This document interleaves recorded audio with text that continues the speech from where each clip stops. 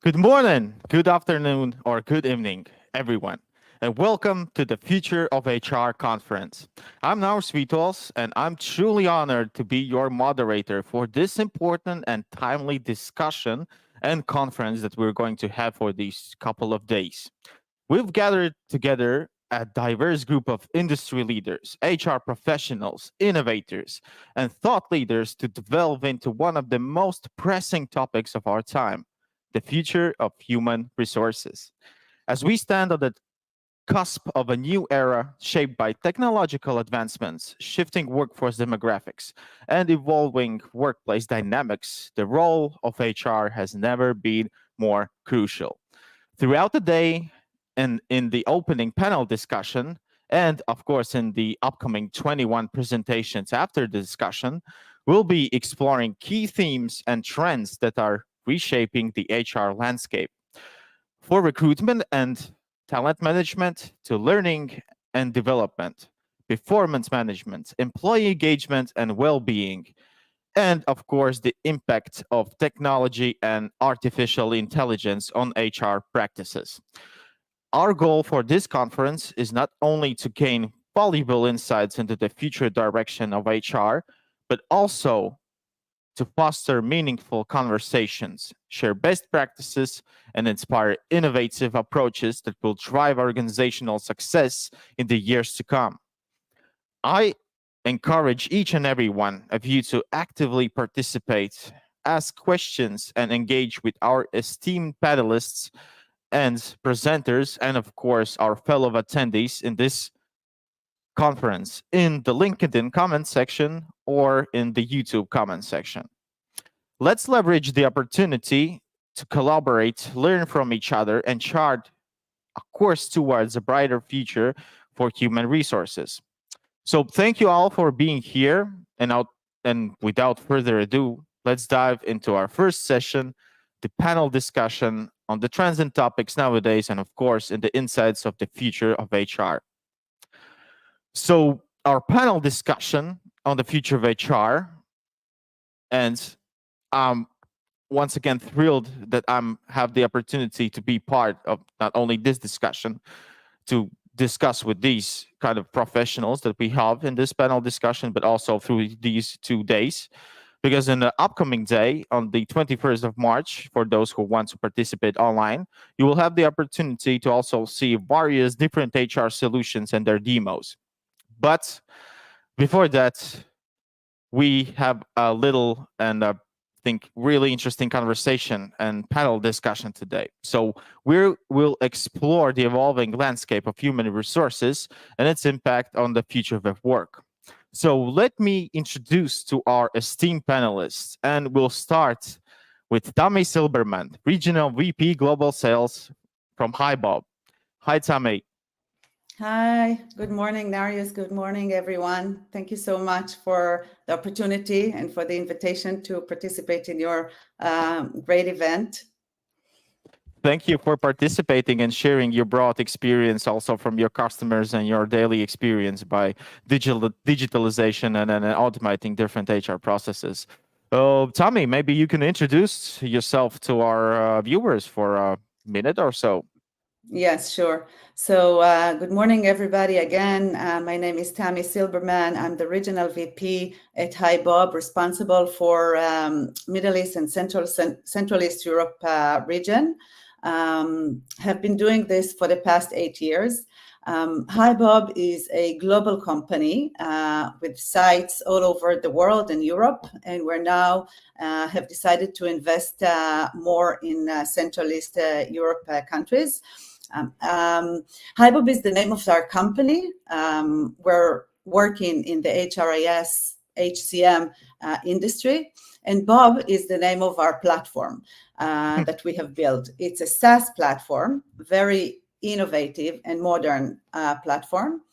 And yeah, happy to do it. I mean, I'm happy to give a little bit more of an introduction of the company with our main differentiators that are, the fact that it's a very modern platform, the UX and UI, it's a very beautiful, friendly, easy to implement and to use, very customable platform. And maybe the last thing is that it's for everyone in the company to use, from the employees through the managers and until the SC level, versus the, let's say, more legacy platforms that exist in the market that are more for the use of the HR back office. And it powers engagement, retention, productivity. And again, versus the more legacy platforms out there in the market that are mainly for tracking records and for the use of the back office. So we actually see it as affects the bottom line of the business and the business success. Thank you, Tammy. Our next participant is Yanis Krailis, founder and CEO of Hyperscan. Hi, Yanis. Hey, good morning, everyone, and thanks for having me here. Now, should I just jump into the intro now? Yeah, why not? Yeah. I am the co-founder and CEO of Hyperscan. I've been in the recruitment space since 2017, and this is the second company we're building. What Hyperscan does, it's a new AI-enabled approach to use AI to sift through your LinkedIn search results and people's profiles, where you can ask very custom questions, anything literally, like have they studied abroad, have they worked for 3 years in sales in this kind of industry. So, and really speeds up the recruitment process. And we're very happy to share more insights about AI, where recruitment is going, and of course touch on the future of HR as a whole. Thank you, Yanis. Our next panelist is Agu Rammelg, co-founder and CEO of learning management development platform Corsi. Hi, Agu. Hello, good morning, and I'm very honored to be here and discuss with you and share the experience. Awesome. And our last but not least, performance management solutions Miro co-founder and product lead Bogdan Yanita. Hi, Bogdan. Hi, everyone. Thanks for having me. It's my actual second day being live with Nauris, and it's the second out of third from what I know. So we will be seeing a lot of each other. I will then have the time to explain you more about how we look at performance management. As of now, I'm looking to do what I basically do on a daily basis. Talk to you about some things, and most of all, learn from you more things than I give. But you shouldn't know that from the get-go. Maybe it's too early for us. It's 9 a.m. in the morning. It's a bit early. But just keep in mind that I'm going to learn from you as much as I'm willing to share with you guys. So Awesome. Happy to be here. Thanks for having me and looking forward to this discussion. Thank you, Bogdan. And keep in mind that we are live by the Central Eastern European time, but from last year's I know some people should be sleeping. We have listeners and viewers from all around the world, starting from Malaysia to Canada and of course Central Africa and different regions. So without further ado, let's dive into the first topic of our discussion. And the topic is about the emerging trends. We have gathered today here from a broad spectrum of HR professionals, starting from recruitment, attraction to performance management, onboarding, talent management, learning management, engagements, and so on. So my first question for you guys is emerging trends. What are some of the key trends shaping the future of HR, and how are they expected to impact the workplace? Yanis, maybe you have the opportunity to be the first one on this case, because you're in the start of the employee's life cycle in the organization as a recruitment Yeah, specialist and professional. exactly. Before they become our employees, we need to find them, attract them, and convince them and select them, right, to work for the company. A few trends that we've seen, obviously, is the rise of AI. I'm sure fellow panelists will agree.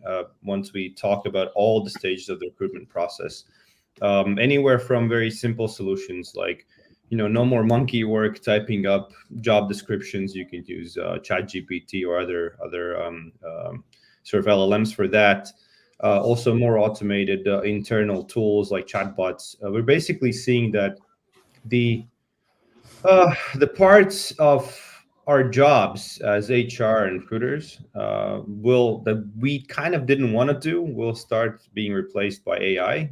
So we fully believe that's a good thing, which makes us all more productive. But yeah, there'll be a big shift coming. The other shift is related to the role of recruitment versus the internal HR. And in terms of the talent markets changing, right, with the talent gap getting wider and firms not being able to get those kind of candidates as they were able to attract, let's say, 10 or 15 years ago. The big trend is the recruitment function needs an upskilling, the talent acquisition as a whole, right? So what we've seen is there's a big demand for new skills in that part of HR, right? That means also digital skills like AI native skills, marketing skills, more strategic sort of thinking skills. Whereas, in the old days, maybe it was enough to just more focus on the selection of the best, right? If there's a long queue of candidates waiting to knock on your door. But what if they're not knocking anymore, right? That opens a whole new profession. And of course, this also means that in terms of the skill set, that generalists are more required, or you have to build like specialist teams, right? There's the employer branding specialist and the outbound marketing specialist, and then the selection starts as usual. And finally, like this trend has been, of course, there even before the AI, but automating the tasks that are tedious, that are manual, that don't add to that human to human conversation, which we're all about, right, in HR. That is still an ongoing trend, right? Get rid of the repetition, get rid of things that people don't excel at, right, and replace them with processes, AI driven or classic driven, algorithm driven, where we can sort of step back and actually focus on like, hey, here's a conversation. I'm talking to a person, right? That's what HR should do. So those are the three big ones, I would say, from the recruitment side of things. Okay, so artificial intelligence automating the processes, and also keeping in mind that human resources work with humans, right? So let's keep a human touch in all of this recruitment process. Tommy, you with representing the global platform. Hi, Bob. What are your experience and thoughts on emerging trends? Yeah. So what we look at the most important trend in generally speaking of HR, or what we are hoping actually also to see as a growing trend, is the role of HR. And the understanding that the role of HR goes beyond traditional HR functions and activities, and that actually HR contributes to the strategic direction of the company. The employee experience, it supports organizational goals, it contributes to the overall business success. And this is the reason why we actually have defined, and we call it influential HR. So we're hoping actually to turn this to a trend. The use of the term influential HR and the meaning behind it, that I hope I managed to better explain now. And I think I can add here a small quote from one of our clients. HR is the only function in the organization that can help companies build unique, lasting differentiators. When HR is viewed as a strategic partner, talent, HR, and business customer dramatically increases. So I think it says a lot that, while seeing HR as part of the organization and sit around the management table, it will lead the companies to completely different higher success. So this is how we see it. Thank you, Tommy, and I completely agree with you. What I've seen in my 10 years experience with working in consultation is with different HRs and management level is I also see that it becoming a trend, but also a logical step for the HR managers, directors to be part of the decision makers, to be strategic, to be analytic, and to really, if we collide in our everyday business processes, I think that it's only the best way on how your company can or organization can strive for greatness. So thank you, Tommy, for your insights. And Agu, what about you? What you as a learning development and learning management specialist can say about the trends and topics? Yes. So I would like to take the global view and the big problems we have in HR at the moment, starting with the fact that there is a labor shortage. We live in an area of 4% of unemployment rates in the region. In our region, some 6.8% unemployment rate. So that means that recruiting becomes more difficult than ever. And then there is skill shortage. You do have, if you look from labor shortage to skill shortage, there is even less skills, especially those skills you require now. And then we come to AI. The AI is definitely the thing that will change every part of HR. And following on, there is the organizational change component. When I used to be working in different C-level roles, we performed the organizational rebuilds and changes in 3 to 5 years, but now the change is constant. So you need to drive people development, people careers constantly. So that's why Joe Persin talks about the dynamic organizational concept. And the final thing, maybe what is also important for today's discussion is that employee expectations are rising. So you can see more labor union activities. You can see more diversity, equity, inclusion things. You can see more employee activation. So you really need to understand that that the employees are getting more and more in charge nowadays. Thank you, Agu.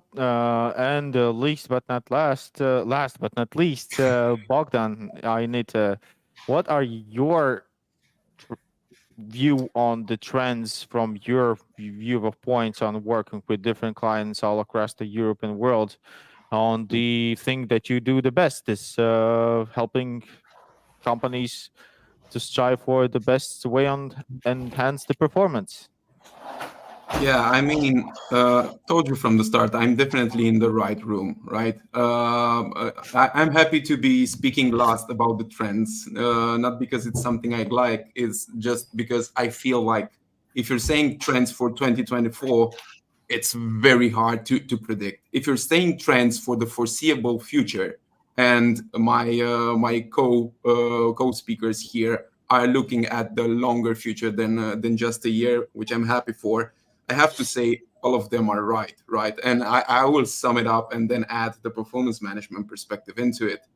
Definitely, there's a shortage of skilled workforce, right? And we live in this circle in which the shortage of it creates the power to the people, which is absolutely nice, right? It's something that HR nowadays knows how to handle from a strategic perspective, as Tammy said, right? So HR are part of the business. They know that they deal with the shortage of workforce, but they also have technology. All of us work in technology, and we are here to help with AI. At some point, though, what I reckon is that technology will help people in their daily repetitive tasks that much. As to the question will change, how do we explain the value of people versus the value of work? Human resources will have to put an accent on the word human, because if we measure the output of work, we don't have to do that work by being human. We can train AI, we can have technology do the work for us, and we have to find ways to actually emphasize the impact of the human behind the work. So I think the long-lasting trend will be to ask why a bit more, which will help HR from a strategic perspective, which will help HR from finding the right talent, because they will have to answer the why of the company, and actually look about what's humane in the work, what can be covered by technology. We're all people from technology here, but what's the actual value of people, and how do we measure the actual value of people, not the KPIs and what they're coming from. That's Okay, it for thank now, you. I think. We have right now before we get to maybe some comments from you other guys, we have one question that I want to ask from our audience, and this question is directed for recruitment, but maybe some of you have also some opinions on it. But I think that this is addressed to Yanis. How can artificial intelligence driven apps be used for recruitment? As we all agree that AI is one of the emerging terms, if not already emerged trend in the HR landscape. Yeah, I'm sure. It's an exploding field right now, right? So starting from how do you find people to what we do, how do you analyze the search results to select the best, to then the cycle goes on, right? How do you present opportunities? How do you sell, to the point of do I do admin tasks as well, right? So I would say the flavors of tools that I should consider taking a look at is there's a whole new array of emerging people databases that use sort of an LLM, a large language model, or let's say GPT driven approach to getting your search results. So I know LinkedIn is also implementing a feature like that later this year. So I think that will change. We might go from the classic Boolean filters, keywords, and so on, to more descriptive search, right? Like, hey, can you find me people who are here doing this and that, right? And then the search would go on. Then the next thing is this, what we do with Hyperscan is, okay, I have a long list and I need to sort it out. I need to analyze, right? I need to pick out the ones that are the best fit from to the least fit by different criteria. So that's what we come in already today with your LinkedIn scan. And the similar approach happens in the inbound, right? If people are applying yourself, you're buried in applications, you have like thousands of them, then there are tools that, again, different flavors of AR, what you're looking for, more explicit ways of getting the match with your, ideal job, or less, like more implicit ways, right? It's kind of like categorizing people by specific criteria. That's our approach, but there's also approaches where you're like trying to find the soft skills and then compare those, or just get like a general, let's say 8.3 out of 10 kind of a mark. So there's like that, right? And then once you start talking to them, once you start reaching out, then the AI can help you in getting rid of the manual text work, right? Because AI is really great at generating text. It can make you way more personal. It can create drafts for messages, for emails, for LinkedIn invites, that really saves time, but again, helps you be the person, right? Be personal. So that's the next step. And then overall, as you go through that process, right, of course, combined with automation, sending automated updates, getting this, like, I would say, customer experience, right? I think we need to get that into our minds, as my fellow panelists said, right? Employees and candidates are turning into customers, right? Like they kind of expect a different level of service from us. So AI really enables you to do that. And then finally, things like, interview transcriptions, and summarizing, and just, making sure that your hiring managers and your team are well informed. That just gets rid of like hours of work that you were like creating text manually. So this goes throughout the entire sequence, and there are flavors and new emerging categories in every single one of those steps. So I would just encourage to sort of check them out. That would be the best advice. It's a lot out there.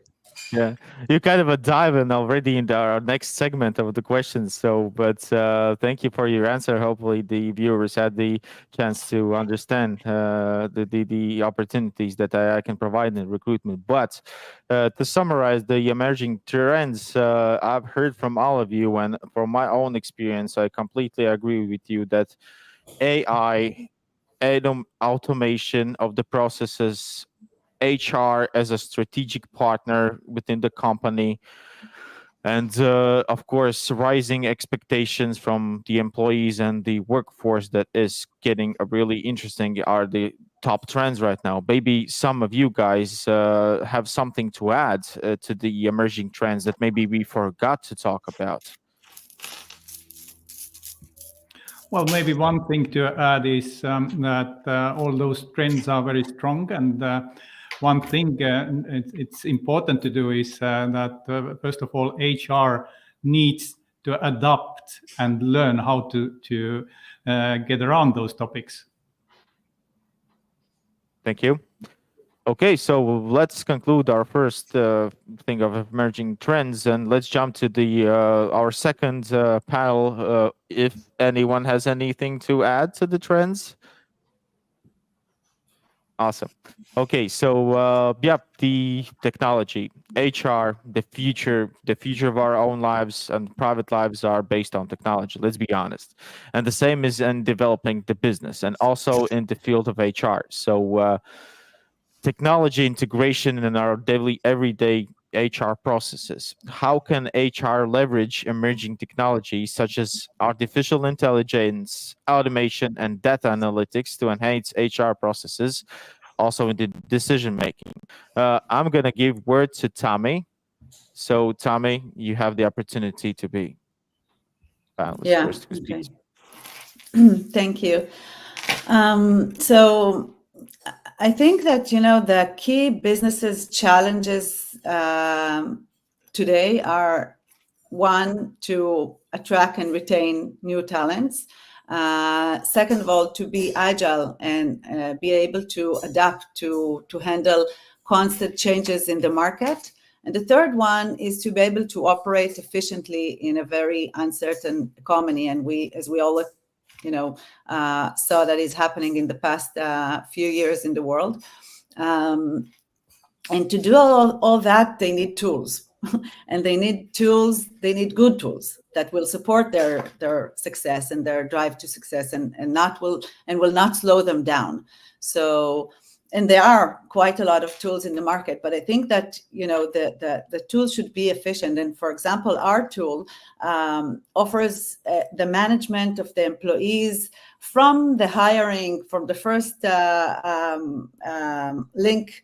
Let's say in that cycle, from hiring, the best talents through managing their entire life cycle in the organization by all aspects: engagement, development, retention, and until retirement. So, and this is just in a glance, yeah. So, and this also includes a comprehensive analytics model, so that every decision that is being taken is based on real data. So yeah, I think it will always, for us, it will always be about the people, putting them in the center, and HR that is responsible for that layer of the people, the employees in the organization, and the right tools to use to manage all that. Okay, thank you. So the right tools is the answer, but how we can get to the right tools is the question. Thank you, Tommy. Bogdan, what about you? When regarding your experience with different clients and understanding that technology, you work in the company that's basically a technology-based company, and you offer a technological solution. So what's your opinion on this? Exactly. Yeah. This one is an interesting question, and I don't want to be the bad cop in the room, but I think if we devise a drinking game whenever we say AI, people will not catch the second speech, right? It's definitely a buzzword now. It's a buzzword here to stay, right? So everything would be about what AI is nowadays, interpretation of big amounts of data that have trained some systems, right? Technology speaking, now my view, and this is strictly related to, let's say, the performance management side. Let's stick to the plan and to the panel. On the performance management side, the technology can only help into a direction that has been put forward. It has been put at work, understanding each individual for what they are. We're talking about shortage of talent. We're talking about changing ways of working. And therefore, we can't measure on a one-size-fits-all basis anymore, right? So as I see performance management, I think this is the, let's say, ongoing trend that can be solved by technology, understanding the specifics of each individual, like a usage manual for each, and measuring their performance accordingly, because technology is capable of helping you in that way, right? We have these large amounts of data that, let's think monster trucks here. We're talking about technology, right? Let's think big. And I'm going to go as far as to say pseudo augmentation, right? It would be just pseudo augmentation of HRs to be able to deal with all that amount of variety, data, and weird patterns that they haven't seen, but also not to be surprised by them. It's the job of a good tool, in regardless of the function. It's the job of the good tool to give you the right information in order not to stray you apart from the path you're on. If you're on the path of understanding individuals and their skills, measuring them accordingly and towards the value of people, as I've said before, well, maybe we can talk. Technology can adapt faster than the company, faster than the trends. That's the advantage of technology. It's not standing still. It's always adapting. And I'm sure all of my fellow speakers here know how much change their tools have gone through, and it seems to be accelerating. I mean, once you add a drop of dot, I don't want people to drink, right? Once you add a drop of that thing into your product, it opens up the doors to so much new things to do, and it becomes fascinating to put a stop to it, not to forget your mission, and not to forget who you're for and what you're helping them with. Okay, awesome. Thank you, Bogdan. We have some questions from audience, but before we get to that, we have Agu. What's your insights on technology integrations regarding the maybe training, management, developments, and overall HR industry, and from your experience? Yes. Starting from overall HR industry, that I think that HR is one of the most complex and in a way imperfect areas of business. And that's because virtually every decision we make about people, I mean, who to hire, who to promote, how much to pay to someone, how to develop someone, this is based on judgment or experience or lack of experience or personal bias and sometimes some data. So I think when it comes to technology and especially new large language models, then this is going to change, and we are finally getting some technologies that helps to make smarter decisions. But when coming to people development, then the most important thing is to be able to develop your skills in-house and drive your workforce development using modern tools. And those digital tools for learning, like Coursey, the modern tools are those who are not helping only with learning, but also learning transfer, meaning that you start with the business problems or the skills you want to develop. Then you develop the skills, and then you manage also applying and application of those skills to your day-to-day work. And that is what mostly is missing when we look at traditional learning. And that's where Corsi can come to help you. But overall, I think that AI may be buzzword, but the internet was also buzzword a couple of decades ago, and it will be changing our business, changing our HR more than we can imagine now. AI will ease and will even more start to replace even our workforce. So that's the way it's going to be. Okay. Well, speaking of AI, we have, of course, a question from our audience. We have multiple questions, but me and the team chose this one. So feel free for everyone who wants to answer the first. So good morning. What is the important 3 things for artificial intelligence and human resources transformation? How do you manage AI transformation effectively? So what is the important things, not maybe 3 or 2 or 1, in the HR transformation, and how you can manage HR transformation? Who's going to be the brave first one who's going to answer this question? And others can join in the conversation, of course. I could take that, but I would also like to segue your previous question into this one, and Feel free to do that. maybe kind of answer partly Daniel's question about how the HR should evolve. Because when you ask about, hey, what can technology do? I really like Bogdan's idea, right? That technology and people, they should meet in the middle, right? And our jobs as technology companies is to make our tools effective, user-friendly, let's say, give them insights instead of dashboards, right? Like make it as digestible and as helpful as possible. That's just one side of the equation. The other side is HR needs to step up, right? Because if we think, let's say, if I'm a young person today and I'm thinking I will come into HR because I like talking to people, I just like people, you know. I don't like Excel, I don't like data, you know, I don't feel like these exact sciences and stuff. I just like talking to people. Well, chances are you're not going to have a great time, right? And this kind of digitalization, these demands from you as a person, as a specialist, is growing.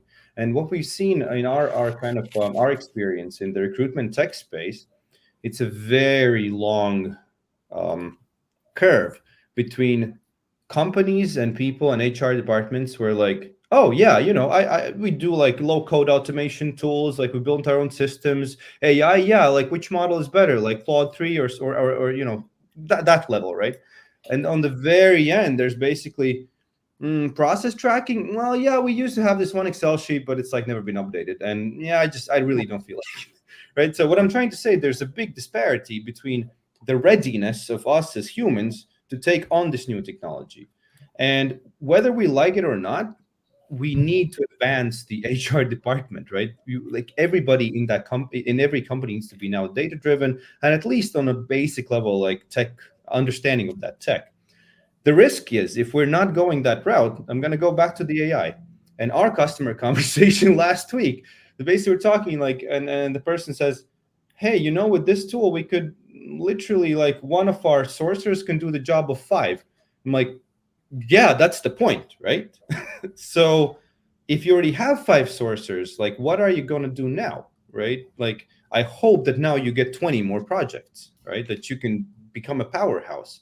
But overall, there is this shift of what we talked about in the beginning. We need to start thinking strategically, use our brains, right? Like people will not be hired in the next 5 to 10 years for being able to do monkey work, right? AI will do that. Like, where do you come in as a human, right? And then can you augment that with data? Like, for example, what Bogdan's saying, right? If performance management. One is like, I have an intuition and feel, but do I have also data? Great, like combine the two. Same with recruitment. I talked to somebody for 7 interviews. I have an intuition, I have my experience. Do I also have data? Does that confirm my intuition? Right. So I think that's how we should be able to operate. So yeah, that's a bit of a tirade. To conclude, it's like technology needs to come down and be accessible, but you need to step up, right? You need to meet it where it's coming. So I think that's going to be a very important role for how HR needs to change as these times go on. Does anyone has the wants to jump into this conversation, also into this technology in HR field from our speakers and panelists? Well, I think we would. maybe. Oh, sorry. Please go on. I will refrain this time because it's right up there at just to be hit in the head, this ball of how do you see technology evolving and stuff. And I think we won't be going further into the panel if we get a deep dive. But I do absolutely agree that people need to meet AI in the middle. But I think we need to kind of make a very simple differentiation. When do we want to interact with something very human? When do we don't want to deal with some stuff? Some stuff can be solved by AI. When we want to meet with a human, let's make that very human specific and something that's very AI impossible, which is to link two very separate ideas into a unique manner. Let's not make it boring and let's not make it scary, because as of now, I'm seeing it become a bit scary. It's gonna take our jobs, it's gonna kill us. No, it's not. We just have to know how to use it in order to be better at our jobs. The only thing that's very humane in this is wanting to be better at our jobs. If you don't even want, you don't have to know. You have to want to know. And that's the only prerequisite, right? It's going to be available. It's our guys' job to make it readily available and easy to understand and stuff like that. Translate it. Or maybe it translates itself. I don't care. But you have to want to be better than you are. Maybe I will have one small comment, if I may. So I think that AI, I mean, we've said that it's a buzz now, but I think it should, and we all have, I think, an agreement that tools are important, but let's keep AI as yet another tool. I mean, it's here to stay, but it's another tool. I mean, the buzzword for me will never be, and I don't think I've used AI until now, the term AI.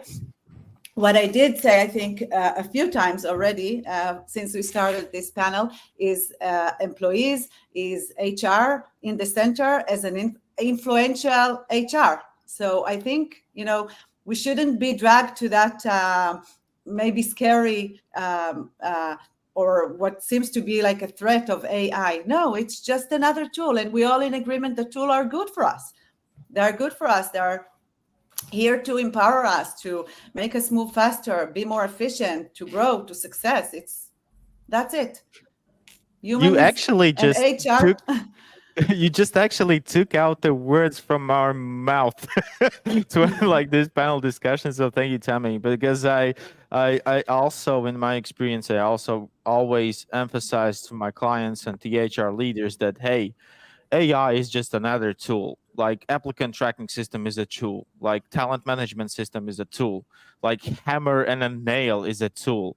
If you have a hammer and a nail, but you don't know what to do with them, you cannot build anything. It's the same in our everyday and every life processes in HR. You have the tool, but you have to acknowledge what is the possibilities that this technology can help us on a daily basis, right? Because the technology is here. I know that you all represent some form of vendors that are providing to customers different technological solutions. And I think that all of you can agree that we provide the solutions, but you are the ones to use this tool, right? So I think that technology is a great thing. It comes into our everyday lives by each and every day, especially even like more, and to use it effectively is accepting to understand that it's just a tool. Okay, so let's jump to our next session. Our next question. We have some questions, but I think that we're going to have some time at the end of our discussion to maybe answer to them. But yeah, our next segment is of course about remote work and virtual collaboration. The COVID has changed a lot, like really a lot. The game has changed for like a couple of years. And for example, we are located over here in the Baltics in the Latvia, and we know that a really huge percentage of people that work over here are actually not working for the companies in Latvia. They're working for different companies all across the world. So, what are your like opinion and with the rise of remote work and virtual collaboration, how can HR adapt its practices to effectively support and manage distributed teams? Agu, maybe you as intensive working with different kind of teams and companies. What are your insights on this, on the remote work, on training and virtual collaboration? Yeah, maybe a fun fact for the start. During the COVID, I was personally engaged in training Estonian public sector management teams for how to perform remote work. But and I've been training over 300 different managers in Estonia. But I think that first of all we have to agree that hybrid work has become a new norm. Even there have been we've heard probably about some strict return to office policies, especially in US and Goldman Sachs, Google or Disney. But I don't think this trend can be reversed. Even opposite, you should use the benefits of hiring people from talents from wherever you want. And how to cope with that? I think the first thing comes to digital transformation.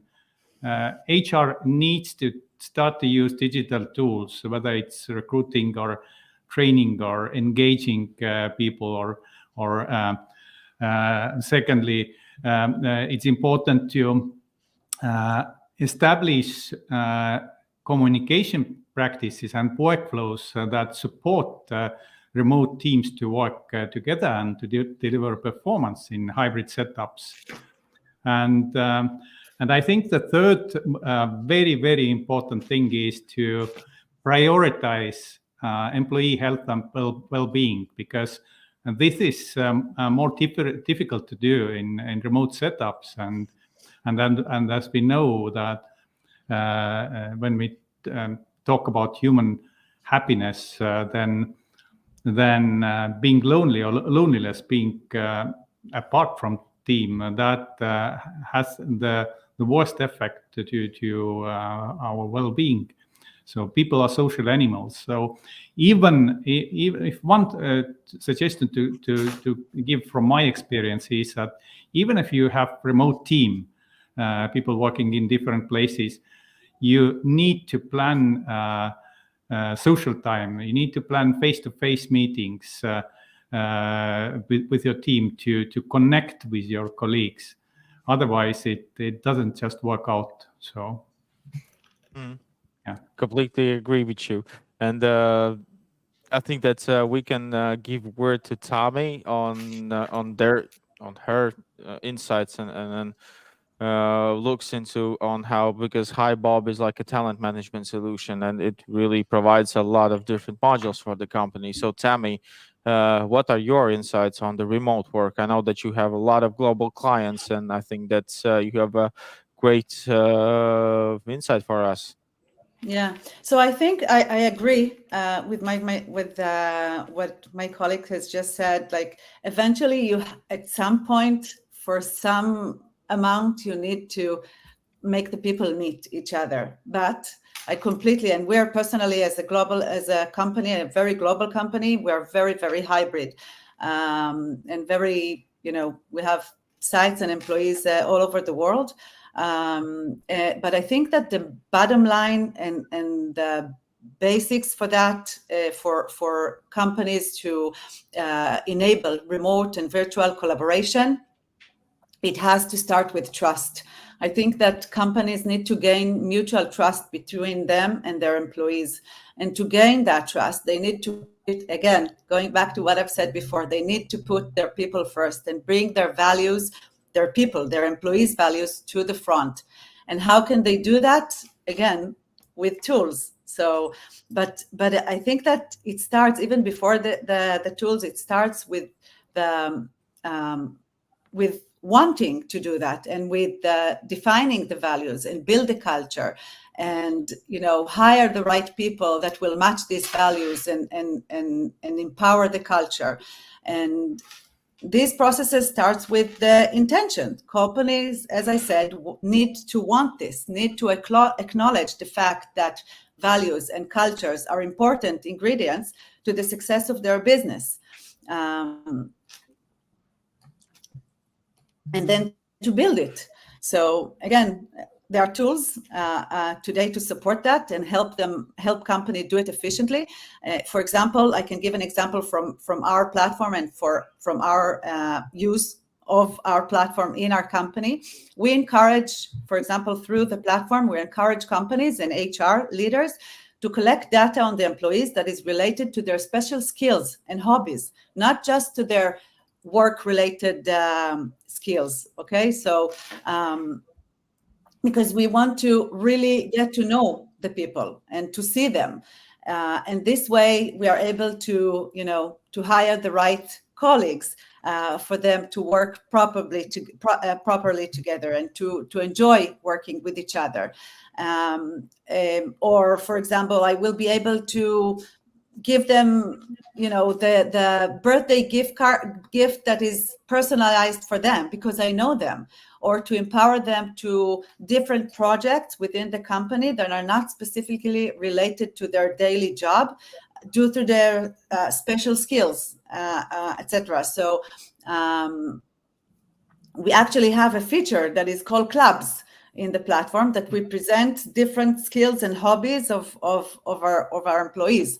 And I can talk about it, but I think like going back to the main question about remote work and collaboration from work is about putting the people first, trust them, build a culture that will hold all of these together. I think that the trust is like the trust and technology is the key words from your saying, but because technology is the thing that helps us to get job done remotely, but trust is like the essence of it all. Like to give the manager or the higher manager to be trustful for the employees or team members to really do the job and to achieve their goals. And by achieving their goals, we have to acknowledge also their performance and to analyze their performance. And Bogdan, so what is your view on this remote work and virtual collaboration, view it from performance management perspective on remote teams? Yeah, that story about remote work, right? It started like exactly 4 years ago in March 2020. Oh boy, some of us got it so wrong, and I loved every bit of it because people were worrying about how do we control our people to work from home? How can we trust them? I can't stress the word trust enough, as Tammy said. It is about trust. Because you know what happens nowadays? People actually work more from home and they get burnt out. It's actually silly of me to ask a raise of hand from the audience since they're at home and it would look just silly. But don't you feel like people are burning out on a rate or on a rate that we haven't seen before? That it's something pushing them towards pushing their limits beyond what's called performance or performing for the company, but it's actually sickening, making them sick, right? And they renounce only when they're absolutely incapable, medically speaking, of working anymore. People trust the company to do what's best for them. One point would be if the company does the same, right? And the other point would be what makes people nowadays, like very now and in the future, what pushes them on this verge, right? what's too much. And one thing, again, this is an idea. I'm here for a debate. I'm here to learn as well. But my idea would be to look at the amount of data people are bombarded with. The amount of chats, the amount of emails, whether it's coming from functional side or from a controlling side, or even from a daily checkup side on a trust base. People are consuming too much information, right? And I think this is a point that us as technology providers, all of us here, are to be aware of, because the data that we feed them has to be a bit, let's say, chewed out, has to be a bit transformed into making them understand very quickly, if they need to, making it understand the importance of that data, and not to be so, jumpy when something happens. Because we're in the notifications era, right? Social media has notifications, chats have notifications, email have notifications. God forbid there's a calendar invite, another calendar invite, right? We're using Justified to arrange our calendars. It's absolutely full, it's stacked. And I'm talking for myself, my kind of bandwidth is filled with a lot of small stuff, a lot of small information. And I think with that information, using AI, using whatever you want, we need to understand data patterns. We have big data in our companies. We don't need Google for big data anymore. There's a lot of data happening within a company, and technology has to get on top of that, use the same type of patterns, use the same type of pattern recognition. And maybe we have to teach people how to work with data, how not to get scared of it, how to know how to consume it, and put some healthy limits between them and their work. They have proven they are trustworthy. They have worked for our companies onto the brink of their, to the detriment of their health. But now we need to reciprocate as companies, right? As decision makers. And we need to show them, okay, we understand that. We will feed you right data. We will tell you the why. We will extend the trust back to you. And that's for granted. And that's how technology, I think, can help. That's what we're trying to do as well. Since we're learning, transforming, using AI as well in performance management, gathering feedback from people and turning it, going through AI to it to understand what it means, if it can detect some patterns. That's what we're doing nowadays, because we're seeing that people have transformed. People want to work as humans. They want to understand the why, and the companies have to do something for the people as well. Well, you know what? I also completely agree with you that in my experience with consultancy with different kind of organizations and sectors of working is that it is a lot of information that nowadays people on their private life gets either by their own choice by looking into different kind of social networks, but also in the workplace. It's a lot of info. It's a lot of different channels. Before we get to the Giannis standpoint on remote working and virtual collaboration, I have a question for Agu regarding this thing that I know from my experience that one of the trends or things that organizations may help to their employees, especially for the remote teams and virtual collaboration, is the term called micro learning. Can you maybe emphasize on this topic a little bit more? Yes, there is a trend, or we can say maybe former trend called microlearning, because this means that you give very small pieces of information people can consume from time to time. But this used to be some kind of trend maybe 7 years ago.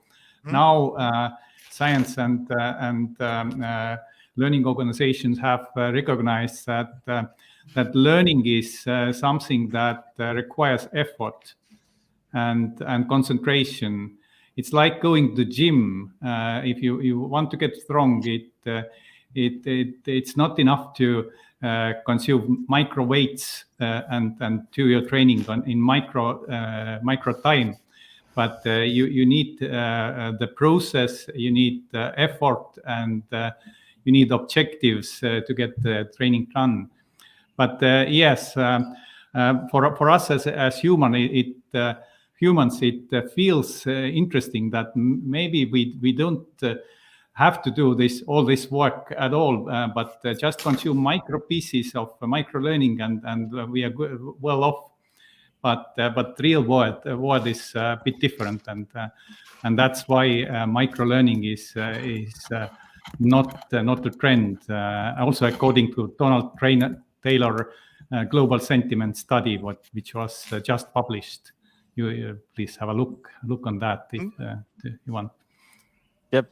Thank you for your insights. Of course, I didn't thought that it was a trend. I just thought that regarding this remote and team collaboration, and what Bogdan mentioned is that I think that nowadays you most definitely like looking into the ever shortening attention span, especially for the newest generations that come into the to the workforce. It's something that you like need to keep in mind. But yeah. Even with new generation, it's the attention span. If you look how dedicated young people can be in playing computer games for hours and hours, you really cannot talk about a short attention span. Yeah, of course. Yeah, it's a question of how to get attention.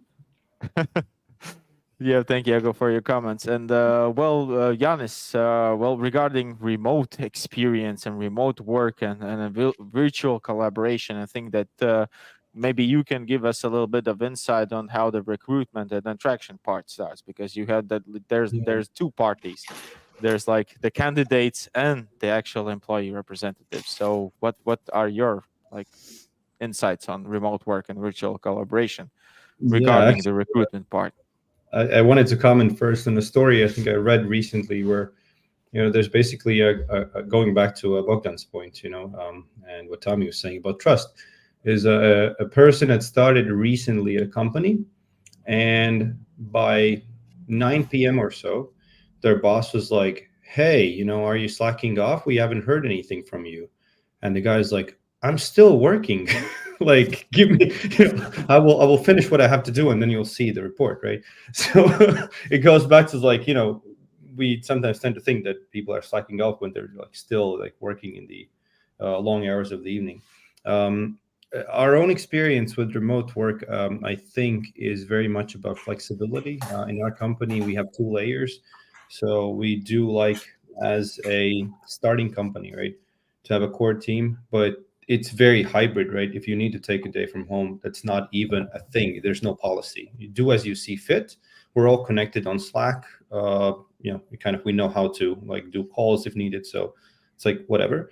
But we do have one colleague abroad, right? And that transforms your thinking, because you want to know about that person, even though you have never met in your life. And that goes back to that idea of, what do you like? Who are you, right? You want to have a bit deeper connection than just, inputs, like inputs and outputs, right? I give you information, you give something back.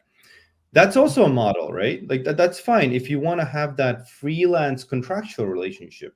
But then it's like even outer circles. So I think there's these concentric circles where you want to put every person, because there's no fault of also having just very contractual freelancers, right? Like I give you something, and let's say a graphic design, and the thing comes back.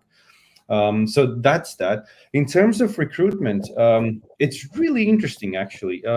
Here in the more constrained talent markets of the Baltics, we have seen especially a lot of startups, of scale-ups, tech-enabled companies that now are tapping into a global workforce, because they're like, hey, I'm not constrained by the 2 million people in Latvia anymore. I can hire anyone from anywhere.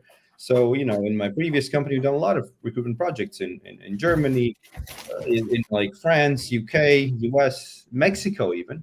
Right? It kind of opens that up. On the other side, now you have a case, let's say, of a company coming to Latvia, expanding here locally, but especially in the tech space, you see a lot of talent. These companies pop up on LinkedIn that are not in the local market. So yes, they're working remotely. They're using the same kind of option. So yes, it's opportunities, but also the challenge of, can you be competitive in that space, right? Now the space is global. It's not just your town or city.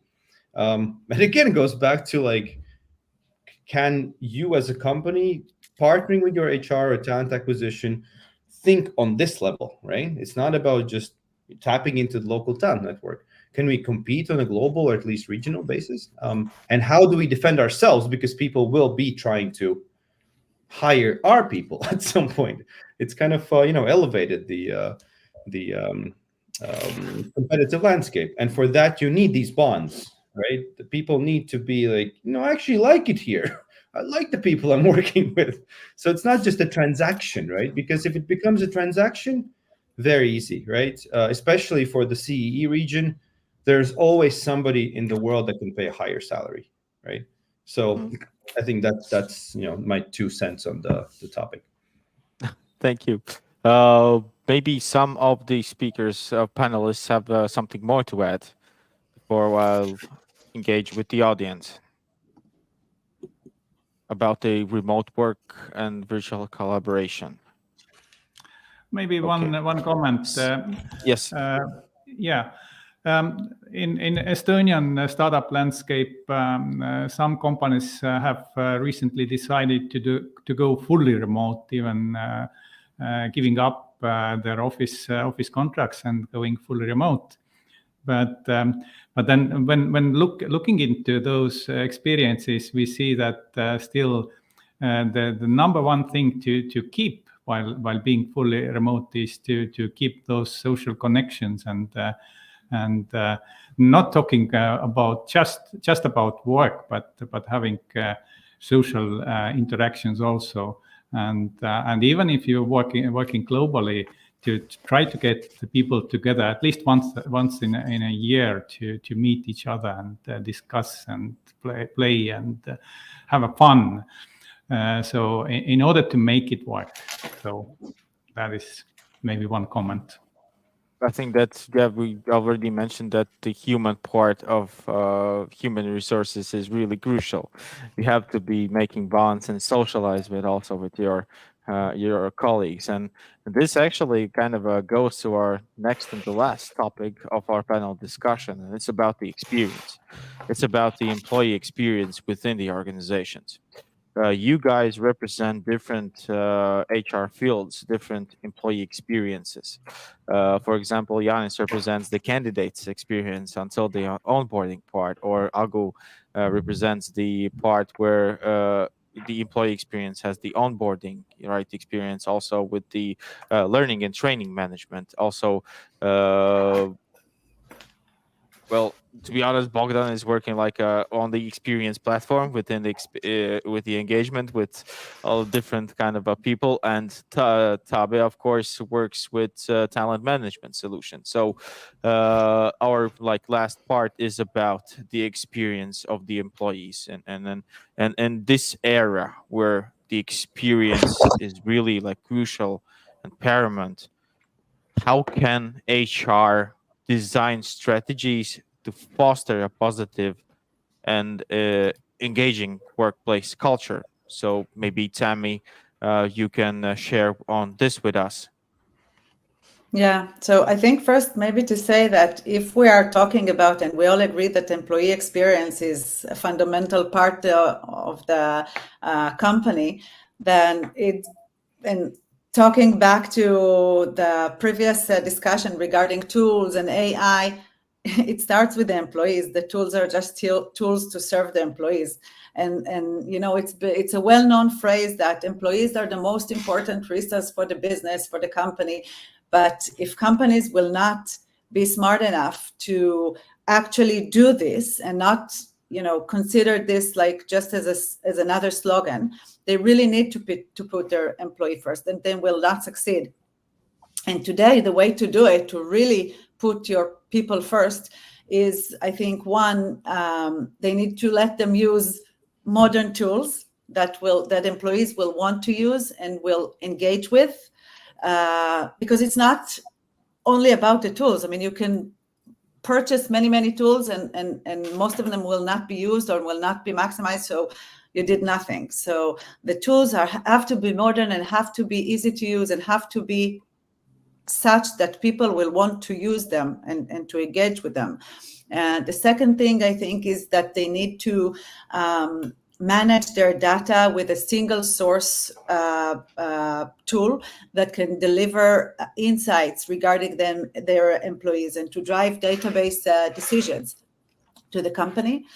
And the last thing I think is that they need to see, again, going back to what I've said earlier, they need to see their people, they need to know them better, they need to trust them. And again, I mentioned earlier regarding the skills and hobbies and the feature that we have in our platform to use that. And another feature that we have is a feature to give kudos to each other, and it can be managers to employees to their colleagues. It can be anyone to anyone. So and people can respond with comments or with emojis. So it's completely part of their experience in the company, and it also relates to the previous discussion about remote working and globalization, and because people can interact from wherever they are in the world. So yeah, and I have another quote. I gave a quote at the beginning of the discussion, and I have another quote again from one of our clients. Feeling appreciated and recognized for your contributions is such an important part of feeling engaged at a company. And Bob really helps me achieve that. So that will be my closing sentence.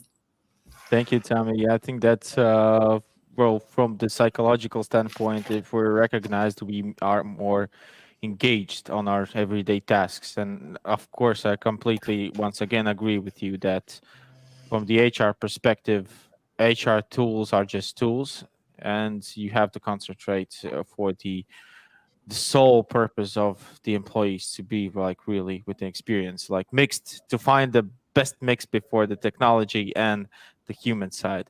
Agu, maybe you have something. I know that you have something to add from your perspective on the employee experience, and what do HRs have to consider or strategize to foster this positive workplace culture and an experience.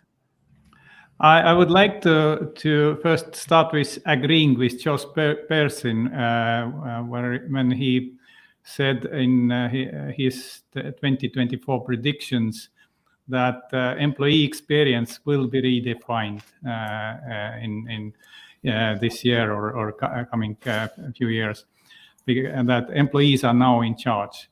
So then what HR can do to make the employee experience better? And I think the first thing to do is to foster open communication and feedback. And this starts with psychological safety, so that people are willing and are speaking up when they see problems. They feel that it is safe. They are willing to give feedback. They are willing to receive feedback, and they know that it is safe to learn from mistakes. And leaders and HR definitely needs to support that kind of culture and behavior. Of course, technology can come to help with regular check-in tools, surveys, feedback, 360 feedback, and so on. But then secondly, when we talk about employee experience, the second most important thing is enabling and investing in personal and professional development. The better players we have in our organizations, the more they want to learn and to develop their professional skills. So then HR must provide tools and resources right from the onboarding process to continuous development and career pathways. skill-based learning is very important nowadays, and also you can combine this with internal mobility to really engage your employees. And if to point out one thing more, then this is kind of developing community culture and employee recognition. So you can easily celebrate diversity, inclusion, teamwork, and create the community where people feel engaged and feel sense of belonging.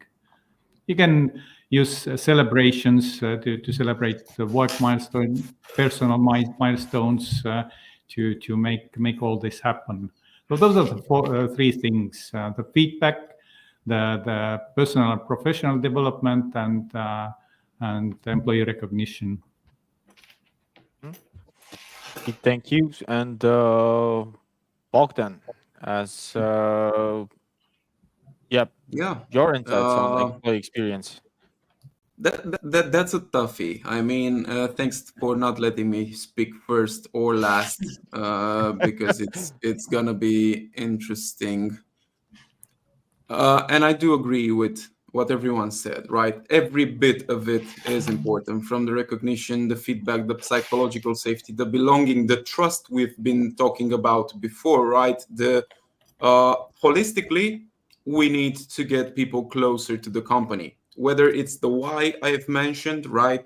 Explaining why we do this. One funny thing I've mentioned, and I'm just gonna put it out there. We've been talking about psychological safety, the need of recognition and feedback for at least 5 years now. Or that's why we started selling Miro, right? To foster all of these, to foster the culture, to make the culture part of the business, as we've said. And now, previously, we've just added AI into the equation. Well, if we haven't catered to the previous trends and we're adding a mega trend in AI right now, some of us aren't moving fast enough, right? Whether it's the sellers or the buyers, because all of us are kind of working on their solutions. We're trying, honestly, we're trying to sell to you folks in the audience. Sorry for spilling the beans, but we are trying to do so. We need to exist. We make a piece of technology which we truly believe will help you. But the thing is, and it's real to me, I sometimes struggle with helping you make a change, right? All of our companies are modern software as a service companies. We strive to have the success that Oracle had in the glory years of HR software in the beginning. SAP has now, or Workday, which are mammoths, giants, right? Because we want a share of that little market who is reluctant to change. But the thing is, the world is changing and spinning faster than you're adopting technology. And this is my point, because if we have all of these humane traits and needs that have come forward since the last 10 years, I think, and we're still adding AI on top of this, and we're still struggling to sell instead of you buying, that's where the problem is. And I think my call to action is for you to be more frugal. We are experiment with a lot of technology. For God's sake, experiment with all 4 of us here. We won't mind. We can change our business model. We know we won't be the next Oracle or SAP. We have a different business model, and we know how to pick up the scraps and build the technology faster, more agile. That's on our side. But please help us help you.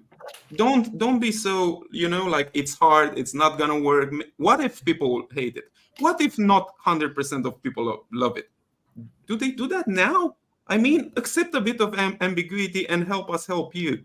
Otherwise, we're still gonna talk about the same trends next year, which now I don't think I'll get invited after saying this, but we're still gonna talk about the same things and nothing will change. We need to, my message is to get together. Companies, employees, and also service providers at the end of the day, get together faster. I can't stress enough how much I'm thankful for being a part of it. Maybe I messed it up, but you perfectly emphasized why we're doing this conference for our viewers, for company and HR leaders to understand that there's technology out there that can help you foster and help you gain remarkable results in business by just automating your HR processes. So this is why we have this panel discussion over today, to see your trends and your own insights. And we'll see about next year, Bogdan. Hopefully we will announce you. But thank you for your insights. And for the last speaker on this segment, Yanis, as a recruiter specialist in recruitment, maybe you can share a little bit on your also employee experience side and the candidates experience side in this changing workforce era. Yeah, thanks, Nader. I'd rather stick to the candidate experience because, you know, I have to agree with all the other panelists, right? Like on the inside. Let me add some things.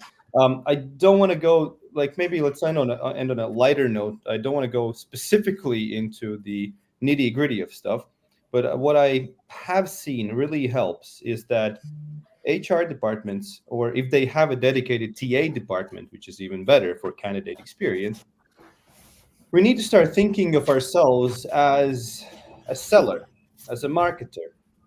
So, to give you an analogy, uh, put yourself in the mindset of a company that sells cars, right? And then there's a candidate or a customer. And let's just say a customer, I see a car and I come to talk to you about that car. And then you start telling me, yeah, you know, it's great for plowing land. It's pretty big, like these big wheels. You can attach like some sort of a farm equipment to it. I'm like, oh wait, that's actually a tractor that you're advertising. Okay, that can happen. I could also see an ad that says, hey, there's a four-wheeled object that can move you around. What is that? Like, is that enticing? Is that interesting? Should I even like bother? You can go to a point of like, I come to a car sales website and I ask a question in the chat and never anybody gets back to me. Or I can actually have, let's say, some sort of a meeting with you and you say, you know, this car is not available now, but I'll call the manufacturer. We'll get that ordered for you. You'll hear back from me by next Friday. And then I never hear back from you, right? Would you buy from this company? Right? So that's why I try to kind of think of like you have customers, right? You need to treat them as customers. And that it really helps if you put yourself in the shoes of the customer. If you wanted to buy something from an e-commerce store and you got that kind of service, chances are you'll tell your friends how terrible it was and you'll buy somewhere else, right? And the days where these relationships that, hey, you know, I'm just sitting here and I'm like going through the stack of resumes and I'll throw out the first ones because they're just not fortunate. That's the old joke. Like those days are over, right? Of course, the specific market, specific positions, you still have that. So, you know, good luck.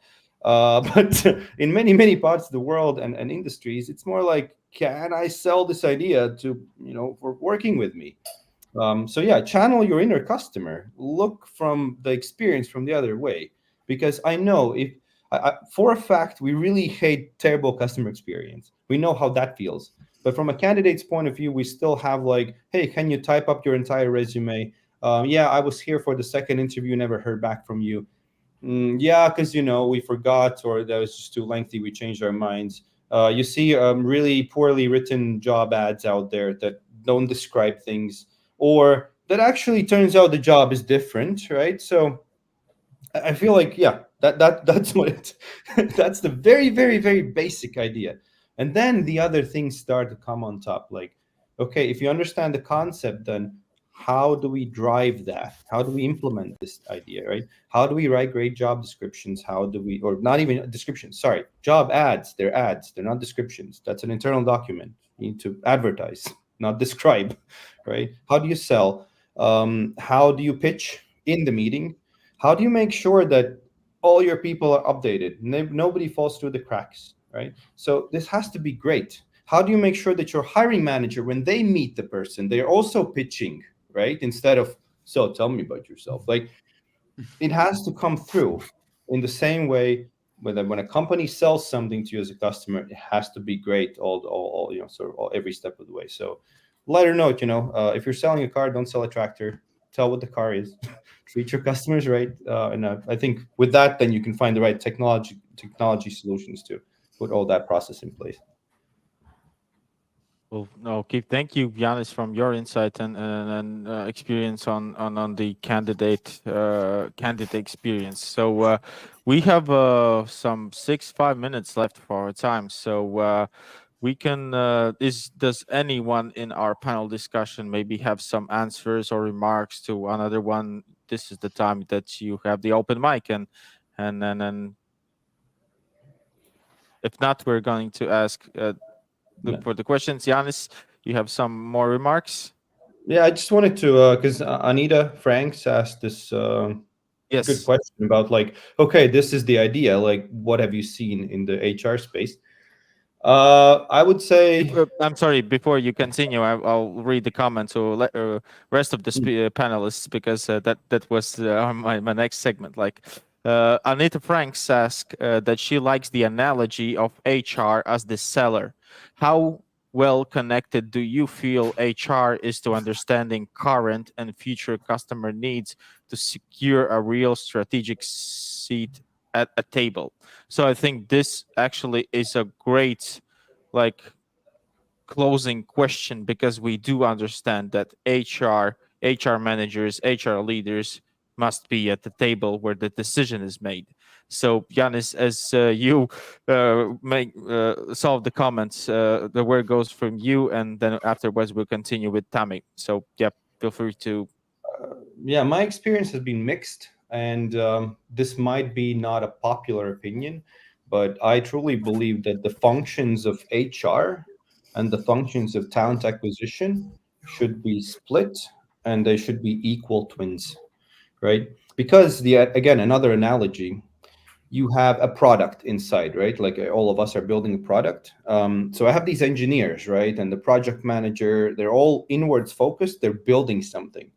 Now, if I ask them to also sell that product to the market, those are not the kind of people, because they're happy about the process, the efficiency, the well-being, right? Whereas my marketers are like, oh, can I try this crazy idea? Well, it's a bit risky, but hey, F it, let's try it out. There's like a different mindset, right? So both of these teams have to be up there.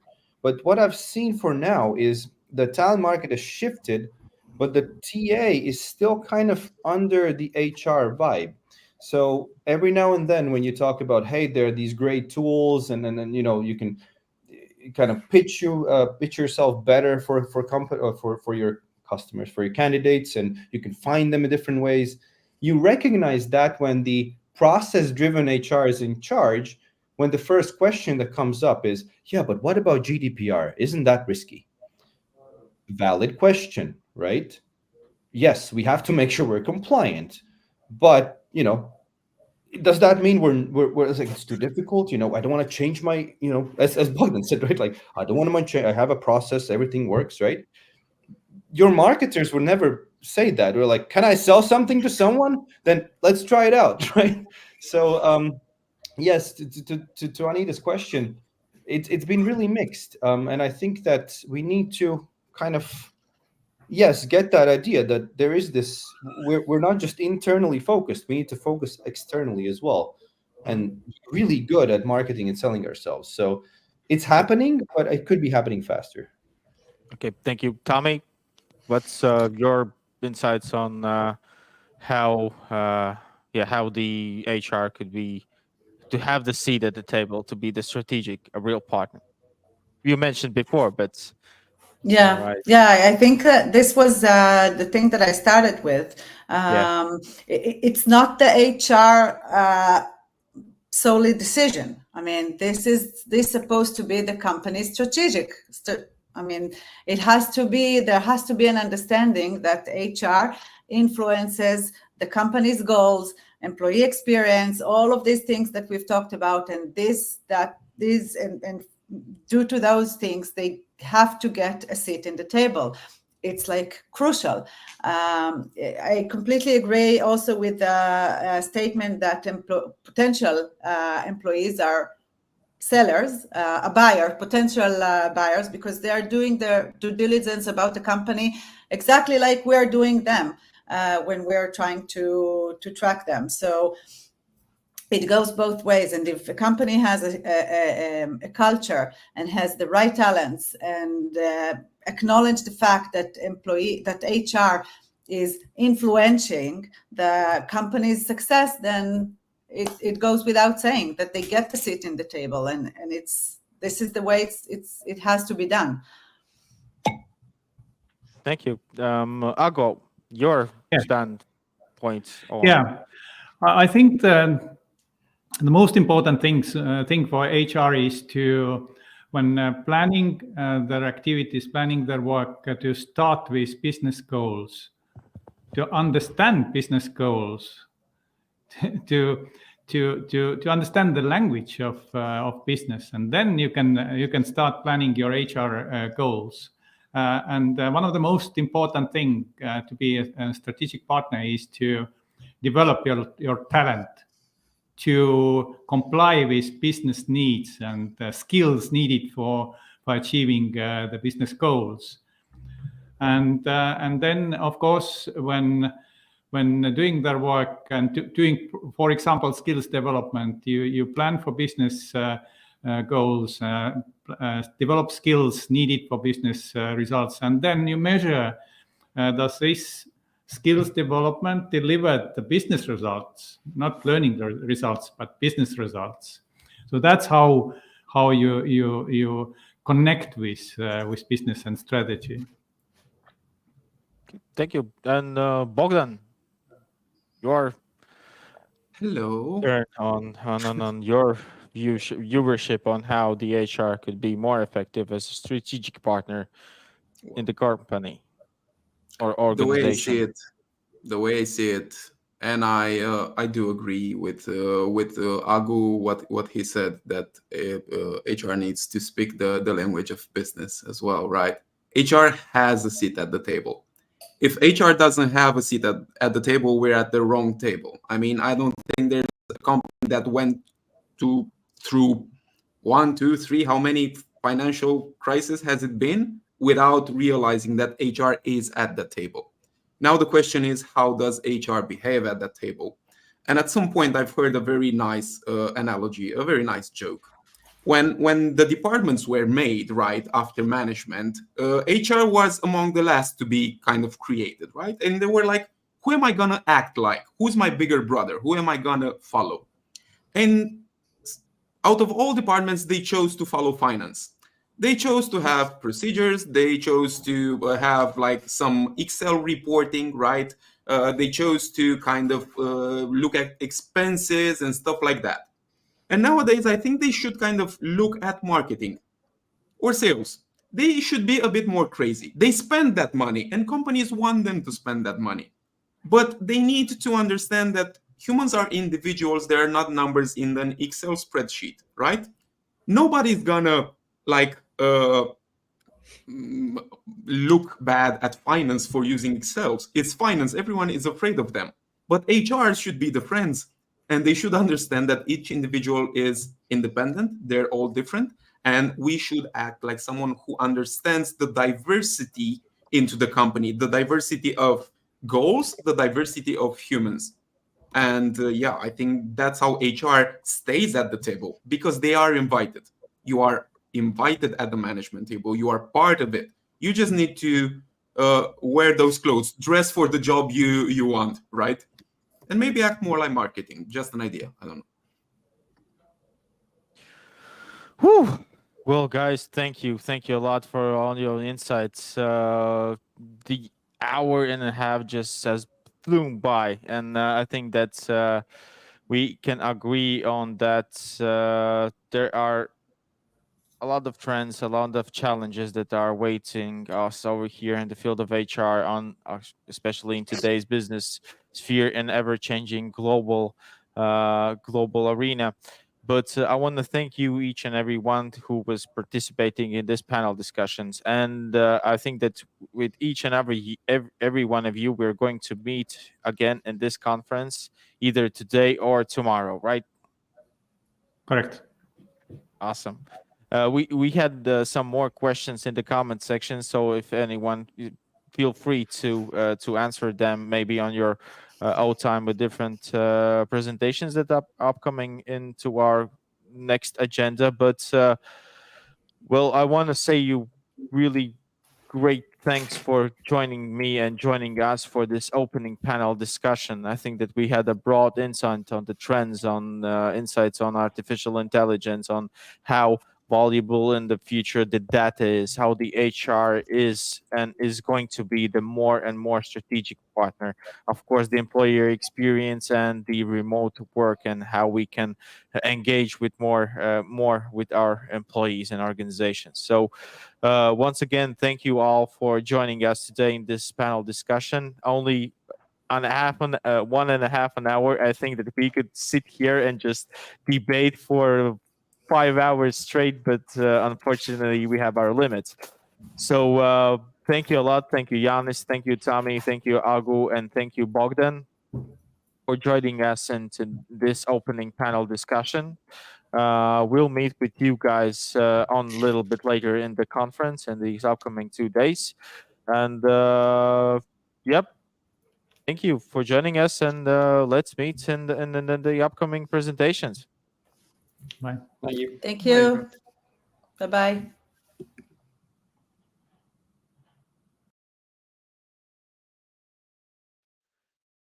So hopefully you got the opportunity to be and receive all the information that we talked through it. I want to remind you that this conference is live and you have the opportunity to be a part of this conference, either by adding comments or engaging in a discussion or asking some questions for our presenters. So the first opening panel discussion on future of HR has been done.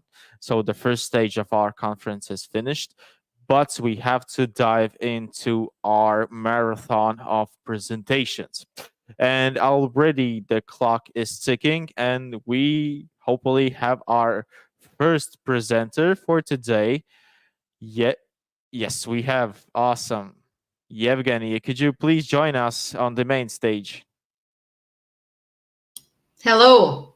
So our first speaker, Yevgeny Eshchovichute, consultant and lecturer from Unlock Tests, will have a presentation on future of leadership and importance on personality. Hi, Yevgeny. Hello. I think that maybe we can hear you. Let's try. Can you hear me now? Yes, awesome. We can hear Okay, you now. perfect. Super. Thank you for joining us. Hopefully you had the opportunity to see a little bit of our panel discussion, but I'm honored that you're our first guest for today, our first speaker. So without further ado, the stage is yours for 19 minutes, and we'll ask you some questions from the audience. So once again, I encourage you guys to ask questions to Yevgeny within the presentation. So, yep, the stage is yours, and thank you. Perfect. Thank you very much. So I'm very glad to see you all today. So my topic will be about future of leadership and importance of personality. So let's move forward. And firstly, I would like to present myself shortly. So I'm representing today Unlock Test platform, and I'm working here as human resources consultant and trainer. And what we are doing, we are offering different kind of tools for organizational and employee assessment. What kind of these tools? So we have employee experience, we have microclimate surveys, we have 360 feedback surveys, and also we have personality, cognitive ability, leadership test. And also our newest tools is performance review platform. So organizations buy it and can use limitless for the whole year. It's absolutely automated platform which you can navigate by yourself. So if after this presentation you will decide that you would like to try out our tools, just feel free to reach out us and we will give you an opportunity to try out our demo version for free. So that's shortly about myself and about Unlock Test. And now let's move forward to our main topic today. So future leaders. What should we be looking for in our future leaders? So basically, what now I can see, and the main problems which we are encountering, is that usually we are promoting to the manager's role, or we are selecting for the manager's role good specialists. And usually organizations tell me, he was a good specialist. This is why we promoted him to the manager. But have in mind that to be a good specialist and to be a good leader is not the same. A good specialist is strong in some technical field in his or her area, but a good manager has to be able to manage people. And it's absolutely different competences. And what is now happening if we hire a good specialist to the manager's role?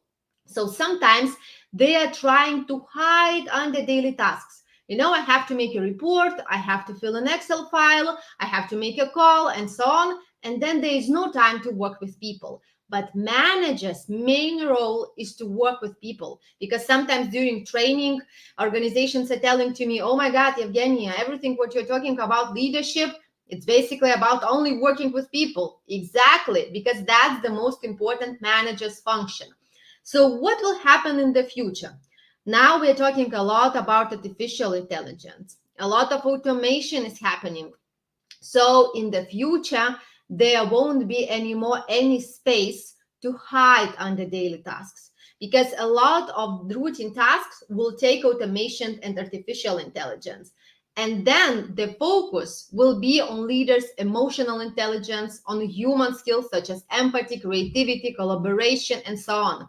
Actually, our focus has to be already now about that, but in the future, it will become even more important. So I'm always telling that we have to evaluate in the manager's personality. It's very important, because depending on their personality will depend also teams' feelings, how they feel working with the manager. And today I want to present you very important personality traits which I would recommend you to look for in the managers. And my presentation will be based on our tool, Unlock Personality Test. And you can see in the slide what we're evaluating.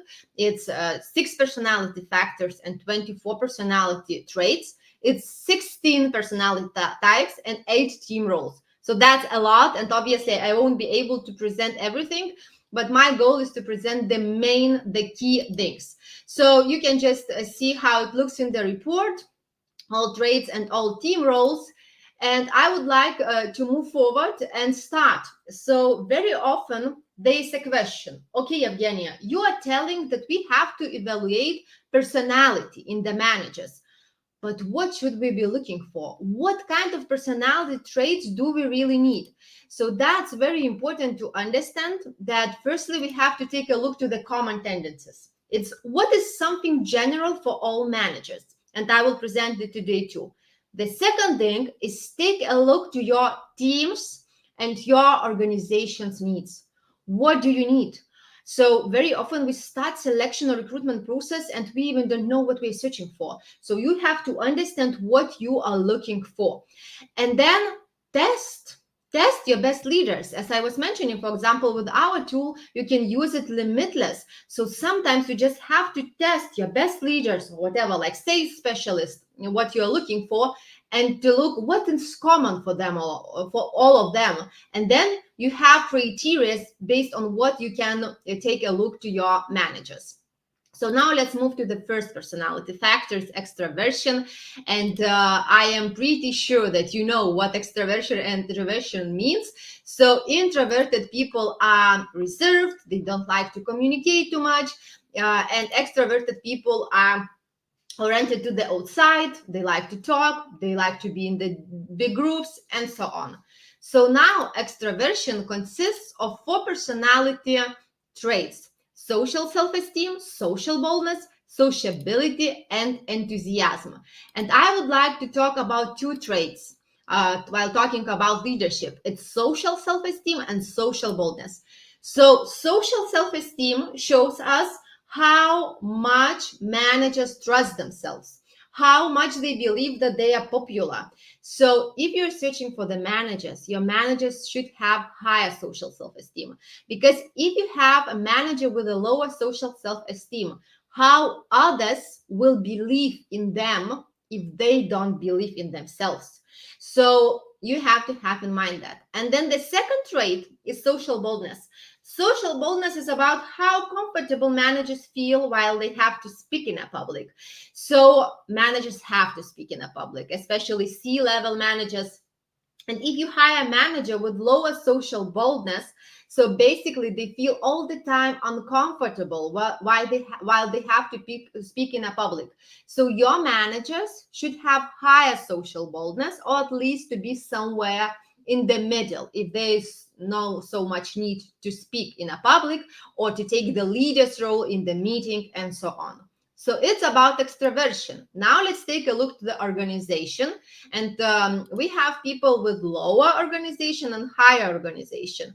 What does it mean, low organization? So managers with low organization, they like a little bit of chaos. They lack a little bit of discipline. People with higher organization, they usually plan everything ahead. They like to be on time. They like to have the structure. And then organization has 4 personality traits. It's ambition, perfectionism, prudence, and orderliness. And I would like to talk about ambition. Ambition is about our goals. So when managers are ambitious, they set up goals for themselves very easily. And they set up goals not only for today or for a week. They set up goals for like a year, for 5 years. They want to achieve a lot. So if you're searching for the managers, and if you're an organization oriented to the result, and I believe you are, you should be looking for ambitious managers. Because if the manager has lower ambition rates, it means that they won't set up ambitious goals. And if the manager cannot set up goals for themselves, how will they set up goals for their subordinates? Because, like, remember, they have to work with the team. So that's about our ambition. Ideas, another personality factor. So ideas, we have people with lower ideas and high ideas. People with lower expressed ideas are very practical. They're very down to earth. They're not super creative. People with higher expressed ideas, they're super creative. They can come up with a lot of different kinds of ideas. They can generate ideas. And now, if we take a look to our ideas, we have 4 personality traits, and it's aesthetics, curiosity, inventiveness, and unconventionality. So let's talk about 2 personality traits. It's curiosity and inventiveness. So curiosity shows in how many areas the manager is interested in. So managers with higher curiosity are usually interested in different kinds of things, in technologies, in politics. They like to read a lot of things. People with lower curiosity, they usually go in deep to 1, 2, 3 topics. And they are not so interested to read about all kinds of different things. Do we need managers with higher curiosity or lower curiosity?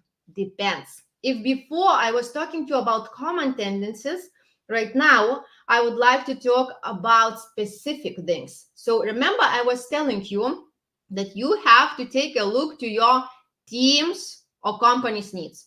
So if your company, for example, is a startup culture, I would say that we need a manager with higher curiosity, because it's all the time ongoing changes, and the managers have to be open to grab the information from outside.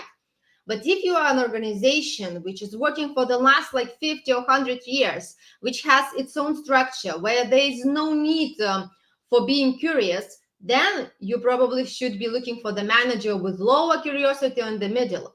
Because if the manager with higher curiosity will come to that kind of position, they at some point will be bored, because they would like to get more information and so on. And now inventiveness. Sometimes we think that our managers have to be inventive. The same, depends. Take a look to your organization. Take a look to your department. For example, if you are searching for the manager for marketing department, I would say yes, the manager should be more inventive, because they have to come up with new ideas to suggest something new and so on. But imagine if you are hiring manager to the accounting department. Do you really need inventive manager? I doubt a little bit, because if the manager from accounting department every day will come with a new idea, let's try to do in another way. Let's try to use another system. But for accounting department's manager, it's much more important to be practical, that no mistakes would occur and so on. So this is what I was telling. Figure out what do you need, because sometimes we go with the flow and we think, okay, all managers have to be inventive. No, it all depends. So now let's move to another personality factor, and it's about community. So we have managers with low express community and with high express community. What it means? So managers with low express community, they like to stand for their position. They like to fight for their position. Sometimes they even feel lack of listening to others. On the other hand, managers with higher expressed community, they like to find compromises. They don't like conflicts. They like that everyone would be satisfied. So let's take a look to community personality factor, which consists of 4 personality traits: forgiveness, tactfulness, flexibility, and self-control. And I would like to talk about 2 personality traits, tactfulness and flexibility. So tactfulness is about feedback. So managers with lower tactfulness, they usually give only negative feedback, and they say to their subordinates what they are doing wrong. On the other hand, managers with higher tactfulness, they usually point out only positive things, what their subordinates are doing in the right way. And if they have to give negative feedback, they feel super uncomfortable. Which is better? I would say none, because if your manager is giving you only negative feedback, does it motivate? Obviously, no. It actually demotivates. And then if you have a manager only with positive feedback, what the outcomes? The outcomes is that there is no progress, because we have to get some feedback in order to improve ourselves. So here I would say that it would be perfect that the manager would be in the middle, that they would be able both to give positive and both negative feedback. And then flexibility. Flexibility is about how much I'm flexible, how much do I manage to listen to colleagues, what they are saying. So managers with low flexibility, usually subordinates say there is no point to argue with them, because they will still stick to their position. On the other hand, managers with higher flexibility, they don't like confrontation, and sometimes they can actually listen to their subordinates, although they have another opinion. Is it effective? It's not effective. So basically, the manager still has to have their own position, but at the same time to be able to listen to their employees. This is how community, this is how collaboration can work out. So we should be searching for the managers who have in the middle flexibility. And you see, some traits can be lower, higher, other traits can be in the middle when it works well in the kind of situations. And last personality factors, it's emotions. So we have more emotional managers and less emotional managers. So managers who have lower expressed emotions, they basically make decisions based on the logics, brain, facts, arguments, and so on.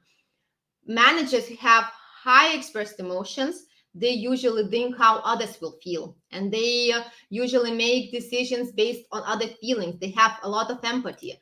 So if we would take a look to emotions, so it consists of 4 traits: sensitivity, caution, tension, and reliance. And I would like to talk about tension. So tension is about how well managers manage their tension rates. So imagine if you have a manager with high tension rate. So basically, these people are stressed out about everything. It doesn't matter what kind of situation, they feel all the time stressed out. And then what is the result? If you cannot manage your stress, so probably you won't be able to manage your employee stress, or even your employees will be stressed out because you are stressed out. So we should be looking for the managers who have lower tension rates or in the middle, who are basically can keep these cold nerves even in difficult kind of situations, because like recently we had a lot of different kind of tension in the world, in the organizations. So managers have to have this resilience to this different kind of things. So it's all about these personality factors. Probably you were listening and thinking, oh my God, that's so much. So how to figure out which traits are important? So we have like the whole day training, or sometimes it even lasts for half a year, where we are analyzing and trying to find out what we should be looking in different kind of positions. But my goal was today to present you main things, main findings, which we found in the last like couple of years. And what's very important, prioritize the personality. You can teach technical skills, they can be learned, and sometimes for the manager there is even no need for technical skills. But to change personality, it's another story, and it's usually very, very complicated because personality is quite static. So test people, because sometimes interview is not enough. We have to meet people in person, and then to test them and to understand them better from scientifically based tools. So that's all what I wanted to present. You can see my contacts. As I mentioned, try our demo version for free, all the tools. Just leave your contacts in our website, unlocktest.com, and test, test, and test. So thank you for your attention. Thank you, Evgeny, for presentation. Well, I completely agree with you that technical skills could be learned, right? But the personality, ooh, that's one really difficult thing to be really changed and, like to merge. But yeah, we have actually time for one question for you, and it's a question from the audience. So, which of the leaders needed to be tested before possible recruitment process? Do owners of the business needed to be involved in personality testing as well? So, which of the leaders needed to be tested before possible recruitment process, and do owners of the business needed to be involved in personality testing as well? So my recommendation would be to test everyone, because you have to evaluate possible risks and possible strengths of the leader. So how can you decide whom to test? For example, we are testing even not only for the leader's role, but for all kinds of positions with the personality test, in order to get to better to understand the person, even if we like him, but to evaluate pros and cons, and how we will manage it. And about owners, it depends how much owners are involved in the organization's life. I know owners who keep distant, and that's fine too. But if the owner is involved, if the owner takes part in the recruitment process, in the decision making, obviously they should be also involved in the testing process. Super. Thanks, Evgenia, and for everyone who's participating online. Thank you for the questions, and also feel free to contact with Evgenia on LinkedIn or either by email. Right? Exactly. Yeah. Okay. Well, thank you, Yevgenia. And we're coming back with already one representative that you met in the morning today, and it's Yanis Krelis from Hyperscan. Hi, Yanis. Thank you for joining us. And once again, Hey, how's it going? I'm back. like long time no see you, right? Okay, Exactly. so how to replace your recruiter with AI, hypothetically speaking. This is your theme, and the stage is yours. Yeah, thanks, Nauri. Great. Yeah. So the theme is, since we are building an AI product for recruitment, I thought we would do a bit of an exercise today and really just say, let's just replace our recruiter with AI. Now, what do I mean by that? I'll just start with a bit of brief intro where I'm coming from. Yeah, so I've been in recruitment since 2017. This is my second company. And the evolution of my experience has been, okay, let's build a recruitment business, but then start building tools how to do that more effectively. So today, the mission that I want to kind of go through is to pick a very specific point, like a case study, and we'll try to find a full stack developer, and we'll go through the entire process from a kickoff meeting to job post, LinkedIn search, and so on, using maximally as much as we can AI and some other tools to fully automate myself. The idea is I want to fire myself during this. Now, the rules of the game: we'll try to find a developer for Hyperscan, our own company. I will try to complete the entire process, and I'll try to automate myself using AI or other technology. So I hope you're ready to go, because I'm about to lose my job, right? Let's start with the kickoff meeting. The way I would work is, hey, ChatGPT, let's pretend you are the recruiter. So I'll give you context, right? I need a backend developer for my team. You're a recruiter. I define the role. I ask questions to understand the position and so on. I give them instructions. Your task is to write a compelling job ad and find candidates on LinkedIn. And we'll ask questions one by one. We'll try to mimic a conversation, how I would talk to a recruiter as a hiring manager. And crucially, before we begin, show me you understood the task. Now, I won't bore you with the actual conversation, but this is what came out. ChatGPT starts asking me questions. Okay, tell me about the company, the responsibilities here, the technical skills, what's the team like, soft skills, experience, and remote role, salary, and finally, are there any selling points to the company? So we start chatting, right? It asks me questions, I give it answers. Pretty straightforward. I would say, like, this is what as a thinking buddy, as a recruiter, should ask me as a hiring manager. Let's move on to the job post. Can I automate that? Well, yes, like ChatGPT is great at generating these. So, hey, what's the company like? Why Hyperscan? I won't go into the details, but basically, like, it's a nice job post, key responsibilities, key required skills, qualifications, benefits and perks. And of course, proud that we celebrate diversity and apply here. We'd love to hear from you. Spot on. A job that took me previously, I would say, like, some 30 to 45 minutes to do. In 5 minutes, we're kind of done with ChatGPT, and it's pretty okay, I would say. Now, a bit of a side note, in my experience, tips for chatbots, because I've used quite a few. My first advice would be to go with ChatGPT 4 if you need to create content, because it's much bigger context window than 3.5. You can put in way more information. So I could have also just copy pasted my entire website to say, like, okay, this is what Hyperscan does for your information, right? It can also process text, images, and sound. It gives way more nuanced answers and hallucinates much less than 3.5. So it's really worth spending those, $20 per month. But there's a newcomer, Claude 3 by Anthropic, and we've seen it actually works better in some languages. It sounds much more natural in Latvian, for example, which is my native language. And I would say the voice is more concise and mature. Of course, you can tune GPT-4 to have that kind of a voice, but out of the box, it's a bit of a different flavor to it. So they're very, very close, and I kind of use both interchangeably for different tasks. I have tried Copilot a bit. I like that for searching and researching because it does give references.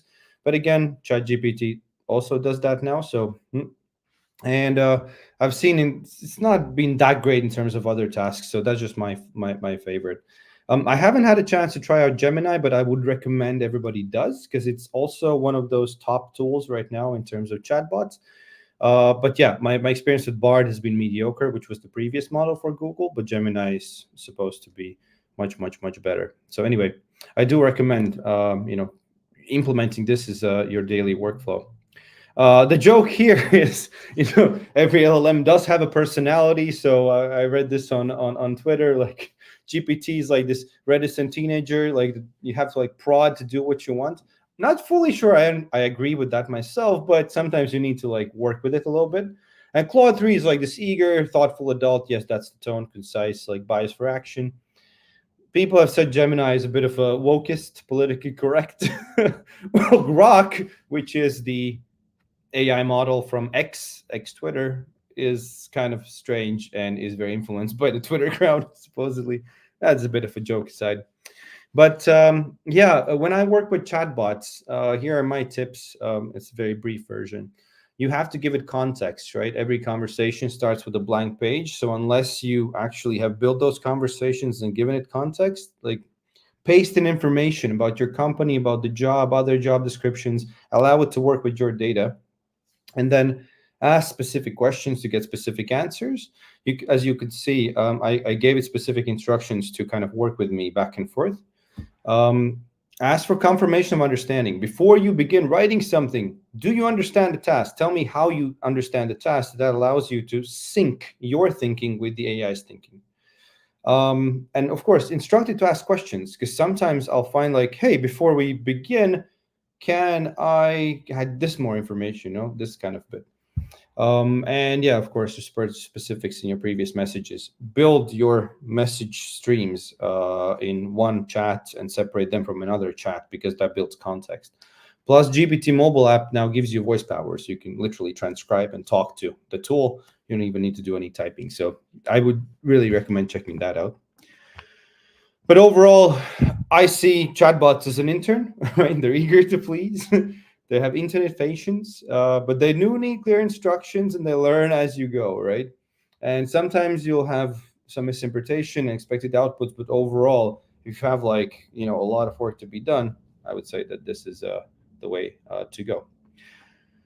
Now, that was the side note about chatbots. Let's move on to the LinkedIn search. Dear ChatGPT, I'll be sourcing candidates through LinkedIn for this role. Can you provide me with the appropriate filters and search strings, right? Let's pretend again, I don't know anything about recruitment. This is what comes out.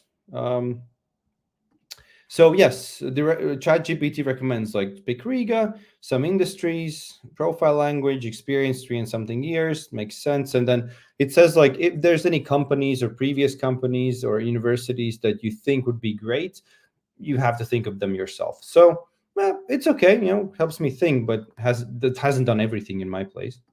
So I do that, I ask it to write the Boolean search terms for this developer. So it gives me Laravel backend or PHP and SQL or REST API and a Vue.js. So it kind of builds this like string of keywords.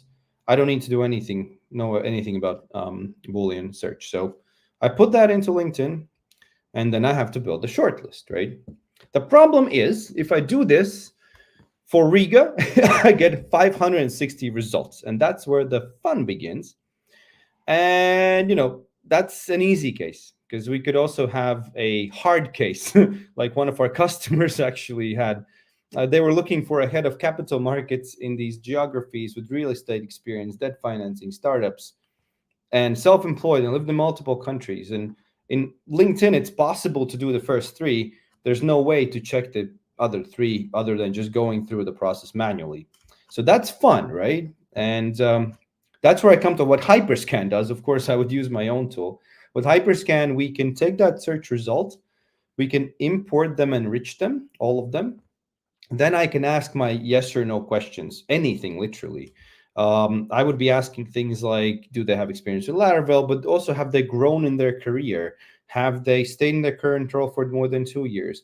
Do they have experience abroad? Do they have experience with startups? Because those are my criteria. And then the AI will answer every question for every candidate. And you get this kind of a table where, questions are set in columns and candidates in rows. And I get a really nicely looking filterable list of like top candidates on top, the least matching ones on the bottom. I can filter them. So I can say, okay, like these are the crucial things, like question 1, 2, 3. I want to filter by them. And I don't even want to take a look at the bottom of the list, right? Again, we're scanning like 560 people. So get that done very quickly. And then I can open each profile in Hyperscan. I would do that, see how the AI is thinking about the specific case, and then select approve or maybe or discard very quickly. So I don't have to do the manual work now. And yeah, as one of our customers said, like, now I can do the job of 5 sourcers. So that's pretty cool, right? This is like one example of, we seeing like the fit and the priority. And what Hyperscan does to kind of get on the higher level of abstraction, we basically have built a tool that takes unstructured data and turns that into structured data, right? Because we have free form descriptions, more or less, about our experiences. And our AI allows you to structure that. Is this a thing? Yes or no? And what about that? Yes or no? And we can then compare candidates much more easily. Under the hood, the way it works is we take public profiles, we pre-process the data. We have our own prompt logic that is currently over 93% accurate. We use an LLM to process the answers. We post-process the answers, and then we get results. And users can also give thumbs up or down, and the feedback loop goes on, that we can improve the prompt logic, and it just gets more accurate and accurate with every go.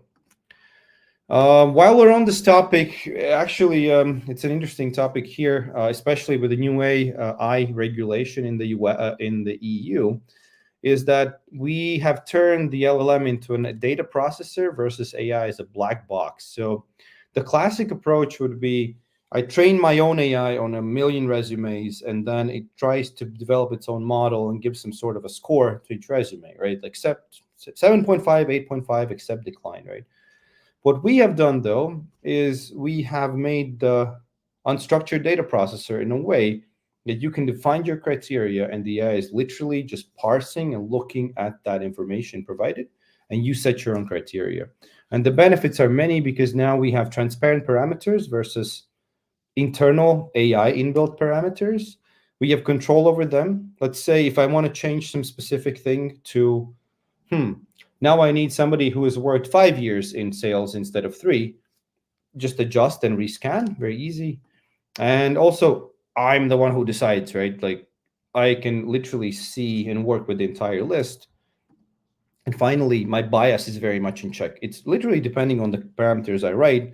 There's not that much of a hidden sort of internal black box parameter bias, which can be the case. Now, also, of course, if you ever have this problem, 1,500 resumes to scan, we're also developing a tool that will scan those incoming CVs, and you'll be able to sort them out. So, stay tuned. That's something on the way. Now, okay, well, let's see. Come back to the process, right? I've selected the shortlist. Now I need to do the outreach. So how do I do that with AI? We have our internal tool where we take the candidate profile, we take the job post, we take the company info, and combine that with GPT, and we have individual messages for every candidate. It's literally the way I would do that if I type that up myself. And then I take those messages and I pick some automation software where my cadence goes, I will send them a LinkedIn invite asking, hey, can I send you more info? You look to be like a good fit, and here's an offer. If they say yes, then I will send the full info in a microsite. And of course, I'll also follow up at least once saying, hey, did you have a chance to take a look? This is not like AI stuff. It's just more about the process automation, because I want to be spending time talking to the people instead of just typing up these messages. So there are different softwares. I've put in a few that does that for LinkedIn. That are, they don't break the limits of LinkedIn. So it's basically a tool to kind of just get your mind somewhere else. Finally, let's move on to the interviews. Let's say I've messaged a bunch of people and some have responded. I will interview them personally. And what I use for that is an AI tool called Fathom. But there's obviously others as well, where I'll have a note taker and I'll have the transcript. And then after that transcript, we also have this internal tool where, again, I can define what I need to take out of the transcript, how I need to summarize our conversation, and I can share that with my colleagues, or just have that as a note in the notes section. So it's an easy way how to kind of manage this information. Previously, it took me about 30 minutes to build these. Now it happens in just 1 minute. So thank you, AI. And finally, the decision is here. Now, for the purposes of this session, let's end it here, because there are also AI tools that would help me think about which candidate is better than not. We could also do some internal tests, additional interview analysis, but let's just pretend I end it here and make a decision, pick a candidate. Now, let's tally that up, right? Remember, I wanted to fire myself in the beginning. So how did I do? Can I fire myself?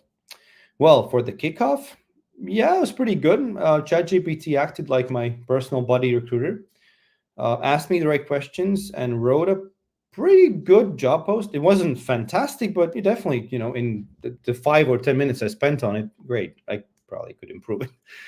LinkedIn search, it gave me a really good Boolean search list to start with.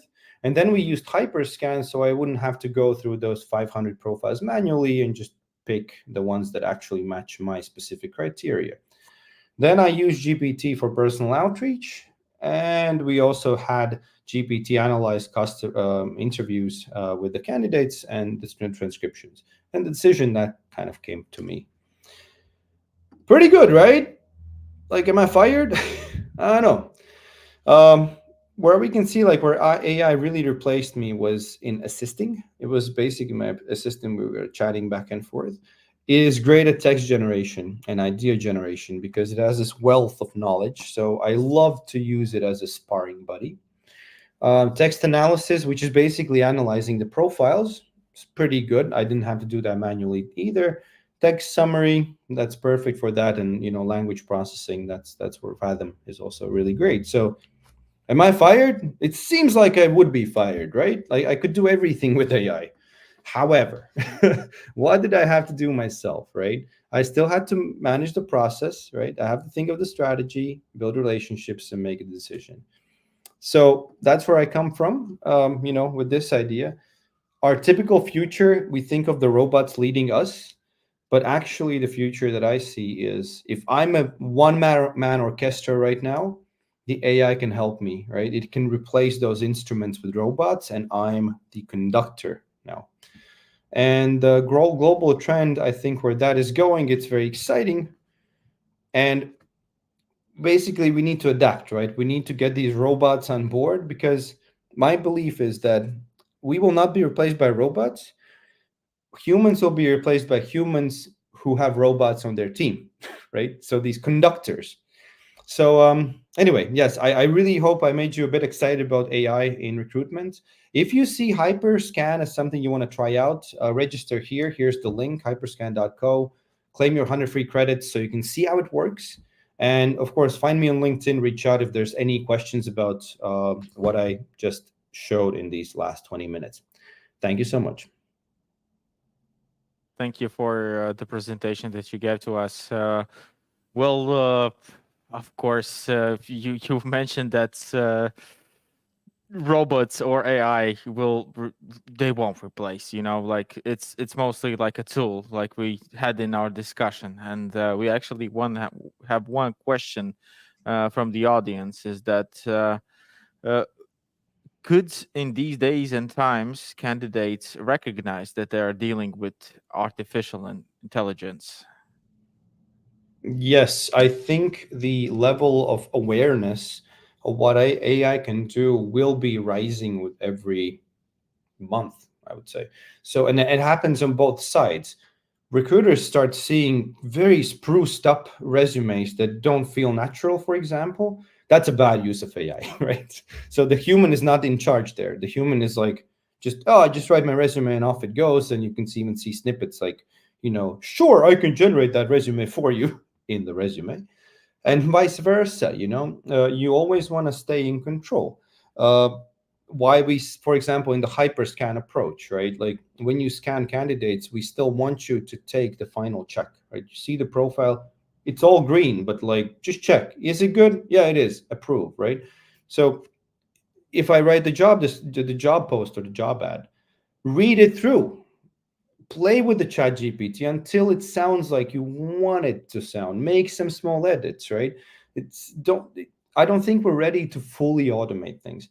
I don't know what happens when the fifth model comes out or GPT-6, in some years. Maybe it will be so great that if I give it enough context, it will sound exactly like me. And over time, I'll be, able to kind of trust it more. But at this point, yes, use it as an intern, right? Check what the intern does and then produce the output to the world. You don't want to.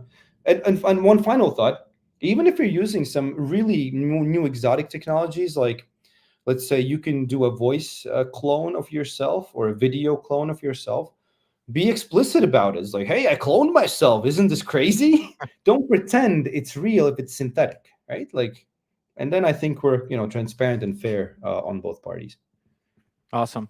Thank you, Yanis, once again, for all of those who are viewers right now online or in later part on LinkedIn on recording part. You have the opportunity to connect with Yanis and feel free to ask any questions on regarding artificial intelligence and future trends on recruitment. So Yanis, have a good and great and productive day. And thank you for the really productive and intense morning that we had today. So much. See you later. Awesome. Thank you. So once again, thanks to Yanis. And we're jumping right next to our next speaker from TMD Partners, Indrek Rahi. Indrek, please come to our main stage. And yes, here you are. Thank you for joining us once again. Hi, hopefully you're doing great. And yep, without further ado, the stage is yours. 18 to 20 minutes. I'll be right here. And best of luck to you. Thank you very much, and happy spring to all of us. I think even on west coast of United States, the spring has started already. So weather is not too good in Tallinn, but it's spring and the light is there. And so welcome everyone. So thank you for being so interested in this conference. And thank you for the opportunity actually thank you for asking me to present this something that I love the most, because I'm historian by education, and I really have always admired what we do here in this tiny part of Europe, tiny part of world. And let me help you a little bit to go through this, my mindset, I may even say, not as a consultant, not as a trainer, but just as a human being who has been born in 1966 in Tartu, Estonia. So let's go on. And what I would really like to do is to share some of my thoughts in this presentation. And actually, I will go on for, let's say, some 15 minutes or so. And if you really have some questions, so maybe for 2 or 3 questions or comment or just reflection, so I would be really grateful. So the topic is Baltic Teamwork Trilemma. Trilemma is much more complicated than dilemma, right? So it's 3 countries, 3 different people, and so on. But if somebody is expecting that there will be a lot of jokes about differences and I don't know, maybe even some judgments or something of the kind, nothing of the kind. It will be a little bit of journey, and the journey, first of all, about our history. And yeah, I'm a teacher of history, but there will not be a big lesson and there will not be a test later. But I will just drop you some dates and centuries here. First of all, 13th and 16th century. Well, Estonians and Latvians, we have nothing to be proud about, but Lithuanians have to be proud of very many different things. For example, your kingdom was from the Baltic Sea to the Black Sea.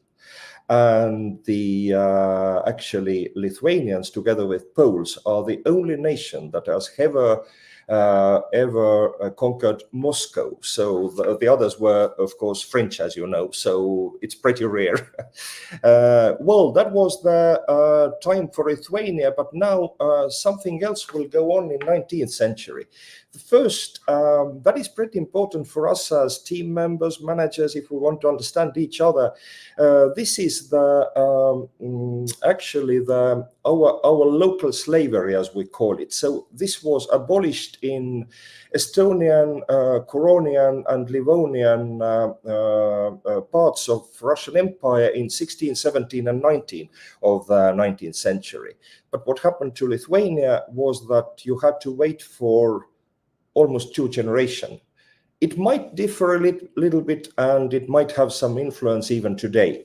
So as you see, centuries differ. And when it comes to end of 19th century, so this is the year of Estonian Song Festival. Latvians, well, approximately same time, had their national movements. And actually what was going on in Lithuania at that time, even your language was not allowed in most of the schools that time. So it was not easy to be a Lithuanian in your country, maybe. So as you see, there are a lot of differences in history, but something goes together in 1920. My grandmother, who was born in 1911, well, just on the border of Estonia and Latvia, and she told me that she was on the first kind of festive occasion, because, well, that was the school kind of school party and the founding of the Estonian Republic. I thought that, well, this can't be true. But actually, yes, the War of Independence was over, and she actually participated in this, well, school festive occasion. So this is what my grandparents remember. Probably a lot of your grandparents remember that this year, because this was the time when close to 100,000 Germans left from Estonia and Latvia. And actually the towns that were full of Germans were, well, let's say, speaking different language now. Of course, we all lost our independence during 1 year after that. And this year is important for, well, hundreds of thousands of our people, because in Germany, Sweden, Canada, and United States, a lot of people know Baltic immigrants who came from, from our countries. And of course, the last year is 1991 that we all remember, and probably a lot of us who are following this presentation now, you will be talking to your maybe grandchildren in 50 years, in 40 years, something of the kind. So they will get their information from you as I got from my grandmother. So that's the history. Different, right? Okay. But now the main question is, how about Baltic identity? Is it a myth or reality? There was a CEO of a big bank in the Baltic countries came to our region. I think it was 3 years ago, something of the kind. And he checked. First of all, he didn't like the weather. He didn't like that there is no light during the daytime. And what happened later was that he realized kind of summoned it that there is no that's a myth. There is no identity. But on the other hand, we may be different, but there is still something that unites us. And the main thing is that if we don't get judgmental, then we can live together easily. And the main question is, what do I like about other people? And I learned, I think, I have been to Soviet army for 2 years, and I learned already then that I love Lithuanians for being really proud people. And if you respect them, they respect you 2 times back. So this is something that I can't very often feel at home. So this is why I love Lithuanians. Next week, I have a 1-day trip to Vilnius. I'm just waiting for that, because I will be met at the airport like a VIP or like a high-end politician from Europe. Why do I love Latvians? Well, I had hard times when I was these 2 years in army, especially the first 6 months. And I remember my Latvian friends. And if you are in hardship, I would always prefer a Latvian friend to even my own native country people. So funny enough, right? And I can't say anything about Estonians, but have this, well, little bit, not a new mindset, but interesting mindset that, what do you love about Estonians? Take this 10 seconds, maybe 7-8 seconds. And probably you find an answer. So that is let's say, the basis for the identity is always about finding something positive about other people. So this is 3 countries, this is 3 of us, 3 nationalities, how many? 4 religions altogether. So this is us. And to go a little bit further, then let's ask another question. So what should we do to make our cooperation better? So what should we do to make our cooperation better?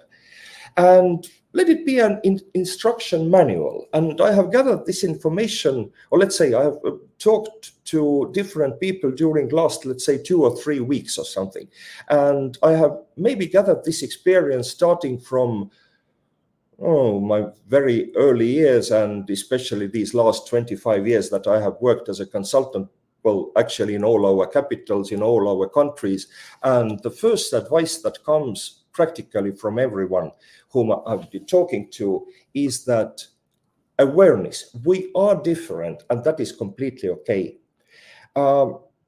Different is lovely. Different is different. Different is I can't call it sexy, but it's kind of, I love my, the Estonian Midsummer Night Festival, for example.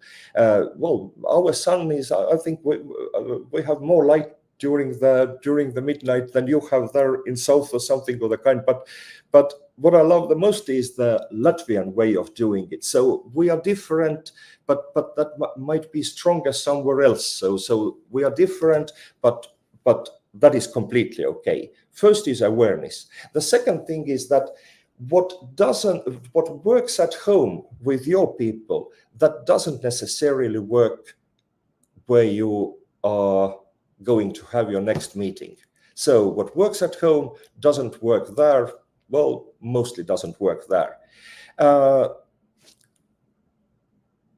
And the assumption that you understand them fully. Well, I may say that I have been together with Latvians and Lithuanians for 1.5 years, 1 year, 10 months, something of the kind, close to, I can listen to Latvian radio even. I understand more or less the news and so on. But if I start thinking that I understand you fully, then I'm mistaken. So these are like that's a little bit of building up the mindset. We are different. The second thing is that what works at your place doesn't necessarily work there. And don't assume you understand them fully. Well, to go on with the manual, it is a little bit like for now, maybe not only the team members, but this is more to the managers now, even more to the managers. And the first question to you is, what about your goal at the moment? Does your team, does your company, do you have a goal that is bigger than you? Well, we are legally coming together with TMD partners in Lithuania, and we are becoming the biggest training company in the Baltic countries. So what? But if we promise to support Baltic unity, whatever you are doing, is it public, is it private company, no matter. But if some people have decided to build unity in the Baltics, then we promise to support you. So that's a little bit bigger than me as a consultant and even our company as a supporting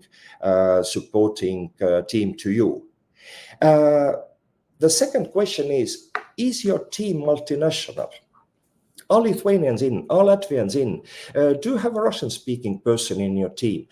Do you have?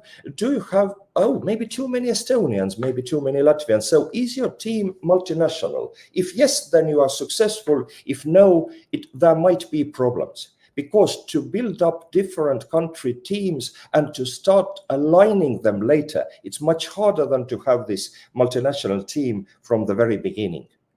Then do you meet regularly?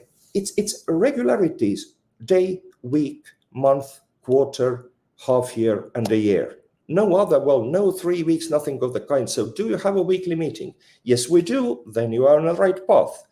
And do you have one-to-one conversations? So that means that, we have those meetings. Maybe even we meet face-to-face once a month or something of that kind. Still, my manager, my direct manager is the person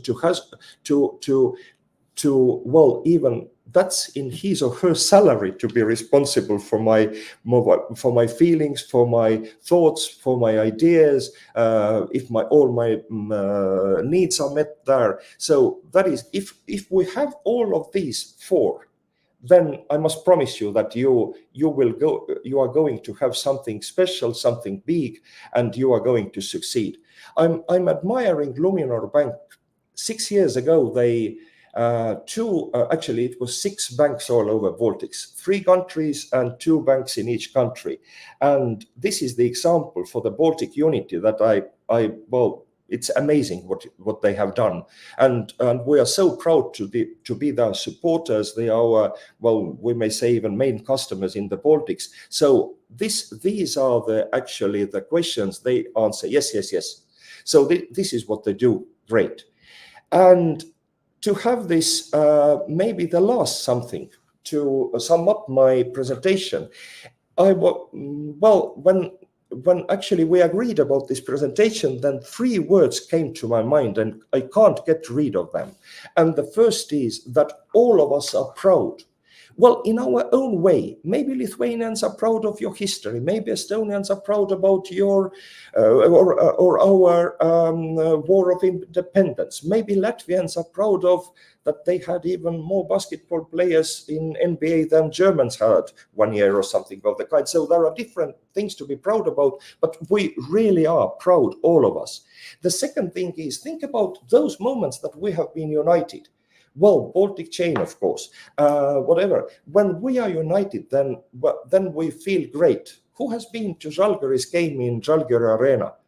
Well, this is something to be united that brings us, that lifts us up, and that's something really bigger than us. So we like to be united. Our song festivals, oh my God, Latvians, I know what your song festival is. There are not enough tickets. I know that in Estonia you can place a lot more people there, but to be united somewhere in the Žalgiris Arena, on the song festival field in Meža Parks or in Pirita in Tallinn, doesn't matter, to be united. That's what we love. And the last word is, well, we are pretty stubborn, actually. So to live in a neighborhood of a pretty aggressive neighbor and to have different people guiding our life for centuries or something, whatever. So we have to stay stubborn. We have to stay stubborn to have our unimaginable or difficult goals in front of us, but we are stubborn and we'll achieve them. So these are the three words that came to my mind when I was first hearing about this presentation. We are proud, we are united, we are stubborn. And ask these same questions from your team. Are we proud enough? Yes, we are. Are we united enough? In Luminor, they definitely say, yes, we are. And are we stubborn enough? Yes, we don't quit. We go on, we have our success. So this is what I wanted to tell you all today. This is what I feel. This is what I carry with me. And well, I feel kind of much better that I could talk with you and deliver my message today in this beginning of spring day of 2024.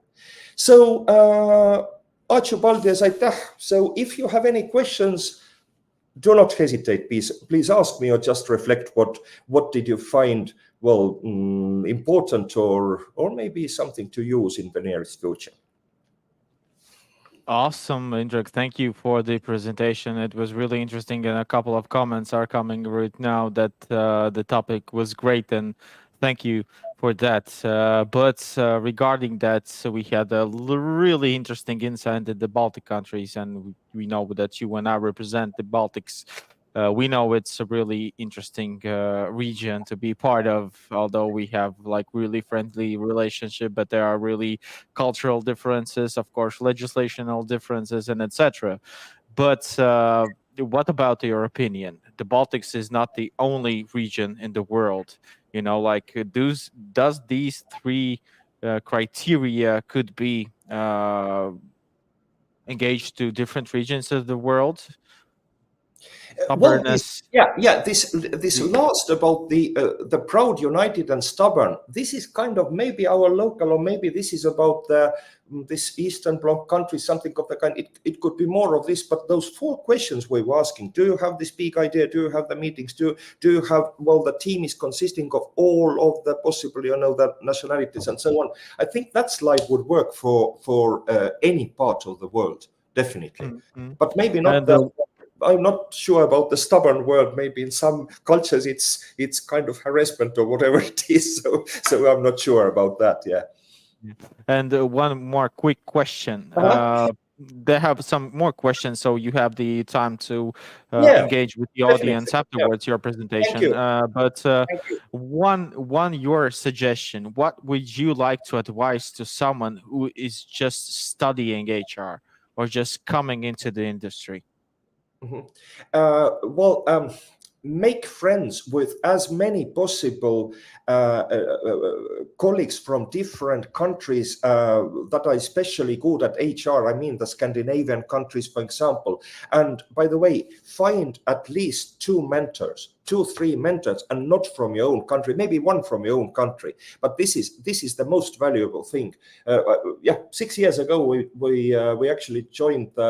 We are the representative of Thomas International assessment tool, so on. And from London, I got my 20 years older than me, a mentor, and that was so valuable. And after that, I have been having 1 or 2 mentors in foreign countries. So that is my advice. So pick up a good mentor from a good HR country, and that will help you a lot. Yeah.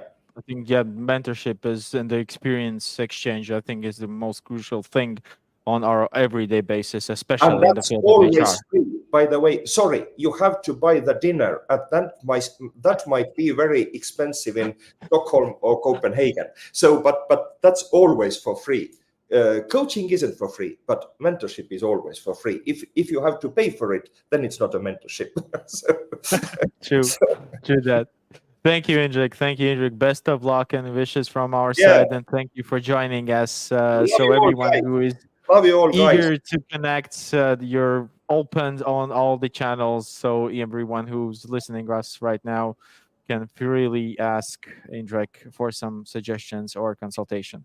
We'll have a great today, and we'll jump to our next speaker already. We have a really tight schedule this couple of days. So, thank you for Indrek. And our next speaker will talk about a little bit about the wages, about the European and the future of pay. And I want to introduce you all to Simona Bernatovachaite, consultant at Figure Baltic Advisory. Hi, Simona. Hi. Thank you. Yes. Yeah, we can hear you. Awesome. Yeah. Well, without further ado, the stage is yours. I'm gonna reappear here in 18 minutes with the questions. So, best of luck to you, and have a great and engaging presentation. Thank you, Nauris, for introduction and for the whole Future of HR team for this opportunity to share today my thoughts and present very nearly future topic for all organizations, because the new European Union directive on pay transparency and equity will affect every organization in every European Union country. And first of all, I would like to start with the numbers, which I checked 1 year ago, because I thought that pay gap is not an interesting topic nowadays, because the women have rights. We have women in very top position in the organization, in the countries. But last year I was invited to present in some conferences and talk about the gender pay gap. And I was shocked when I saw that nowadays the pay gap between women and men is more than 13%. And they thought, wow, how it could be, because we are doing the same job, we are creating the same value. Why is so? And one more interesting part is that because I'm working with salary surveys and the marketing benchmarks, so I checked what is the differences for those organizations who participate in the survey and have very clear and transparent compensation policies. And the differences was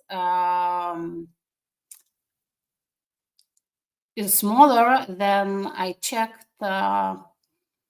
around the whole organization. And if the organization have the clear compensation policy, so the pay gap is only 6%, but the gap is. So today I will present the key points of the directive and how it will change our future of pay.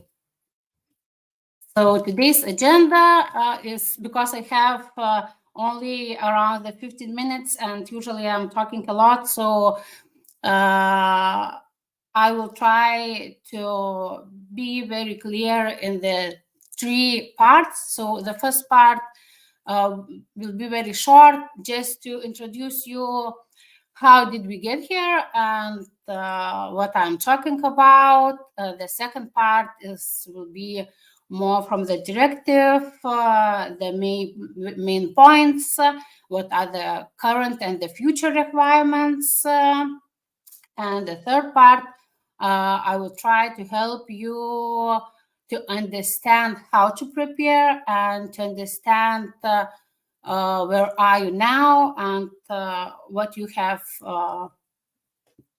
what will you have to done to be prepared for this.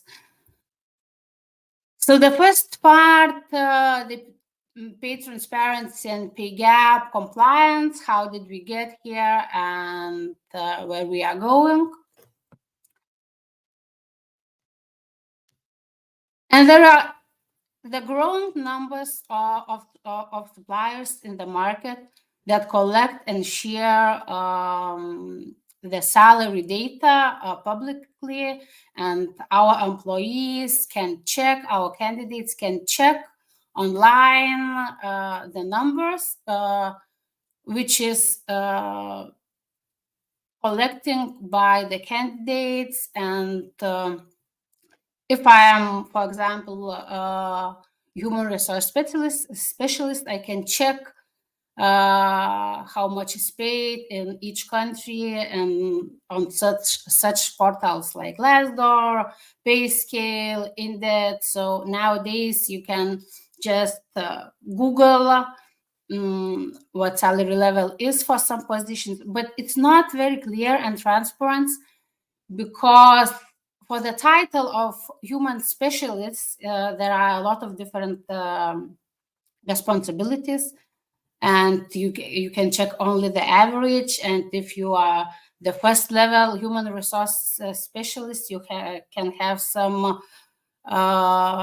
expectations that your salary will be higher, but the employer propose or offer you the lower salary than you checked on the site. The second part is that the new generation is coming, and they are very brave to ask. They are very brave to talk, to discuss about the money, and they not afraid to check in the market. They are don't afraid to go to the interview just to check how the other companies is paying for the same job. And we have to be prepared for the discussion with this new generation. And the third part is that not only in European Union we have the legislation, but all over the world we are talking a lot about the diversity, inclusion, equity, and we have to prepare some regulation based on this legislation. So the timeline, how everything was creating, and until when we have to be prepared. So the first proposal of this directive came in 2021. After 1 year, the politicians agreed that yes, we need this directive. And last year, on 2023, the directive was signed. And I'm very happy that they gave us a time to prepare, because usually those kinds of politicians decided just to sign the directive, and from tomorrow or from the next month you have to be ready. So we have a few years to be ready, because the countries, they have to prepare their own regulation until the 2026. So we don't have very clear rules in each country about the penalties, about the deadlines, how it looks like. but we can't talk how organizations have to be prepared, and the first reporting have to become from the biggest companies, which has more than 250 employees. So they have to prepare the first reporting. And very shortly, because I will talk later on this changes on this directive. So pay transparency for the job seekers. It means that you have to be ready to show the salary levels you have to show the salary levels in the job ads. It have to be transparency in the pay and career progression. Employees. Sorry. Something. I'm here. Employees will have the right to request information. Employers have to explain the pay gaps, and all employers with more than 100 employees have to reporting transparency. Not transparency. They have to report the differences in the pay gap. So now I would like to move forward to the second part. And here I would like to quote the President of the European Commission, Ursula von der Leyen. She said, "Equal work deserves equal pay. And for equal pay, you need transparency. Women must know whether their employers treat them fairly. And when this is not the case, they must have the power to fight back and get what they deserve." So all the talk started from the women's rights, but I suggest to see this directive like an opportunity to review your business strategy, to review your compensation strategy, and to implement this into your culture.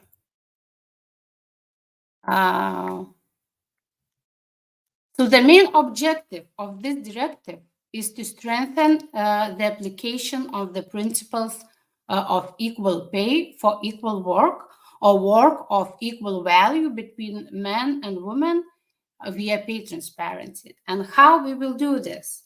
Creating a pay transparency in the pay settings in all levels of employees, better understanding of existing pay concepts like pay level, structure, components, etc., and better enforcement of legislation. First of all, I would like to introduce some clarity between the terminology and the fact that often pay transparency, pay equity,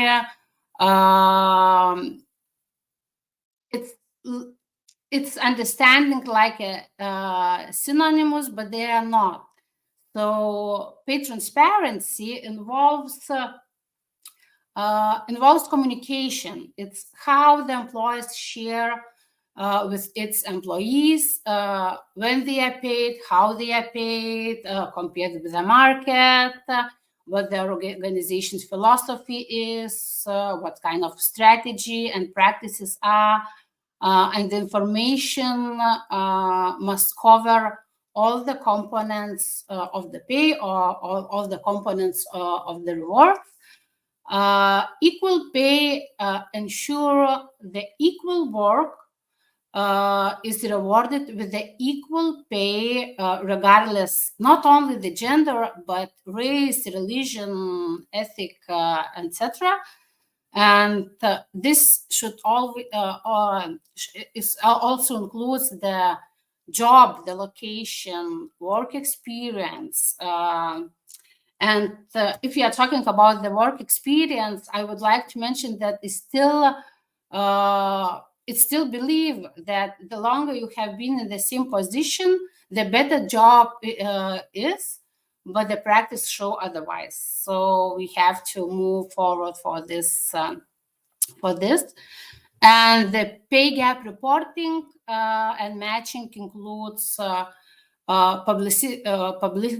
publicly available data on the differences between the average of the men and women in different job levels. So, as I already mentioned, some requirements, but very shortly, what is the main idea or the main key points of the directive? So the development of the wages should be understandable to employees. It should take place objectively and gender neutrally. As I mentioned, employers with at least 100 employees will have to publish information on the pay gap between female and male workers, and reporting frequency depends on the company size. The salary of any employees cannot be made publicly because the gender pay gap is looked at the aggregated numbers. As I mentioned, the first time companies will have to provide the data, it will be in 2027. And if the pay gap exceeds more than 5%, it should be explained, and employers to have to take actions to work on this gap.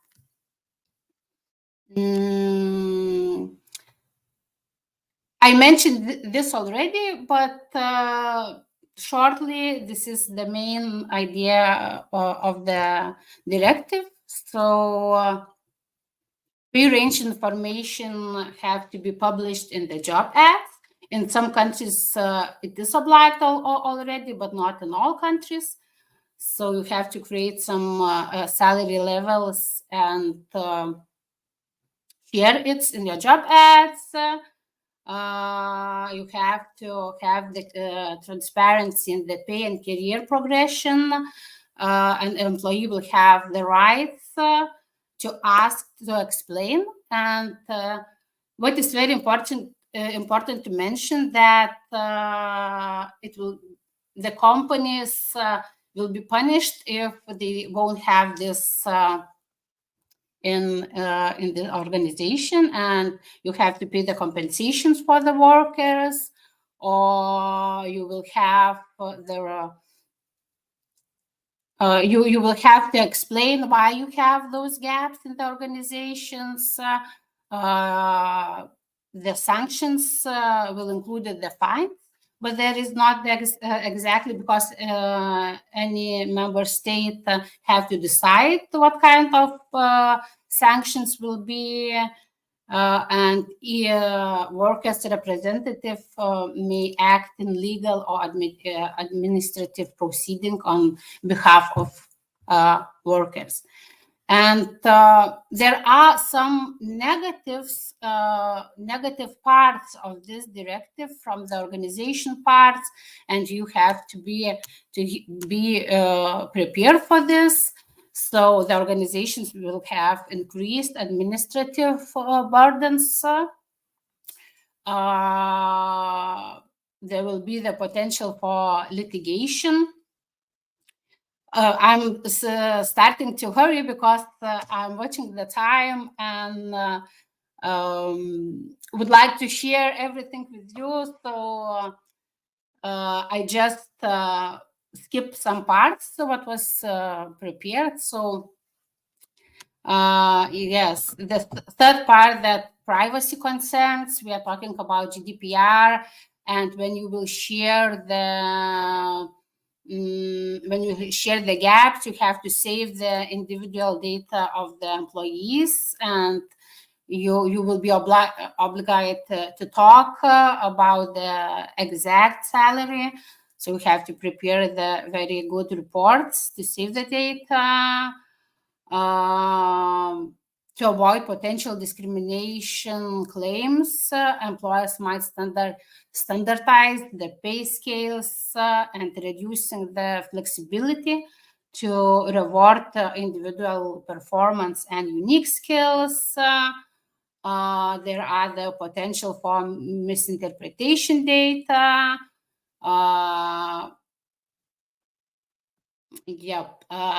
It could be the economical impact on small businesses, because if you find out that you have some gap and you have to figure it out, so it costs the money for you. And the second part, that you have to have the person who administrates everything. So how to prepare for this? So I suggest to review your system in 4 stages. This is strategy, policy, analysis, and impact. And there is 4 different maturity of the organizations, which is focused on the compliance, focused on equal pay, focused on pay equity, and focused on employee experience. And you will find out everything on the slide and have to understand where are you in this journey. And I prepare some questions for you, which helps you to understand where are you and what you can do more to implement this directive into your organization. So I don't read all those and won't present, but it will be like a help to you. And maybe the last part is that there are a lot of partners in the market who can help you on this journey, because in some cases it could looks like very difficult for those organizations which don't focus a lot on their pay policies. So I don't become our here, so I would like to hurry, and maybe my advice in this presentation is don't wait until the last minute and review your reward system now. As I mentioned today, this is not only bureaucracy. It has to be the part of your culture, and it will help you to attract the employees in your organizations. So thank you.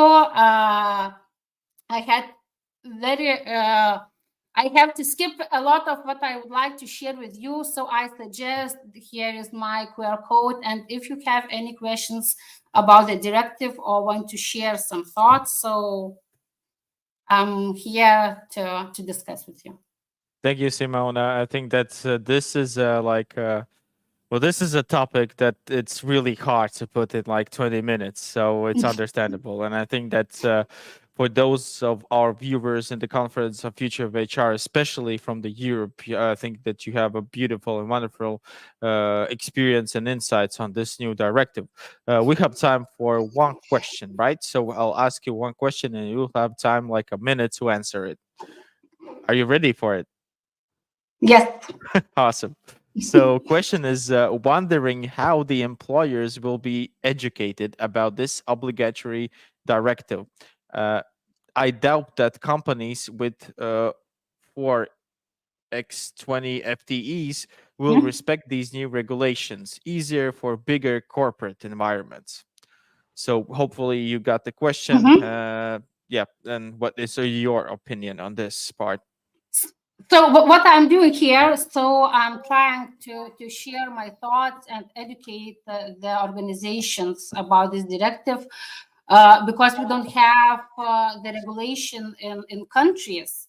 So we don't talk a lot. So what we are doing from our perspective, we are trying to help those companies and sharing the information in the conference like this to help them to be prepared. Super. Thank you. So if anyone who's watching us online or in later on your busy days, feel free to contact Simona to have any questions. And Simona, thanks a lot for your presentation and have a great and wonderful day. Thank you very much. Bye. Bye. And we keep on rolling. So our next speaker is already the one have you met in our starting panel discussion. So once again, I invite Bogdan Ionita from Miro to participate in today's conference. Bogdan, are you ready once again to join us? Yeah, why not? It sounds familiar. I'm willing to see you take a little break and have a sip of water. So I'm covering for you since we're Awesome. we're here Thank you, since this mate. morning. Thank you, mate. So the stage is yours, and I'll be back in like 18 or 19 minutes. Yeah. Leave me with the people that I don't see. It's nothing to worry about. Don't worry, Uh, we're over here somewhere all across the world, either in Riga or somewhere other side. So, yeah. yeah, feel free Thank you for to that, and dive let's pick into it up your from where we topic. left off, right? Yeah. I hope that you can see my presentation. Yes, you can, and I can control it. So now the topic would be reorganizing performance management. For those of you who have seen me talk in the morning session, you may remember that I have some unusual ideas about how things could be going in order for them to be maybe a bit more successful. And that's the topic of the day. We companies are not new into talking about performance management, right? And from an engineering perspective, as I'm an engineer at heart and sometimes in practice. Um, let's see how we could help. Maybe it's a fresh approach that might help you. And we'll start by, okay, not being strangers and explaining you how engineers actually work as people. Some of you might deal with them. This usage instructions for engineers are actually taken from the bigger booklet for the bigger from the bigger usage instructions that my wife uses on me. So actually, you should know, maybe it's helpful for you to know that engineers have a great attention to structure and numbers. Some inputs are tolerated, some of them are not accepted, like descriptive speech. And you should feed your engineers with data, right? They feel happy with data, internet access, and sometimes a little booze. That would be okay. Why am I telling you all of these things? One, to make you relax a bit among all the useful information, and two, because it's not the first time, historically speaking, it's not the first time that engineers and HRs are working together. One of the greatest past hits of engineers are what we call agile. Do you remember the buzzword? Do you remember everything that it meant? In my experience talking to companies, I've seen sales team saying that they work agile or in a scrum manner. I've seen, of course, development and engineering teams work as well. I've seen HR teams organizing themselves into sprints and working agile. Now, regarding that, I've also seen mistakes being made because agile was taken as a general rule, in the biblical sense of it, and it's not about that. In my experience, agile is just about two main things, which engineers have a tooth for, and this is what I'm kind of trying to share with you. You can look at agility and speed of doing things from two perspectives. You have the customer development part of things, which is what happens when you don't know the problem. It's about asking the right questions. Think about how good salespeople ask questions and discover. Think about how marketers ask questions and discover. This is part of agility that is often overseen, but it's super important. Customer development, or I don't know, finding out the problem. And then there's agile development, which is now that we know the problem, we certainly don't know all of the solution, but we'll start making something. And my, let's say, pitch for today is to try to see how this applies to different things in our life. One great example, and one, let's say, a very known example of how agility worked, is when people at Tesla constructed this little cute monstrosity, so to speak, right? This is what engineers did when they took a fully agile approach to doing things, because it's not they didn't challenge how a car looks, behaves, performs. They first of all challenged the way we look at building cars, and that was that all important customer development stuff, right? Why do we feel like a car is something that you put on a set of wheels and then people drive it around? Why can't it be different? That's why this is the most unique thing that came out of the automaking industry. It's unique because the process of making it was made purely on discovery and not on previous knowledge, right? This is what comes out of discovery. We can make it in a way that it doesn't need two big parts, a chassis and a body. We can make it in a way that the chassis is the body, because the discovery was we need to make it faster, we need to make it more economical, and we need to make more of them. This kinds of thinking that got to this car is what got us to doing this Miro platform. Of course, it was the time that I speak a bit about Miro. And now I'm gonna just focus on the performance management side of things regarding Miro, right? And I've put here the badges we've gathered in the past year and during the later seasons, because I'm very happy to being the most implementable, the fastest solution, and the best usability one, rather than being let's say a market share leader. Of course, I would love to be that as well, but getting from our users the fact that we are very user friendly, and from the decision makers getting the fact that it's easy to plug it in, it means that our agile development of the platform was right up until this point. And it not only gave us this, let's say, business result. It's really easy to implement Miro as a performance management software. It's really used by its people. It's at the core of how we do things. You might know, probably most of you in the audience know at least 2 or 3, performance management systems. This one is different because we challenged everything, right? In the true spirit of engineering and agility, we challenged everything building it.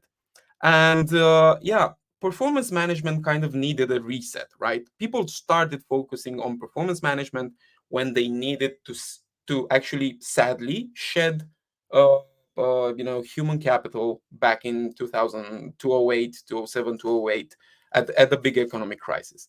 They needed to compare people to the same, the same benchmark and say, these are performant people, these are not.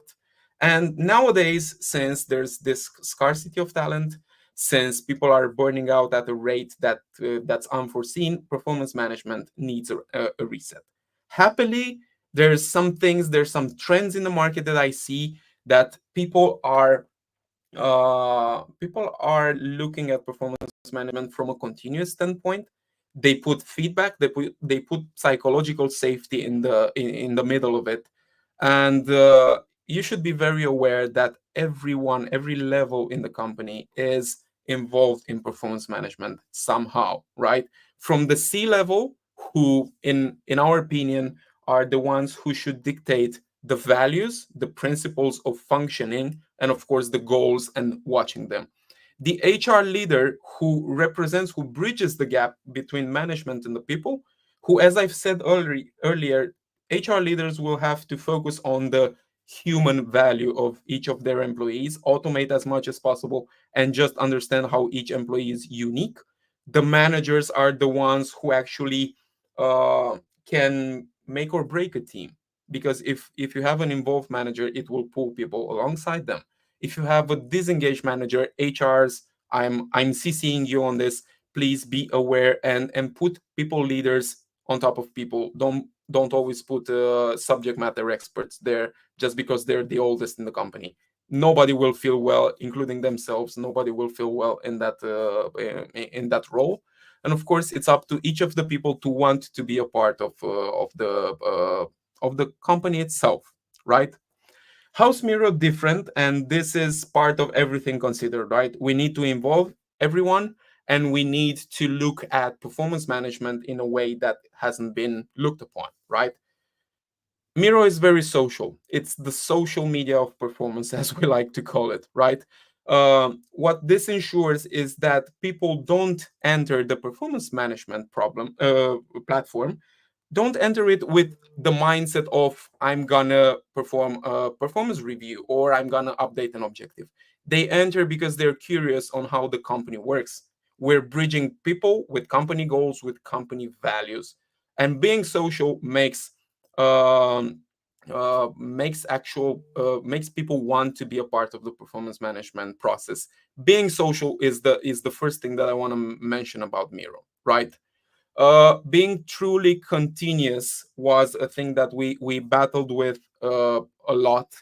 Like you have your designated tools, and there's a lot of super awesome tools that offer kudos or recognition, that let you give or ask for feedback, that give you performance reviews from time to time. What Miro does different is that it pushes people by being social, by having triggers, automated triggers from time to time to remind you of communicating with your colleagues. And what it does in terms of the performance review is that it leaves it as open as I've seen on the market. Our performance review session is always open and for the right period according to the employee's tenure. Once you've got into the company, you will always have a safe space called performance check-in that gathers every feedback you've received, all the objectives you've worked on, and lets you prepare beforehand a draft to talk to your manager. You always have your secret agenda of cool things you've done, so you can prepare beforehand for the discussion with your manager.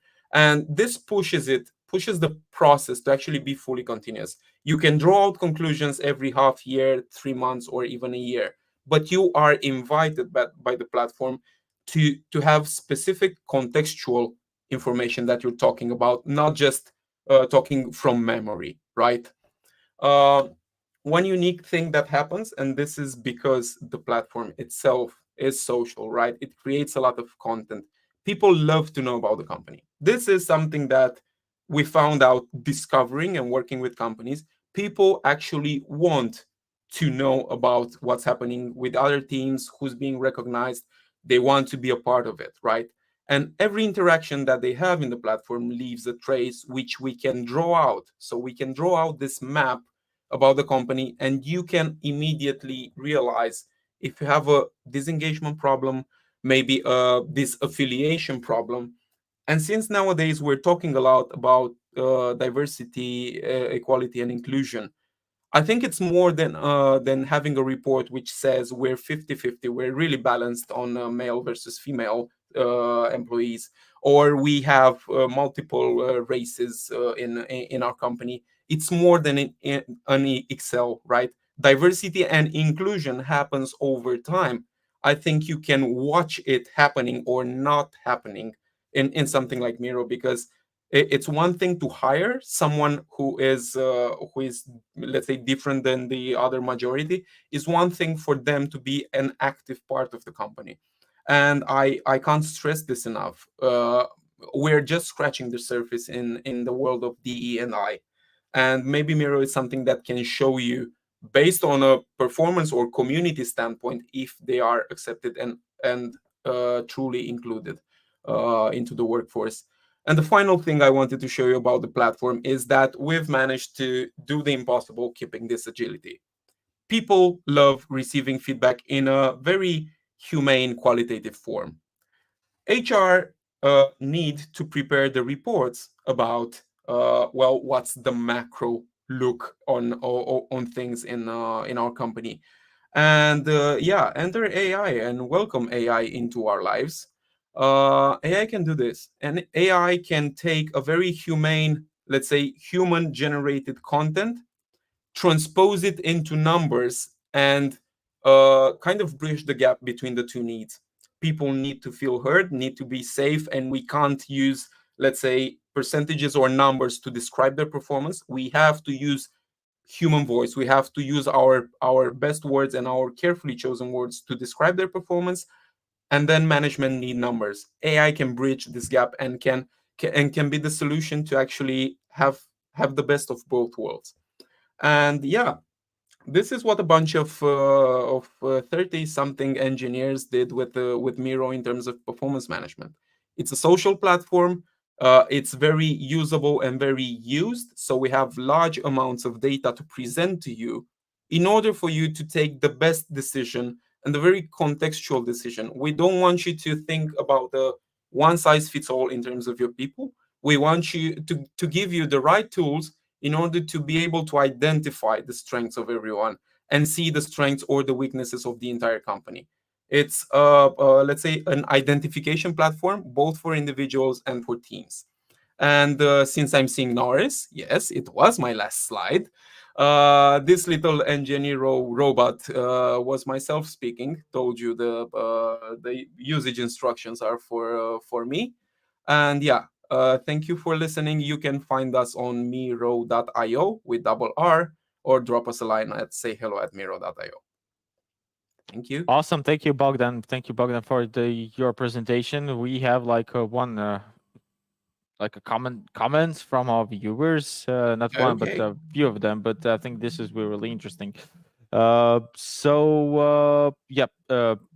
comment is that agile makes it possible to solve problems very quickly and efficiently. It's about equality and efficiency. So, what are your insights on this statement from our viewer? Well, thank you for actually supporting some of the things I've said, right? Agile lets you, I think, Agile lets you accept that you don't know everything. And this is, to me, a superpower, because in the moment we don't feel safe, we tend to say that we know everything and we're on top of things. Agile normalizes psychological safety. It normalizes the fact that you have to discover a problem or a solution. And that's why I love it, because it kind of frees up your mind, right? As the awesome movie that just appeared says, fear is the mind killer. Once you are in a mind state of fearing not to know everything, you're frozen. Once Agile says it's okay not to know, let's discover together, let's try to work on a solution together, things will be much easier and results will appear much faster, and you will have the speed to deliver results. Well, thank you, Bogdan. Thank you for your insights and also your answers on and a really packed morning for you today. Yeah. So we'll meet you again tomorrow on our demo days. And everyone who's participating right now, watching online, or either watching on more convenient time, you know that you have the opportunity to link up with Bogdan, right, on LinkedIn or any other channels to discuss more on how you can be more efficient on your organization regarding the performance management, right? Yeah. See you on LinkedIn, see you on the Miro website, and see you tomorrow at the demo. I'll make sure you remember the demo. So maybe Okay. see you again tomorrow at 9 a.m. Okay, 9 a.m. 9 a.m. GMT +2 time. So thank you, Yeah, Bogdan, once yeah. again. Thank Have a you. great day. Have a Bye. productive day, and let's meet you tomorrow already. Same to everyone. Thank you for having me. Bye. Thank you. Bye. Woo, we continue. We have one last presentation before a little quick 5-minute break for those who are watching us online, because there are technical limitations on LinkedIn. So we have to dive into 4-hour presentations, so not the presentations but segments of our conference. So but before we go on a 5-minute break, we will have the opportunity to dive into the onboarding process and how the onboarding could be done more efficiently, more interactive, and also gain the new employee experience much better. I would like to introduce our next speaker, Maldra Putniņa, who is Customer Success Manager from Visma, Latvia. Hi, Maldra. Hello, Norris. Nice to hear you and nice to see Nice. you. Awesome. Nice to hear you. Nice to see you too into this first official calendar. No, but first official spring day of our conference. Okay, so the stage is yours. You have 20 minutes. I'll appear somewhere in 18 minutes to some questions. And yep, feel free to present. Have a good luck. Thank you. So just let me know when my presentation is on. Yeah, I think it's on. So hi, everybody. I would love to say nice to see you, but I hope you can see me and you can hear me very, very well. So my name is, as Nauris said, my name is Meldra. I have been working at Visma for more than 5 years. During my professional life, I have experienced 5 onboarding processes, 1 cross-boarding. I have participated in over 20 onboarding processes as a colleague or a manager. So in total, it's about 17 years into my career. And it's interesting to wonder how many more times I will experience onboarding, cross-boarding, offboarding in various roles. I'm just wondering, have you ever counted how many times you have experienced any of work induction experience, both as an employer or also as an employee? So my story today will be about New Start, not just for employee, but also for the employer. How can we manage the onboarding process to make it less pricey and more spicy with a good energy? Okay, so let's start. What is onboarding? I'm sure each of you has heard this term, has some personal experience, and understand what is it. Basically, onboarding is process of integrating new hire into organization.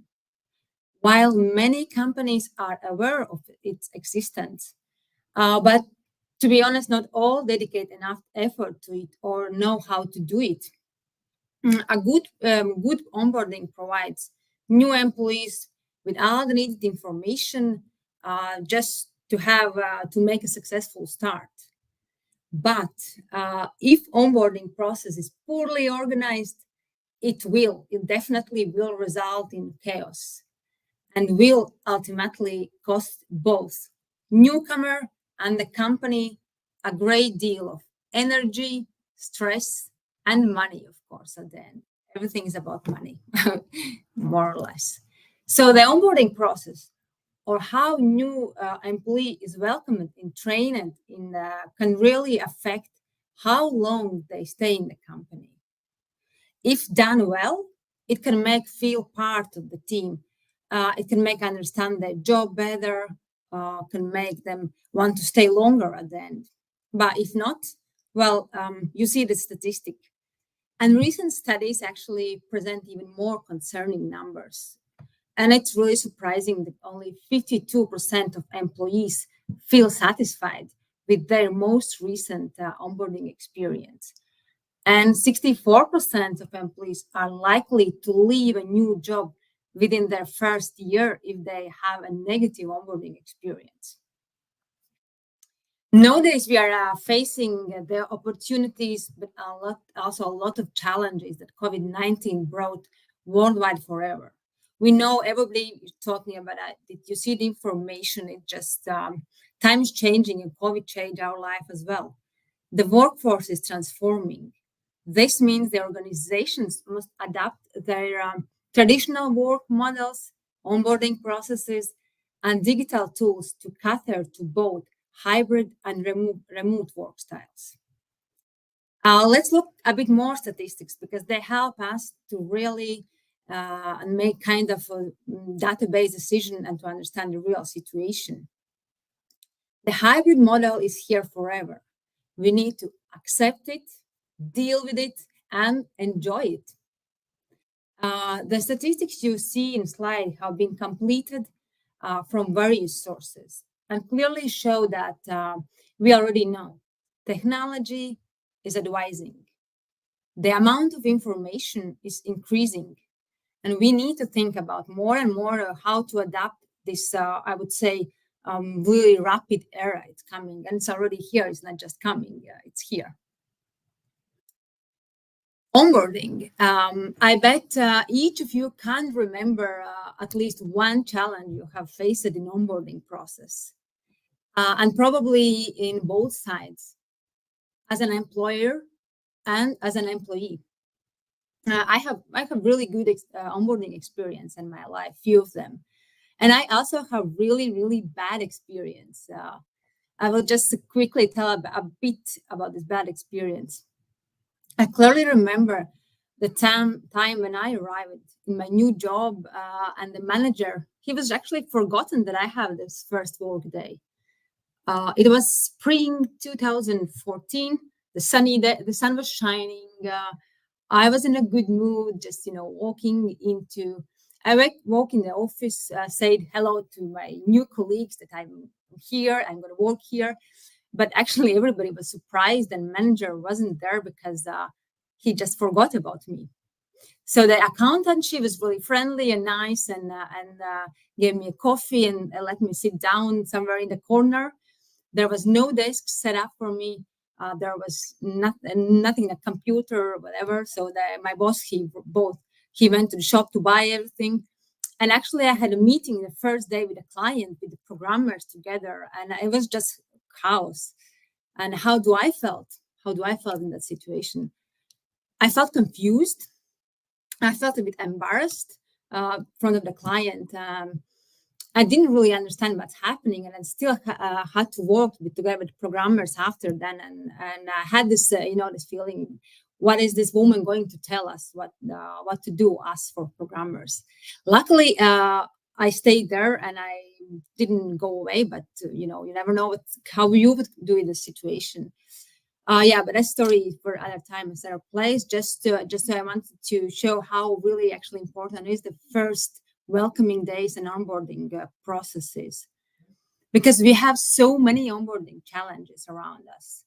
Just think about the ones you had experienced in your life as a newcomer, and also as a colleague, HR manager, for the new employee, and in general in the company. That's actually a lot of stress, a lot of information, a lot of effort from both sides. And of course, to be honest, it costs a lot of money for the business at the end. So if we do not have structured onboarding process, it can lead us to the chaos. The risk of new employee to leave the company in the first year increase dramatically. As more time we spend on onboarding process again and again, doing the same routines, as more people are involved, our longer time it takes, as more money we spend. So I would say let's think about this process wisely, what we can do, and a well-structured and planned onboarding process can significantly increase an employee's understanding of their role, align them with the company, culture and values, and foster a sense of belonging. And this can lead to increased job satisfaction, productivity, and eventually employee retention. So what to do? All the cases, etc., etc. So actually, new hire journey doesn't start at the first working day. It starts at the moment when new employees say yes to the job offer. We are calling pre-boarding. Onboarding. And here I want also to add cross-boarding. If you don't know anything about cross-boarding, just reach me out. I will tell you my experience. Because often everyone assumes that employee knows how the process in our organization work, who is responsible for what. In my opinion, this is one of the most significant cross-boarding differences from onboarding process. The assumption that everything is known, not paying attention enough to your department. I have also once experience in crossboarding in my life. My workplace, I'm telling you, it's great. They really think about the onboarding process. But still, when an employee changed departments, like I did, at that time, there was a room of improvement. We are doing, and now we are improving, but just don't forget also about crossboarding. That's really, really important in the new hire journey. So back to topic. Onboarding period longs approximately 90 days. And also you can experience reboarding when you are returning to the company after a while, and offboarding when you leave the company. So today I have a limited time, so I will continue and focus on these two first phases, pre-boarding and onboarding. Onboarding, of course, there are several options out there how to manage it, what to do. I will guide you through, or to be more clear, I will give you a sneak peek how to create minus 30 to 90-day onboarding plan for your new hires. New hires bring a long, fresh perspective to your company. So let the minus 30, 60, 90-day plan serve as a roadmap. New hires should still have a freedom to execute using their creativity and expertise. That's why you hire them, right? So at Pisma Apical, we believe onboarding starts before the first day of work. Pre-boarding, that's the perfect time to prepare your new hire for the job, and both building a connection to engagement between the new hire, between the company and its culture itself. And that's why we added minus 30 days to the template. And just want to keep you in mind that plus 90 days is just an indication. It really depends from industry, company, team, and specific job, and etc. So, okay, so then let's do it. Onboarding plan as a roadmap. Step 1, define your focus. You have hired a great talent to contribute to your team and company goals. But your new hire can't do everything with the first months. So therefore, set realistic expectations. Start by identifying the top 3 focus points for the role and outline the steps to get there. So typically, the focus in the weeks before the first day is all about preparation. The first 30 days of a new job is all about learning, discovery, and orientation. The second month, it's about planning and beginning to contribute. And the third is about executing and taking initiative. So your new hire specific monthly focus might vary based on their role and the company, however. Just try to create the most personal onboarding experience as possible. Step 2, define your goals. Okay, now you're clear to the focus point and high-level priorities. Let's determine the connected goals for your new hire position for the minus 30, 60, and 90-day phases. It's helpful to break the goals into categories like learning, performance, or personal goals.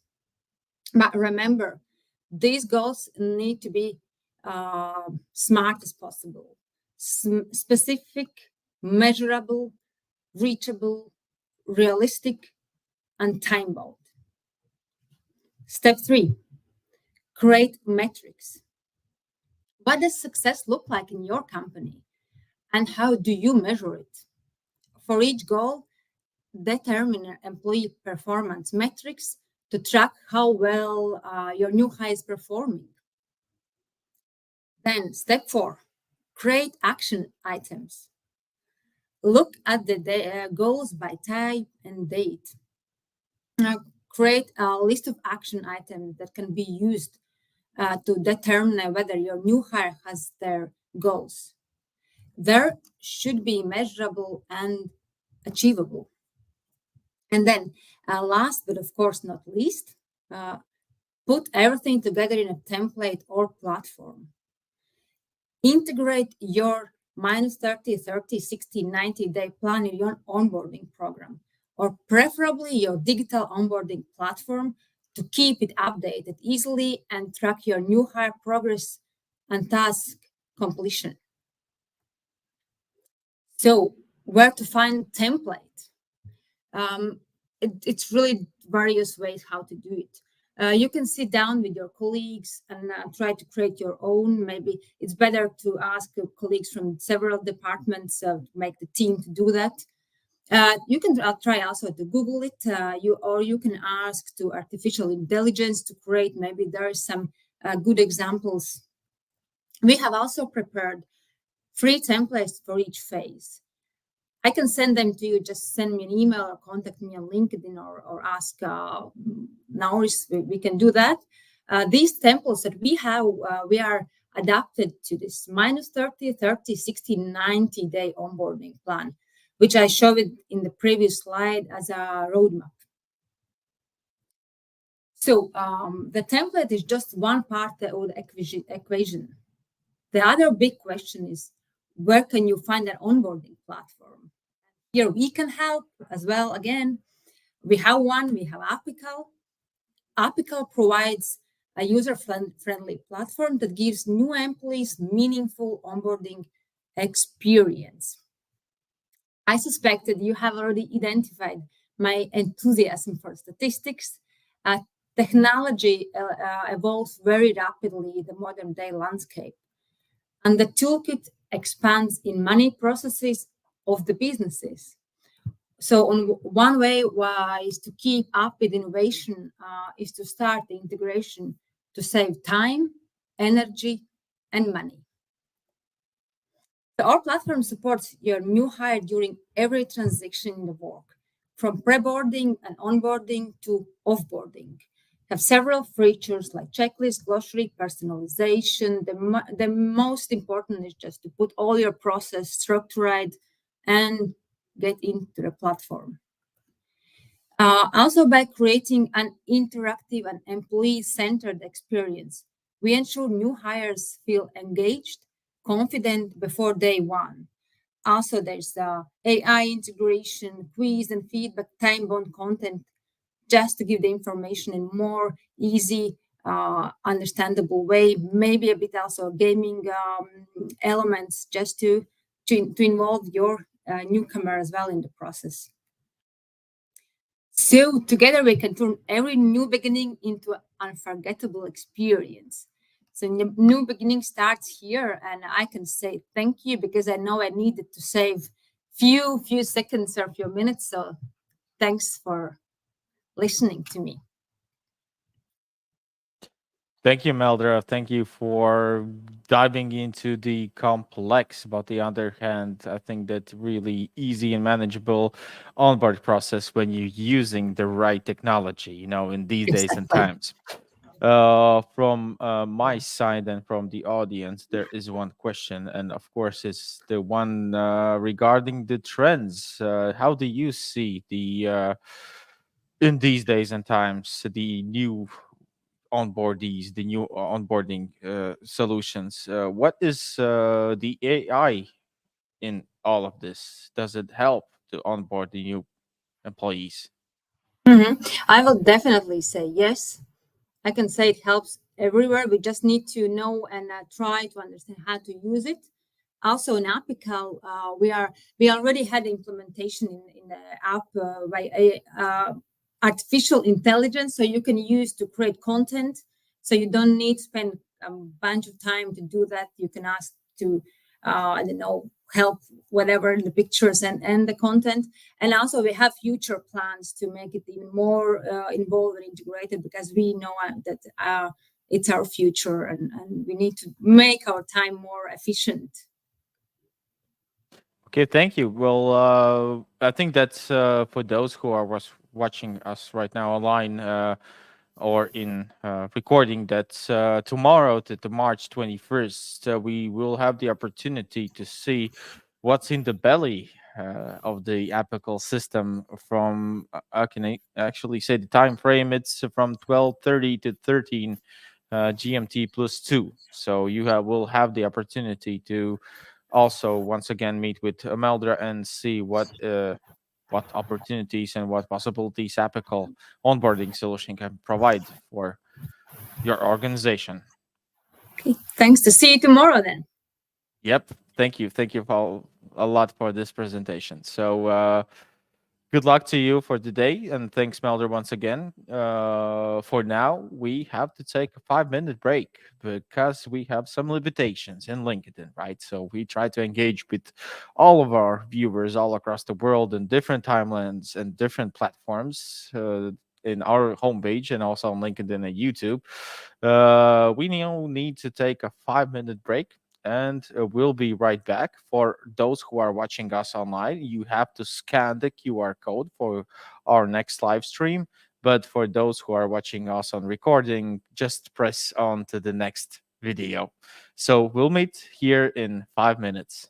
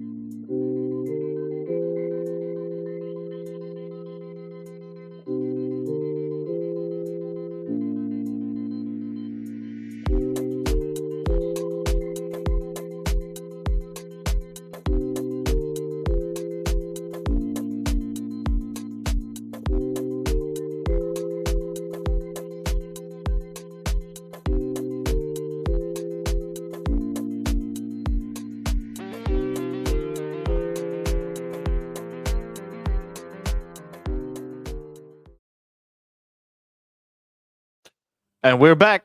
And we're back for those who are watching us online, for those who are just joined us on the recording part. And welcome to our Smart HR conference's second part on LinkedIn. We'll continue with different trends and different speakers for today from various industries and various professionals. And we want to continue with the next presentation with regards the future of employee experience. And we have the honor that today we have joined Diana Blajai-Tiene. So hopefully you're here. Oh, yes, you are. Hi, Diana. I am here. Hi, Nauris. It's good to see you again. Awesome. Great to see you again. So, without further ado, we have a lot of presentations for today coming up right now, and we have our interaction with the different representatives also on our streaming platforms. So the stage is yours. 20 minutes. At the mark of 18, I will show up with some questions. So feel free to start your presentation. Thank you. Yeah, I see my presentation is running. Great. So first of all, let me share you the it's going wrong direction.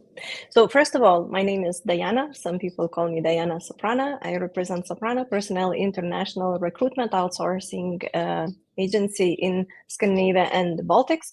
And today I will be speaking about employee future experience. This is the topic that has been trending because we see that in the last few years, the mindset has shifted quite a lot in our understanding of what is HR and how it works.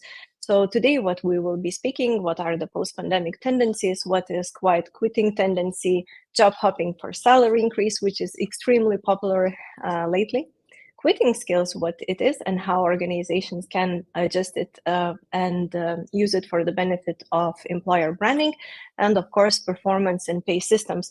The issue is sometimes that we increase the pay, but the performance does not increase as we expect it to be.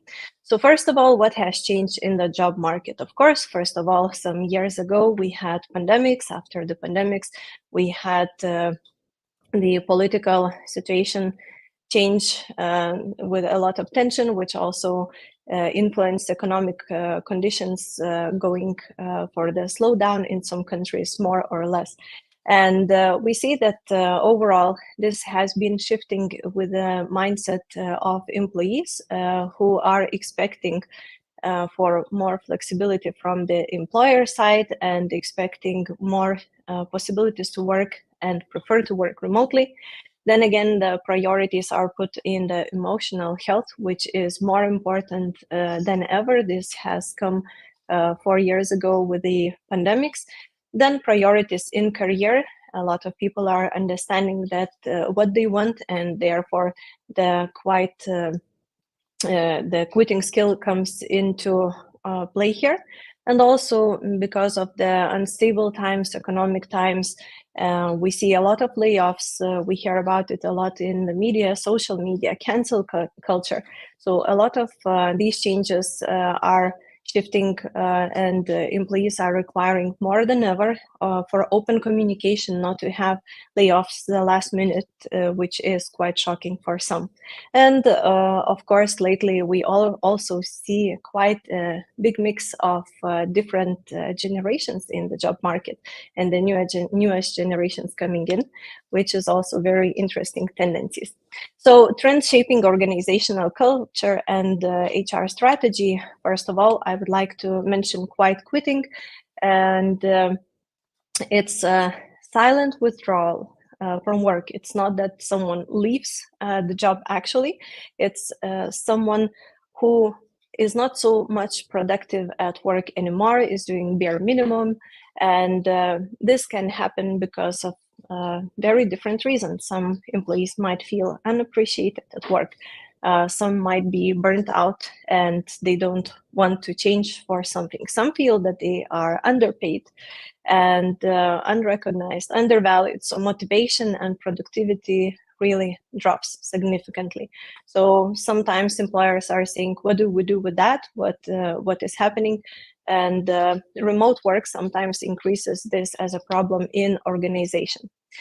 Job hopping, this is increasing, and we see a lot of it in recruitment projects, that sometimes people are accepting job offers, and in the same time they are actually then renegotiating their contracts or their conditions at their current workplaces, because they already have the advantage in hands, and so they use it as a leverage to raise the salary or improve some conditions. So it is more the characteristics of representatives of the Y and X generations, and this is extremely big tendency in the last years. So there has been a lot of research done about job hopping and salary increase while changing jobs.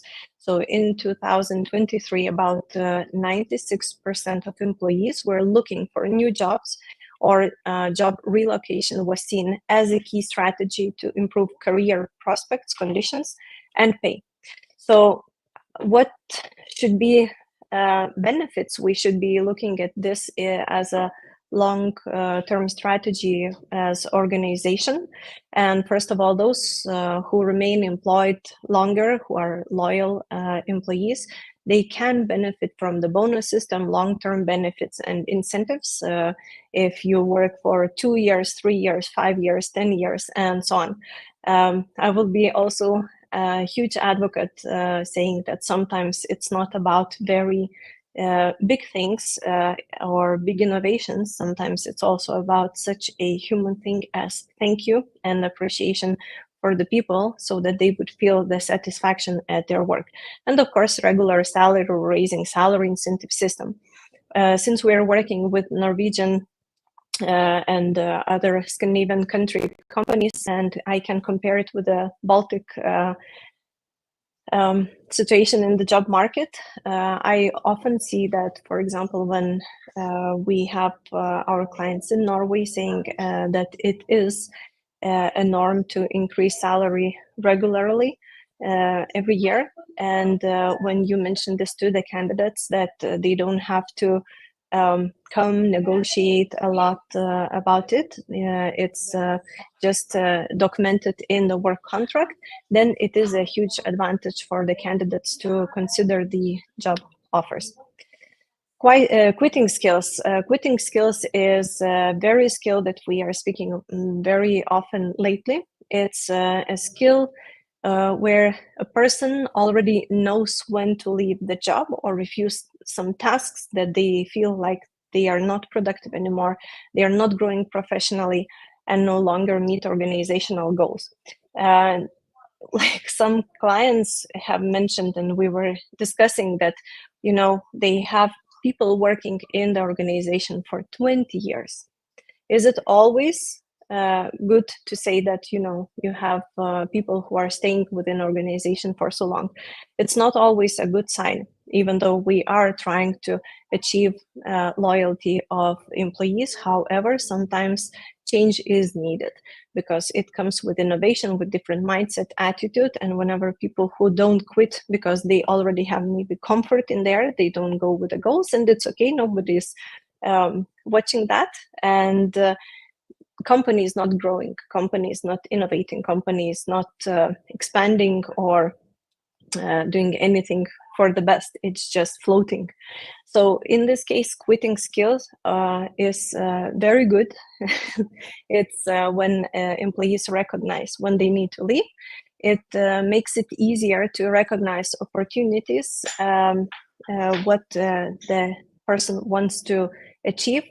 Also, if we can develop our leaders to recognize when someone is ready for the change, we can use it for the benefit of organization, because we can reduce hiring costs and allow the employees to go up the ladder within the organization. and try different positions. And we also see that people who are working in different departments, they have possibility to switch roles. They have possibility for career growth if this is a priority for them. And of course, we need to ask this during job interviews. Then they stay in these companies longer. So fostering such a culture where it is open to speak about changes, where employees are not afraid to say that they are considering quitting, is also giving both benefit for employee and the employer, because in there you can make decisions and you can help both your team member to grow, and with the same keep the person in your team for a longer time and retain them. And also there is a risk if you don't consider this quitting skill, that people will be also leaving, and it's not only losing at the expenses of training, recruitment, and also taking away know-how. So if you develop your leaders, this is something you should consider it as well. So managing how can organizations adjust to quitting skills tendency? In summary, it's managing talent retention challenge, forming organizational culture, transparency, open communication. This is what is also expected from both sides. And it's also employers' brand building, because whenever you add it to your culture and you communicate it as a value, people really appreciate this. And of course, use it for development of the payroll system. However, with a payroll system, a lot of employers are saying, so where to keep the balance, or how to keep the balance between offering a competitive reward and ensuring that pay increases match performance and productivity gains. Because what happens now is whenever someone goes to another job interview, they get the offer, then they come back, they renegotiate their conditions, working conditions, they ask for higher salary. But does it mean that their productivity and performance will increase? No. In this case, how can we increase it along with the pay raise? So of course, if we are speaking about financial motivation, it's motivating in the short run, and efforts should be made to increase efficiency in the workplace by motivating and retaining employees. And yeah, we can increase satisfaction, bring a sense of belonging in the organization, and help employees to find more meaning in the work that they are doing. This is the real long-term motivation, not the salary increase. So up to some level, employers are saying, okay, we can be increasing. However, you need to measure performance. You need to provide skills training that in not only the salary is increasing, but the skills are increasing, and we also still need to invest in that. Effective feedback mechanisms, because a lot of candidates are leaving the jobs not because of the salary. They are mentioning that they are not receiving feedback. They don't feel valued. They don't get any feedback. They don't know how they are performing. Then they lose their sense of meaning and belonging in the organization. So this would allow to translate the pay increase into tangible result. And of course, you should regularly measure this. So for the organizations, this also means that it can be a part of your employer brand building. And by adjusting to this quitting skill, by communicating what strategies you're using and how you retain people to work, and whenever you create a salary system which is also preventing from people for job hopping for salary increase. So first of all, you should promote a culture of growth as long-term investment, so that you will attract employees that are willing to grow and want to achieve more. Employee well-being and sharing through examples and stories. efficiency and innovation, not only through operational processes, but also through improving the potential employees of employees. Open communication, as I mentioned before, about why salary increases are made, according to what criteria, and how it is related to productivity, especially for those who are working remotely. I have been doing workshop for remote teams in Denmark. One of the topics we were also discussing was how to avoid this feeling or sense of inequality. Again, it's about your remote work policy, especially how to make it clear and transparent within all organizations so that people can have a look and it's open for everyone. Employee success stories, how organizational commitment to pay increases with personal and organizational growth. Yes, someone stayed within your company. How to communicate that, how to connect that to company's growth and personal growth. So these stories are the ones that are actually attracting candidates. So it's win-win for both organization and the people working in organization. And involvement of leaders, of course, is very important because in this case, it's not only HR department that is responsible for this. It starts from the very top and should engage all of the organization. So my recommendations for HR strategy, keeping in mind job hopping, keeping in mind quitting skills, and quiet quitting, all these tendencies. Be transparent about reward system, and keep in mind what are the trends in the market. Don't say that we do in our organization like this, but also check out what are your competitors doing. At the same time, what is the reality outside the organization. Recognition. Sometimes it's about the simple word of saying thank you and a real appreciation, honest appreciation. Sometimes employees are saying, after 10 years, we know that everyone gets this and this and this. Let's say a cup with company's logo or a cap with company's logo. But come on, can we just get a normal, simple, not the public, but normal appreciation? So sometimes simple things are more powerful because behind every role, there is a human. Openness. I encourage employees to talk openly about their careers, aspirations, reviews, experiences, feedback. Don't be afraid for hearing it, because the more you hear what is the reality, the more you can use it and improve the situation, the more you can use it to build your employer value proposition. We're speaking about employer branding again. Adapt responsibilities to skills and, of course, desire to improve. And strategic HR planning. These are what you can use from this. Feedback, again, I want to repeat it, feedback is gold. Work-life balance, keep in mind that cultural fit with organizational values reduces quiet quitting. This is especially important for Generation Y. Organizational leadership training, recognize your own and others' engagement and intervene in time to solve issues, and career planning in organization. And of course, AI will not replace humans, but humans with AI will replace humans without AI. So that's something to pay attention to and train your teams how to use, how to get adjusted in the market with AI skills. Sometimes it can be also with the benefit for your work, but also don't be afraid or show them that they should not be afraid that they will be replaced, because no one will replace humans with emotions.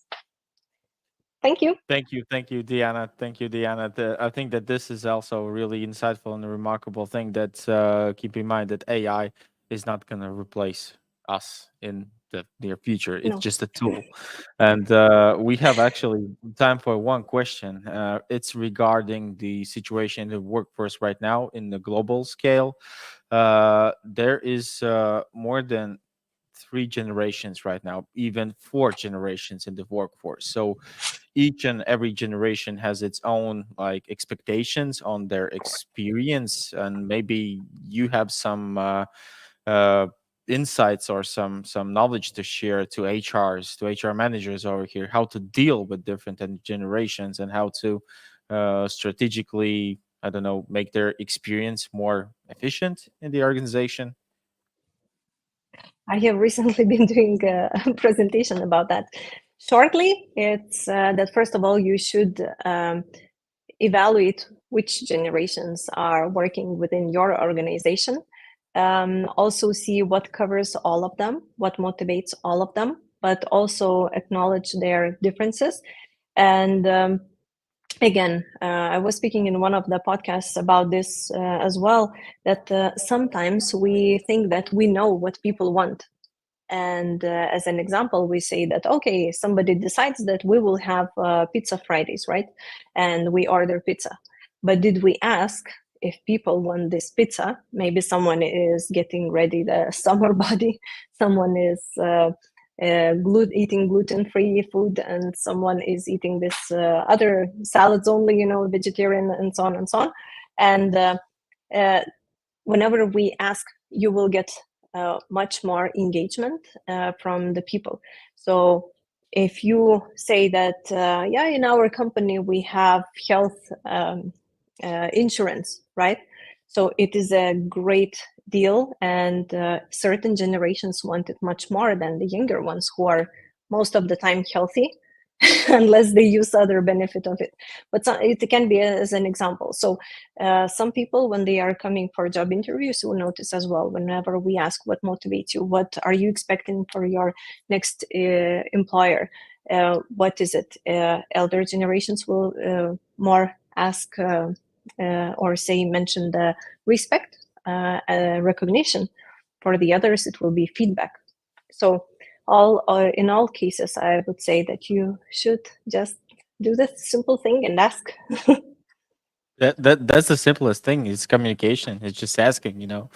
Well, Yeah. thank you, Diana, a lot for your presentation for today. And everyone who's watching us, I want to also emphasize that you have the opportunity to connect with Diana either via LinkedIn or other sources, and yep, ask your questions and on employee experience. So thank you once again for joining us for today future of HR conference, and we'll have a great and wonderful week or day. Thank you. We just had the insights on the possibilities and the future of employee experience. But now our next speaker is Paulius Shestakauskas, a representative from Mindletic. And Paulus will share on how exploring a spectrum of solutions from counseling to mindfulness apps can help on your everyday HR processes. Hi, Paulus. Yes, absolutely. I'll try to do that. Notice, thanks so much for the introduction. And yeah, really happy to be here. It's been amazing listening and learning about different companies, seeing all these presentations. I hope I can do half of as good of a job as the other speakers did. So yeah. Don't worry. So yep, the stage is yours. Yeah, thank you so much. So I do have a presentation on the screen. I hope you're able to see it. But yeah, so I am here on behalf of Mindletic. I am very happy to present our brand and our company. Perhaps to give you a short introduction of what Mindletic even is. So we are a mental health application in very simple terms, but we offer much more than that. So the key idea, the main idea behind us is to provide employees or just regular people with a mental health solution that is analogous to a physical gym, meaning that the same way that you go to a gym and train your muscles, your physical muscles, and you hopefully progressively overload your training and you become stronger, the same way we would like to help you train your emotions and your emotional intelligence. So what we offer on the app, there's a lot of different things, but basically we have tailored trainings. We have a lot of different reflection exercises that you can do on your own that hopefully over time help you increase your emotional intelligence and understand a little bit better who you are, why you deal with specific problems in this or that way, and perhaps there's a more constructive and productive approach to your problems and to your everyday life. So yeah, I'm just gonna move on with the slides really quickly. So perhaps to even cover the need for such solutions, there has been increasing demand over the years for such solutions. Obviously, we're moving more and more to a virtual space. A lot of people work from home. Everybody uses a computer these days, more or less, if you work in an office. So, of course, mental health solutions also have to catch up. So they're also in the virtual space. To cover a few statistics, 75% of Gen Z employees left roles in the past for mental health reasons, both voluntarily and involuntarily. So that's just a huge number. And 81% of all of the workers in companies expect support. So there's super high demand as well. And the World Health Organization research has shown that every investment in treating common mental health disorders yields a $4 return. So 4 times the investment through enhanced health and productivity. So not only is there demand, but there's also a lot of potential. When you provide support for your employees, not only do they appreciate what you have done, but also the results, the benefits of that will obviously benefit your business. So yeah, moving on to what we see around the world these days. So according to the World Health Organization's statistics, very scary statistics, depression is the single largest contributor to global disability, affecting almost 270 million people worldwide, globally, and approximately 10 to 20% of children and adolescents worldwide experience mental health disorders, with half of those illnesses and disorders beginning at the age of 14 and 3/4 by mid-20s. Meaning that not only are people in the workforce currently affected by mental health, but also the upcoming generation is starting to struggle from as early an age as 14 years old.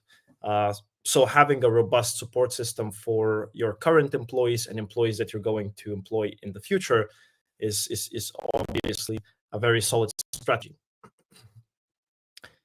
And perhaps to also really quickly mention on this slide, I forgot to cover also that the World Health Organization estimates show that depression and anxiety disorders cost the global economy over $1 trillion annually in lost productivity. So just to give you an idea of how much a $1 trillion is, because I had to look it up. I had no idea how many billions that actually is. It's 1,000 billions or 1,000,000 millions. So it's an incredible number that we could hopefully reduce or even in the future, perhaps in some way, completely remove. It's not necessary for people to struggle, in other words. And if we can do something, it's better that we do it, of course. And yeah, moving on. So turnover and absenteeism are a huge problem. Perhaps to quickly define the term. So first of all, absenteeism is when employees are regularly or deliberately not at work, usually without good reasons. A good reason could be that they're sick, but sometimes people just struggle to get out from bed, and it's not very it's not easily justifiable in front of your manager. Today I just don't feel like doing it. But perhaps there's a deeper problem beneath the surface. Maybe this person has been struggling with depression or severe anxiety for quite some time. They've not been able to perform their tasks and be productive, and that results in increased absenteeism.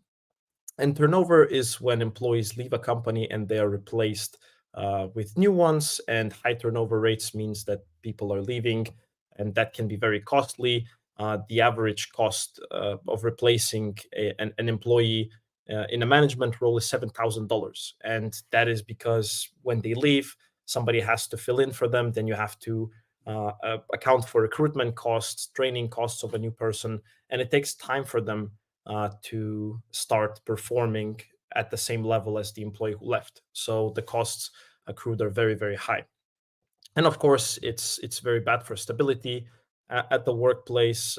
People leaving the organization is never a good sign. It means that perhaps the organization lacks the appropriate support for their employees, or maybe there's something wrong with management. And obviously, these problems have to be addressed if you're striving to be a workplace that people want to work at.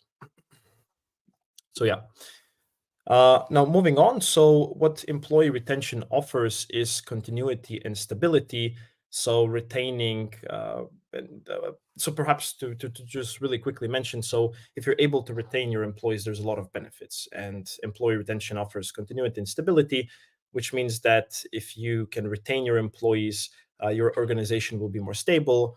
Of course, employees that worked at your organization for a longer time, they have all of the skills, they learned everything at work. There's no need to train them with the basics. Of course, you can provide additional trainings, but if they're in the organization and they're experienced, obviously they're more productive and efficient. Now, besides that, there's also cost savings. High employee retention leads to cost savings associated with recruiting, as mentioned, with the hiring process and the training process of new employees. And yeah, recruiting and training staff can be very, very costly. So retaining employees is obviously the more cost-effective option. Besides that, productivity and performance, as mentioned, that employees who stay in the organization for an extended period of time are more likely to be familiar with the roles, with all of the processes involved in their role, and also their responsibilities. And as a result, they tend to be more productive, efficient, and they contribute to higher overall performance. Then employee engagement and satisfaction. High employee retention is often indicates that the work environment has a lot of positive sides to it, and employees that feel valuable and empowered and supported, they tend to stay in the organization. So it's also a very good indicator of the internal culture. Besides that, there's also customer satisfaction to take into account, which means that if your current employees are staying in the organization, they probably have good ties with your customers as well. And business is all about relationships and trust, right? So if you keep changing employees, if there's a new person coming all the time, not only does it look bad in front of the customer, but also building a relationship with new people time and time again can be exhausting, and they might look for new places to go. And of course, innovation and creativity. So long-term employees are often deeply invested in the organization's success. They've been part of the team, perhaps even from the very beginning. So it's in their best interest to innovate, to stay creative, and to propose new solutions.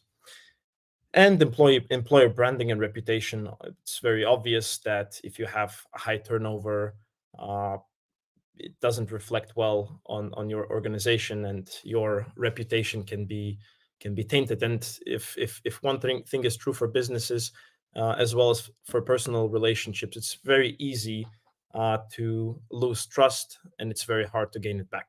So that's also an important point to mention.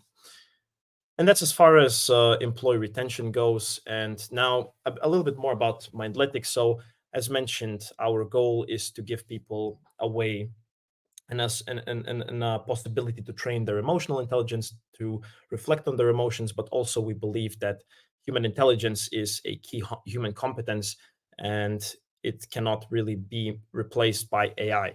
And that is for several reasons, but to perhaps summarize it, AI lacks genuine empathy and understanding of human emotions.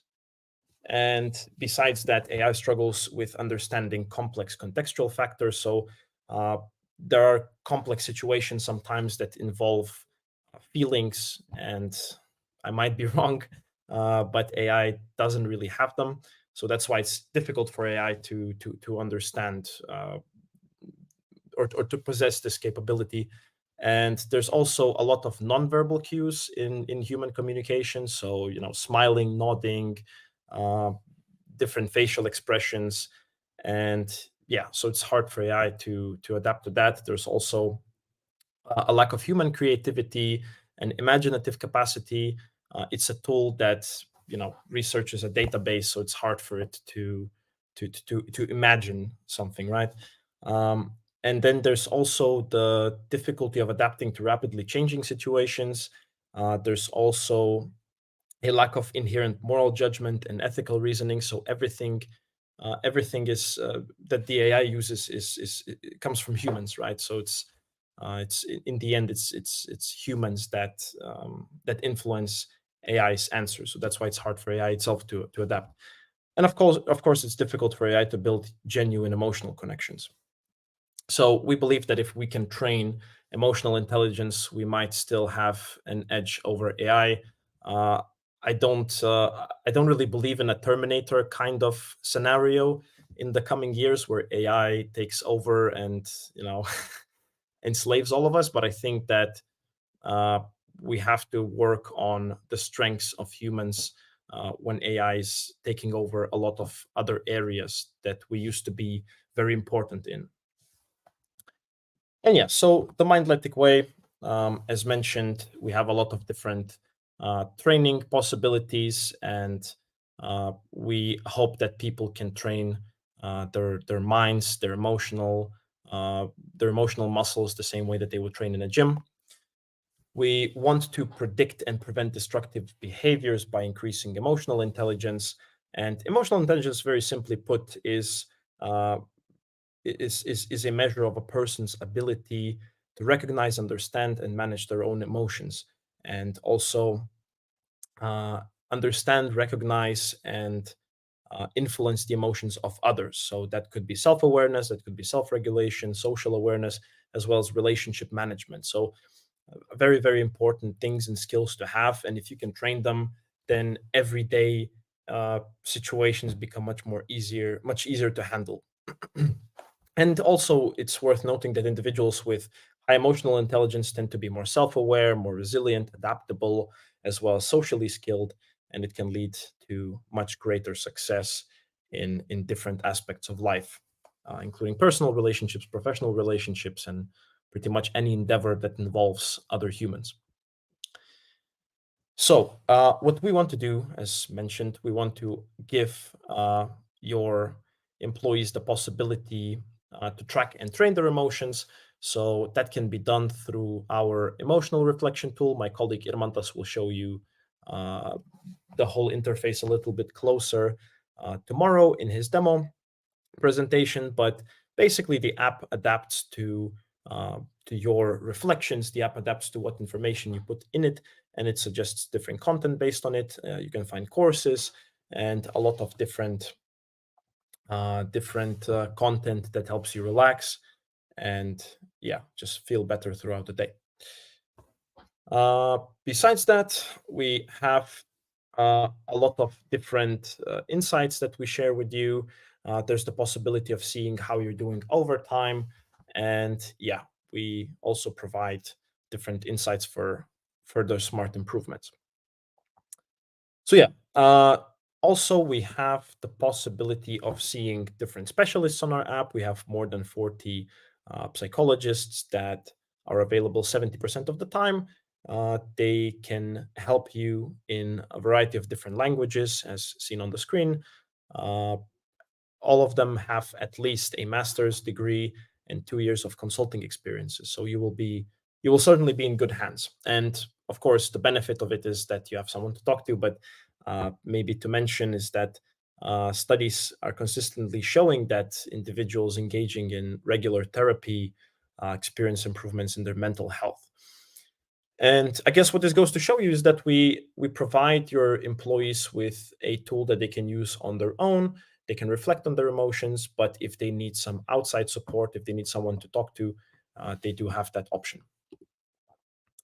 Besides that, we also have different impact analysis based on the World Health Organization guidelines that all of your employees can do anonymously. We provide insights based on that. It's very good for employer branding.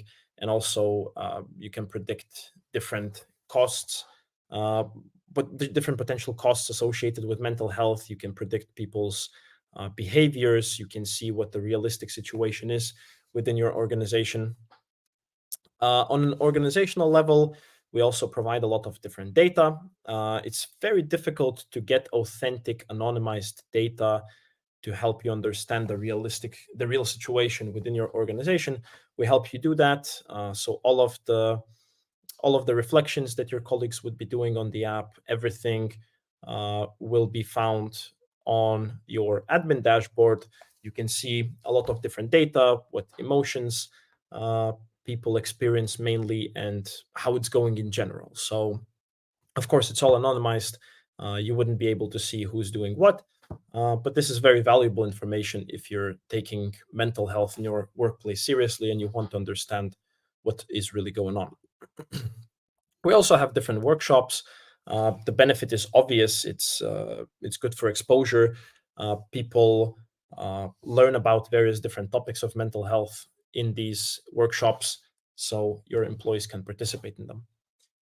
And the values we create, obviously, besides preventing costs, saving your managers' time, and employer branding, we also have we also are GDPR compliant. Everything is safe. Your data is safe. We have gamified self-reflection, education, certified psychologists, and much more. So yeah, to quickly conclude, demand for mental health solutions is on the rise. A benefits package without mental health solutions is no benefits package in today's world, and AI, at least for now, hopefully never, will take over emotional intelligence. It remains our competitive edge. A holistic approach is more effective than a singular approach, meaning that if you can cover many different areas of people's lives and give them tools that they can use to train, but also give them access to specialists if it's needed, is much more effective than just giving one or the other. And tracking data over time is key to understanding what is actually happening. So yeah, thank you. If you want to reach out, my email is very easy to remember. There's no last name in it. It's just paulus@mindletic.com. And yeah, you'll find us on any social media that you can think of. So thank you. Awesome. Thank you for your insights. Most definitely, well-being is the key and trends that are after the COVID being on like the top 5 priorities in the companies within, like all across the globe, not only in the Baltics or in the Europe. We have a couple of questions, but unfortunately we have time to answer only one of them. But afterwards, your presentation, you can join the YouTube and answer the Alicia's comments. But we have a question from Banki Masilo. What are the stats around presenteeism? Hopefully I pronounced it correctly. So what are the stats around presenteeism? Yeah, it's a great question. So I guess presenteeism is the opposite of absenteeism. So if I understand the question correctly, Banki is asking how presenteeism is. What are the stats around presenteeism? It's like how to interpret this question, but yeah. So it's a great question. I guess Banki's asking if employees are present but not productive, perhaps. So if they do show up to work but they're not actually working, I guess that would be the question. So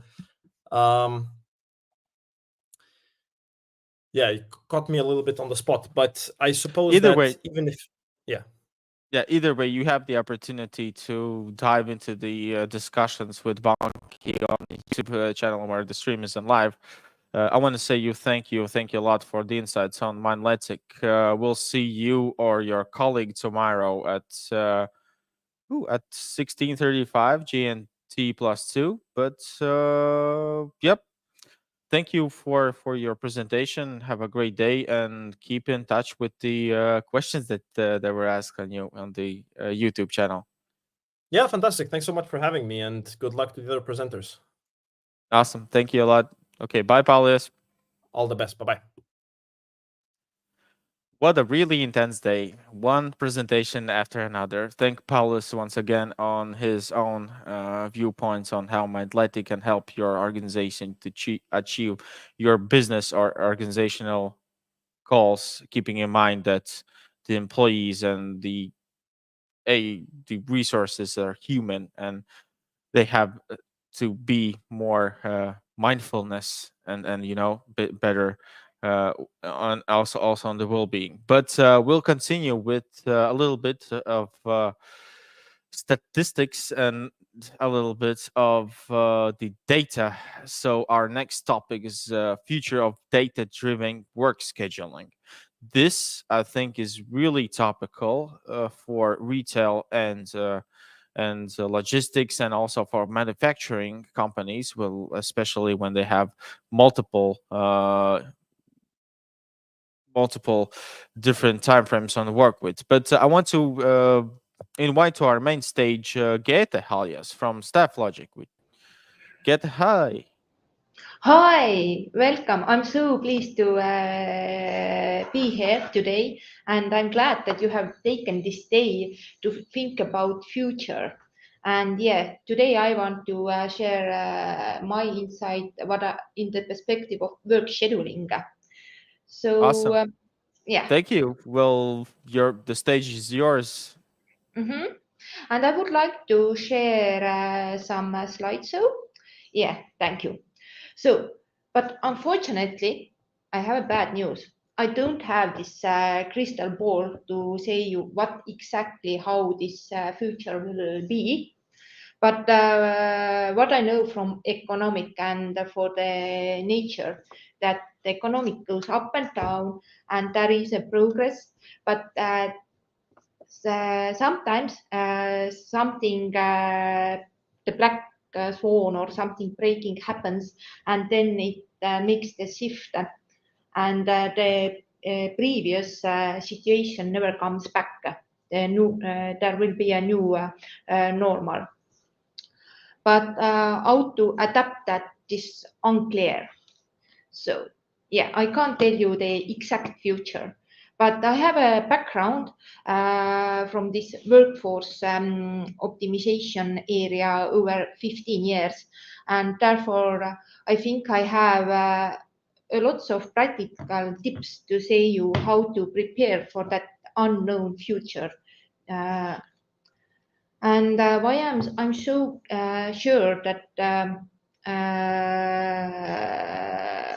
what you should prepare for is that I have worked with many big companies from different areas. For example, as Nauris mentioned, manufacturers, services, retail, and so on. So today I want to be a bit on the general level, so it's not so important what is your personal background, but if you are interested more in some specific topics, feel free to contact me, and I can share my insight about this as well. So, but last month in Estonia, we had HR summit, and it was also all about this future and data and how to use it effectively. And there was actually a joke like all the global economic stands on spreadsheet. And I think that the same also applies to scheduling. I have seen in every company, whether it's a small or a mid-size like 500 plus minus, or big companies, thousands of employees, there is always one mighty spreadsheet in use. But I think that it's time to go forward, because on the one hand, this scheduling seems to be a quite easy thing, and what to discuss there so much. It's like an iceberg. Yeah, above the surface, it's just the schedule, like when employees come on site and when they go home, and what are their total work hours and overtime, and that's all. But below the surface is a lot to discuss why this upper side is that. And I think that one way how to think about this is use this iceberg model that is known in this system thinking area. And you can read a lot about this model itself in the web. So, but yeah, on top is just the schedule, but below the surface, there is a why we think like this and why we use this kind of work shift structure, and what are the actual trends and patterns below. And this is what I want to focus today. So, and now from this theoretical side, let's come to the practical. And this is what I basically cover and deal in a everyday life. So, around the scheduling, there is this HR side, there is this payroll and general reporting side, like this data warehouse. But I think it's all start from your business volumes, because scheduling itself is not your main thing that you do in companies. And I want to emphasize this business volume side. And in our solution, it can start from this business volumes to how you should make your schedules for the next month.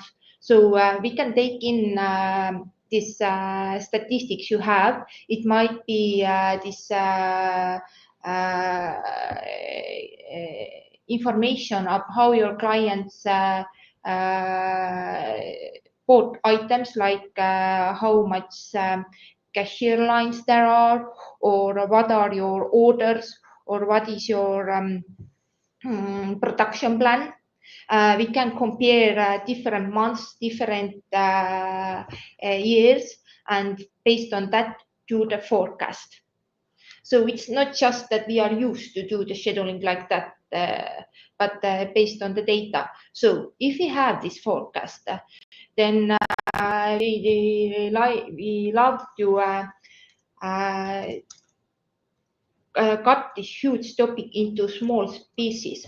So the next stage is like, if we have this forecast, then we should think about what kind of shift structure we use, like what time we call employees to come to the work and when they can go home. And I think that in this spreadsheet model that is used, there is not so much dynamics in, because it's just used to work so, and that's all. But based on this forecast, we can calculate each day a perfect shift structure. And then we have different work shifts, and we know the demand, like how many employees based on the forecast should there be. And if we know the forecast, then on the other side, I mentioned that we are closely linked to the HR side. We have this employee list, their workloads, their preferences. And in this stage, it's also important to know the employee skill set, because not all employees can do all kinds of shifts. But if you know how many employees actually we need based on the data, and we know the employee skill set, then computer can do for you this scheduling.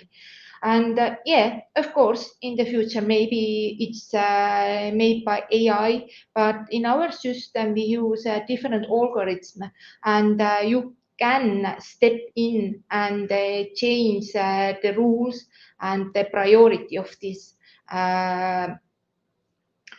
And based on the algorithm, this schedule is made for you about in 1 or 2 minutes. And this is the one thing that you should get rid of, is like this manual scheduling, because it's time consuming. It's lots of headache. You have to be clear that you align well with all kind of requirements that come from the law, that you provide employee this weekly and daily rest time. On the other hand, that all shifts that are needed are staffed, and so on. But this is a routine work, and this you can keep to the computer and algorithms and so on. So I think in the future, like if you are right now still doing manual scheduling, think about it, like keep this routine work to the computer and focus more on this business statistics to figure out what statistics is meaningful to use, what are the key metrics, and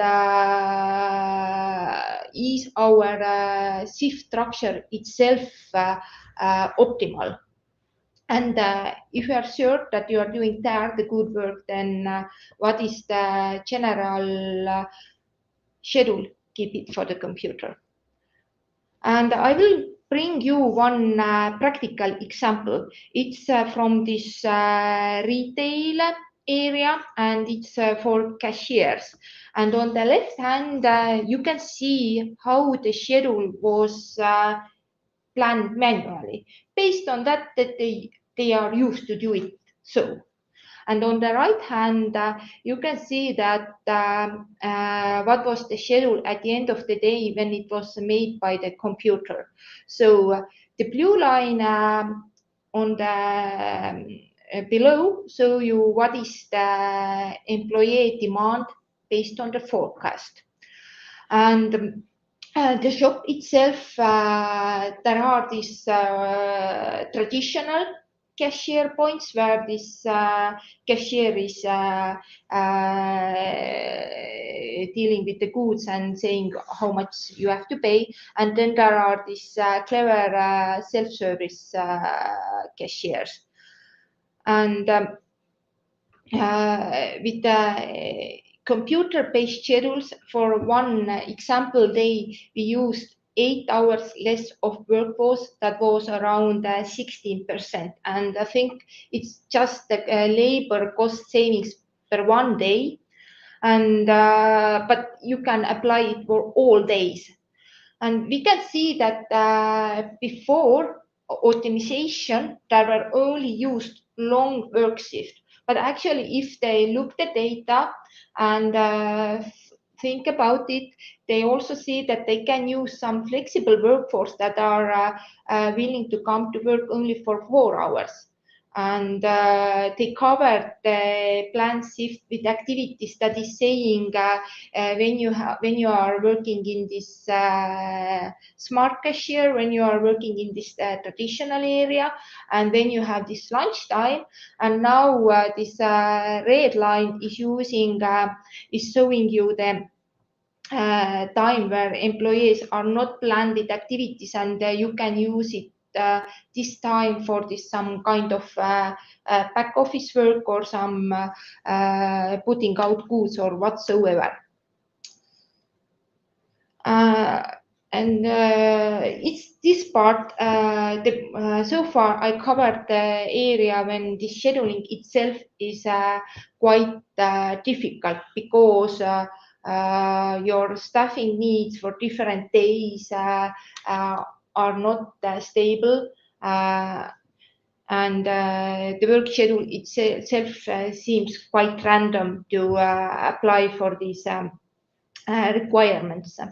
On the other hand, sometimes, especially in manufacturers, the initial schedule can be quite easy, but there is more focused on what are the actual working times, this based on this clock in and clock out data. And usually there are already these digital footprints about when employee joined and left, but it's not so easy to put this data together with the planned schedules. And yeah, in future, like there are solutions already available, and it's all about integrations. And we have good views how to visualize this as well. And one thing I think you can more think about, like whatever way you are doing your scheduling, how easy it is to find replacements when there are employee calls that I am sick, or fill-ins in the self-service portal, a sick note about it. Because if your schedules are all over in different spreadsheets and Excels or isolated solutions, then you can find candidates maybe within the same department. But being on the same platform, you can also check from maybe the next door has this stuff available who can help you out. And it's also, if it's allowed and filled in, there are all these mobile phones and additional information that you can directly call, can you help me out, and do the replacement. So if I'm coming back to this iceberg model that I bring up to compare, like on the first point, scheduling seems to be a quite easy topic, but yeah, what you can think today for preparing to the future to be, because we don't know exactly what the future will be, but I think you are all agreed that you have to be adaptable, flexible, and reduce the reduction. You have to reduce waste in work hours, like the stuff is there when it's really needed, and this can be so you by the data. Use it in a smart way. Don't spend your time just in planning and doing everything that you are used to. Look to the data and do smart decisions based on that. Of course, staff logic itself is much bigger and providing you everything, starting from the self-service portal, work time calculation, and so on. But if you are interested more about that, then you are very pleased to join us also tomorrow, to the day 2, at the end of the day, about 5:45 in the evening. And then we will go to the practical level. So now, do you have any questions for me? Oh, yeah, we do have time for one question, but I want to thank you for the presentation. And you are right. Tomorrow we'll have also opportunity to see a demo at your mentioned time at 17:45, not but 17:45 on GMT +2. One thing I want to agree with you completely is that although we know that how the future may shape, but we're not really concrete on what the future is going to be and what it's going to hold. For now, I know that in the region of the Baltics and Nordics, a lot of especially retail, logistics, and manufacturing companies are struggling with the work scheduling, especially if they are using the all-time favorite Excel, and the solutions like yours, like Staff Logic, is the ones that in the present and also in the future can help organizations to overcome this struggle. So the question from my side to you and Staff Logic is that have you seen any, I don't know, maybe trends that shape the scheduling right here in the Europe or globally for the upcoming year 2024, of course? Definitely, there are trends. For example, we don't use so much this old cashier system so much. Customers are using self-service point, so we can we don't have to plan so much cashiers, but still we can use the work time how to put out goods. So yeah, we have to constantly look the trends and the data, like where we should put the work hours, because if we do the schedulings month by month as we are used to, then the workforce is utilized in the wrong place. And on the other hand, in Estonia, last month we had this HR summit, and there it's a well-known fact that everywhere it's quite complicated to do the hiring. And actually we are on this global pool to compete for this workforce.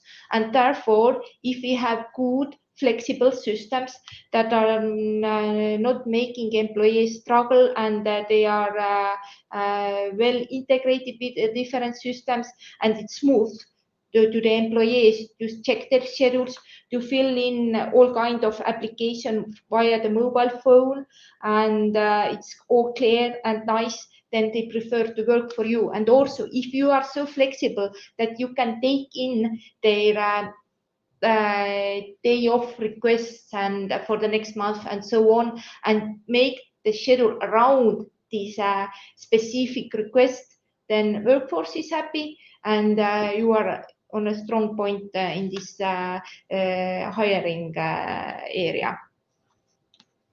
Awesome. Well, thank you, Gete, for this insightful presentation from your side. So we'll meet with your colleagues also tomorrow. But if everyone who's watching us right now online or on recording, you have the possibility to get to Gete or StaffLogic via LinkedIn or any other resources. So thank you once again for participating into this conference, and have a great and blissful day. Bye. Thank you. Well, yep, thanks, Gete. And we are jumping to our next presenter. For those of you who are joined us already from the start of the morning, from the start of the day, you already know this person. And Agu Remel from CEO will give us an insight on future, on on proofing your talent, like next generational strategies for linking learning and performance in the year 2024. Hi, Ago. Nice to see you once Hello. again. Hello, nice to see you. Awesome. So, yep, without further ado, the stage is yours. 18 minutes. I will pop up with some questions, and have good luck and a great presentation. Hello. Nice to meet you all. Let me share slides. Yes. Right. You should be able to see slides. Is that correct?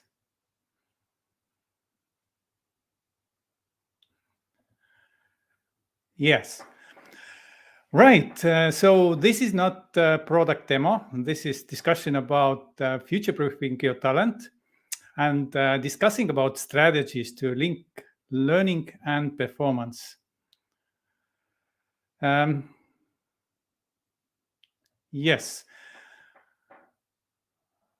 My name is Agu Remelk. I'm CEO and founder of Corsi Technology. And my background is I'm an engineer by myself, and but most of my career I've been working as a C-level executive. And one of my secret hobbies has been to do management trainings. So over past 16 years, I've been doing various management topics like change management, like strategy, like communication, like negotiations to major organizations in Estonia and neighboring countries.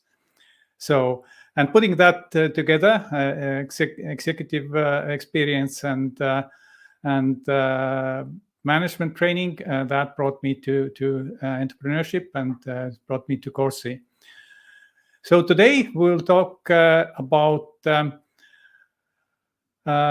linking learning and performance, and starting with a study made recently with the executive board that found out that about 50% of business managers do not believe that there is any benefit from learning and development departments. In fact, they think that there is no positive impact at all. So, and we can see that when times get tough and companies need to decide where to put their investments, so they start to cut on learning and development. So there is a problem. Yet the human capital makes up to 70% of total business costs. So there is disbalance actually. So why does training fail to boost performance? That's the question, and that's the elephant in the room. Yeah, I'm sorry about the formatting of the slides. This is bit off. I see that the fonts are not coming through, but let's try to cope with that. So what are the reasons for failing? First of all, it can be that we choose university mentality, not business mentality, and I'm going to talk about what that is. Secondly, we consider learning to be easy. We talk about micro learning, easy learning, quick learning, but is it so? We won't answer often the why question, and we discuss about that also. And most often, we just do not align our training activities with business needs, and we may miss learning transfer part. And one of the most common mistakes is that the rules are unclear. Who should take the responsibility of employee development? And finally, we do not measure the business outcome. So what is the difference between university and corporate learning? Well, we all have gone to school. Maybe we all have been to university, some acquired master degrees.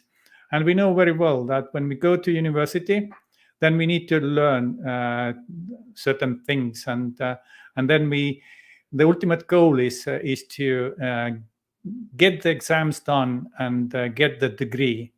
And when we have the degree, we can forget about what we learned, and there is maybe never need to apply the knowledge. Like I'm automotive engineer. I haven't been working as an automotive engineer for more than 20 years. So you can say that no need for this knowledge. But what I have been doing, and what has been center of my further learning has been how to get things done, or how to get stuff done. And that is essence of workplace learning. You need to know the industry where you're working. You need to know the company you're working. You need to know the domain you're working on, and you need to get results out of that. And most likely you haven't learned that at school. Then let's talk about learning. So learning to do things new ways and learning new ways is actually difficult, because everything with what is concerned with changing habits, acquiring new skills, that means that we need to build new neural connections in our brain, and this is a thing that takes time and effort. So you can, for example, can remember the moment when you were studying at driving school. You learned all the rules, how you should behave in traffic, and how you should handle car. But yet, when you the first time got onto the public streets, public roads, it was a mess. So there was so many things to be following and to be noticing, and it was not easy. And that took time once you got feeling relaxed on streets. And that's how it is with learning to new things, learning new habits. So the learning is supposed to be difficult, and that's why we always need to start with the why question, also for learner, and also for the business. Maybe you have seen Simon Sinek wonderful TED talk about starting with why. But that's essence in learning also. So if the learning takes a lot of effort, then you need to answer the question first. Why do I need to do that? And that there is a wonderful elaboration, WIIFM. What's in it for me? So you need to answer that question first for the learner. For example, compare those trainings. First training is safe work practices. You have to take part of that. You have to join it. You have to learn it. And the other is workshop, with heading going home to your loved ones as healthy as you came to work, and illustrated nicely with a family picture. So if you consider which would you want to go to the first mandatory training or join the workshop, then probably you see more value of on the second workshop. So then there is traditional way of learning, or like we did in school. When to do it correctly, then you follow the pattern that first you do pre-work, then you have the instruction, the learning part, and then you evaluate learning. Normally you'll ask, how did you like the trainer? How did you like the content? How did you like the activities taken during the training? And then there was the lunch good. And often the initial reaction can be good, and then you go back to your regular work and start to do the things you did before, and in a week you forget almost everything what you've learned too. So, and that's one of the reasons why business managers do not believe in learning development, because you often take the course, then go back to your work, maybe hope that then some kind of miracle will happen and results start to get better, but that doesn't happen. So in order to fix this, you need to first to start with the end in mind. So the first question should be why from business context, and that can be what business outcomes are we seeking. Then the next question should be that how we are actually going to achieve them, and then if learning is the right answer, then we do learning, and then we ask questions: what do people need to learn in order to achieve this outcome? So if we ask those questions in that order, then the training will be more targeted to the business outcomes, whether it's workplace safety or something else, and we don't start talking about history of workplace safety. And always the very important question is that if we have such kind of business objectives, is learning the right solution, or we just need to adjust some workplace conditions or to make this workplace safer. The other thing or strategy, so to say, is the old saying that you get what you measure. So if you do the preparation and you do the learning and you measure learning results, then that's what you are going to get. But in business setting, in organizations with goals and objectives, you need to actually measure achievement. Did the things what you learned actually got transferred into practice, and did you get the achievements you planned for? That is the main question, and that is what you need to measure. So if we could bring out one of the most important points from this presentation is that that's the learning.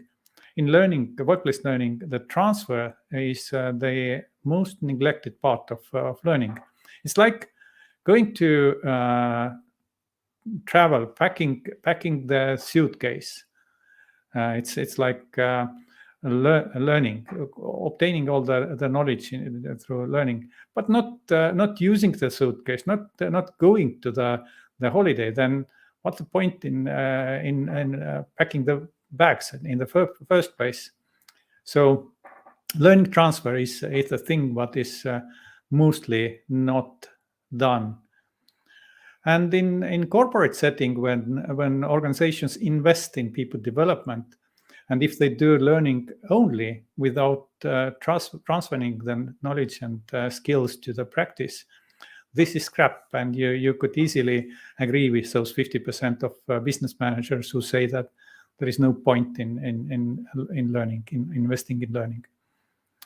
So we need to concentrate on learning transfer. And now we come to the other question, and that's very, very important question.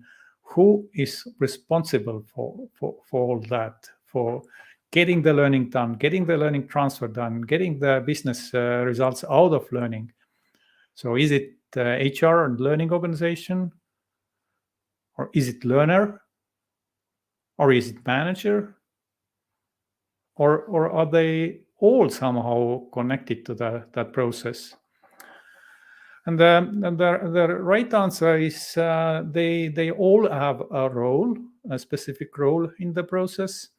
And if the teamwork doesn't play out, then there is no point to explain that my end of the boat didn't leak, what you didn't do. Then the whole training was waste of time.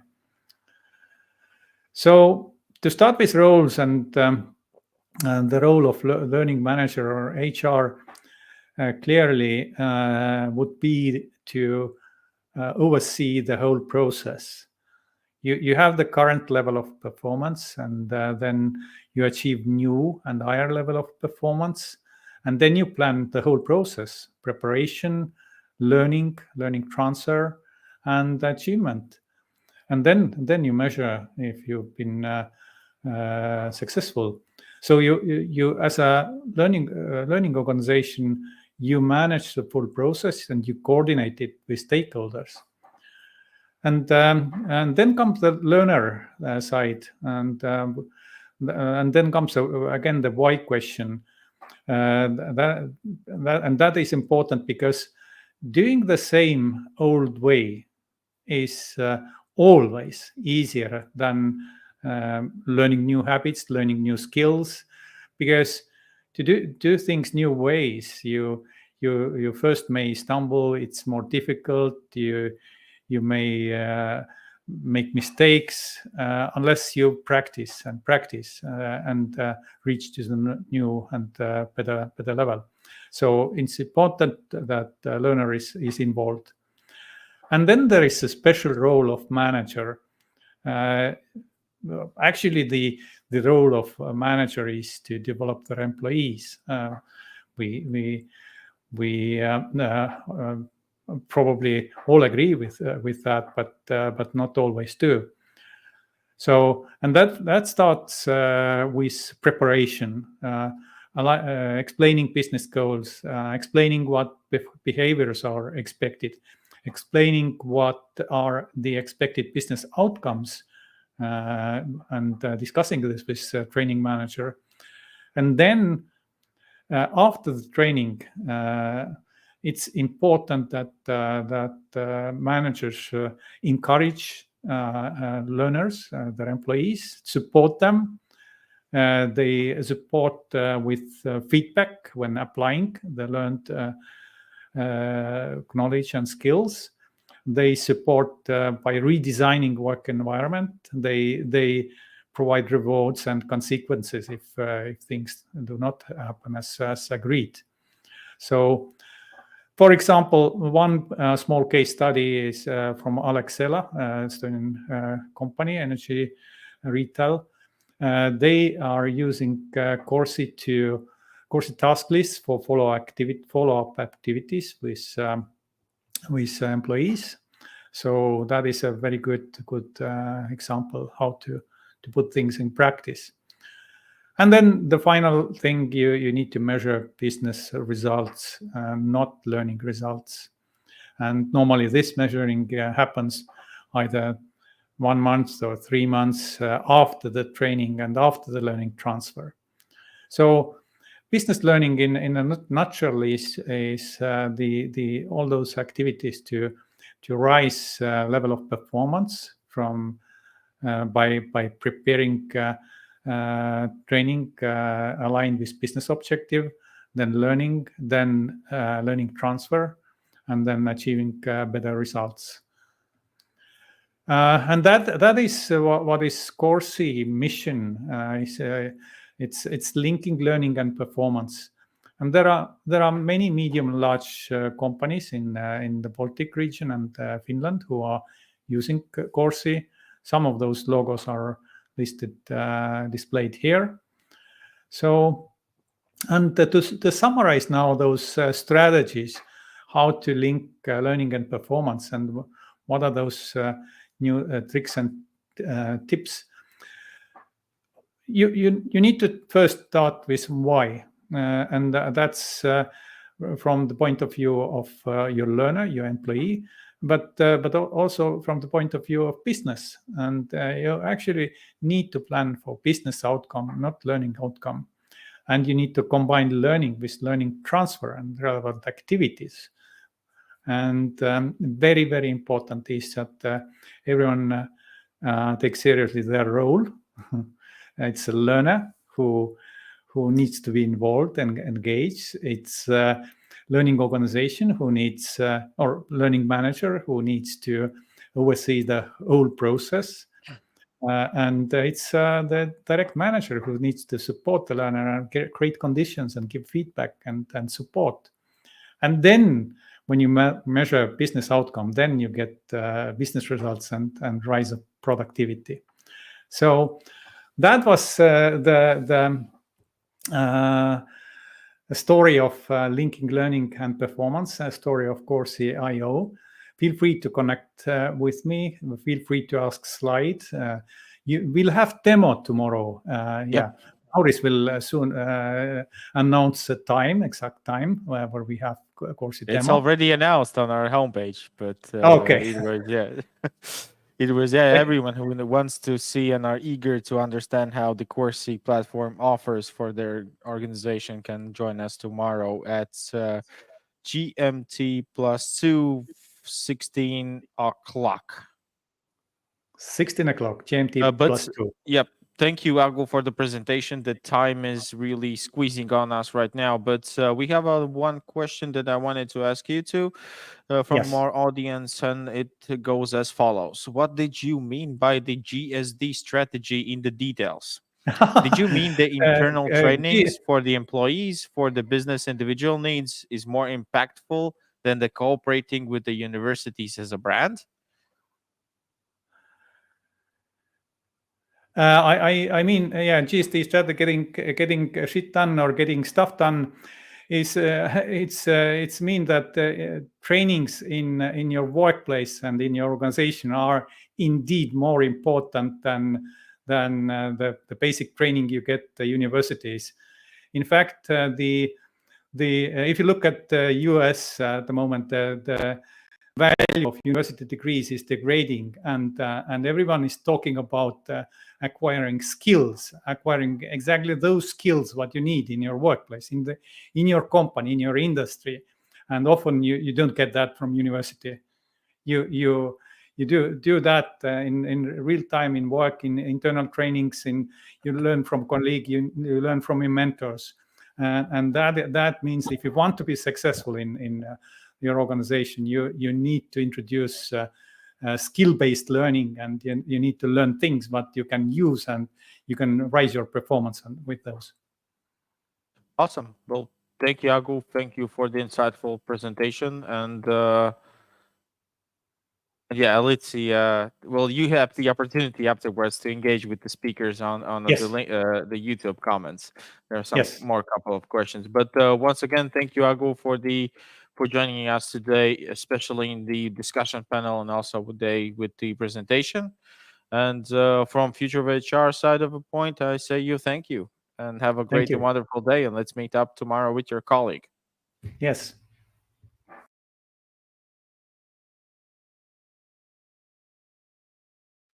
Okay, so we can continue right now. A little technological delays. Well, it happens when you're hosting an online format conference. But we jump to our next speaker, and our next speaker is going to broaden our view on communication barriers for the 21st century teams and how to overcome them.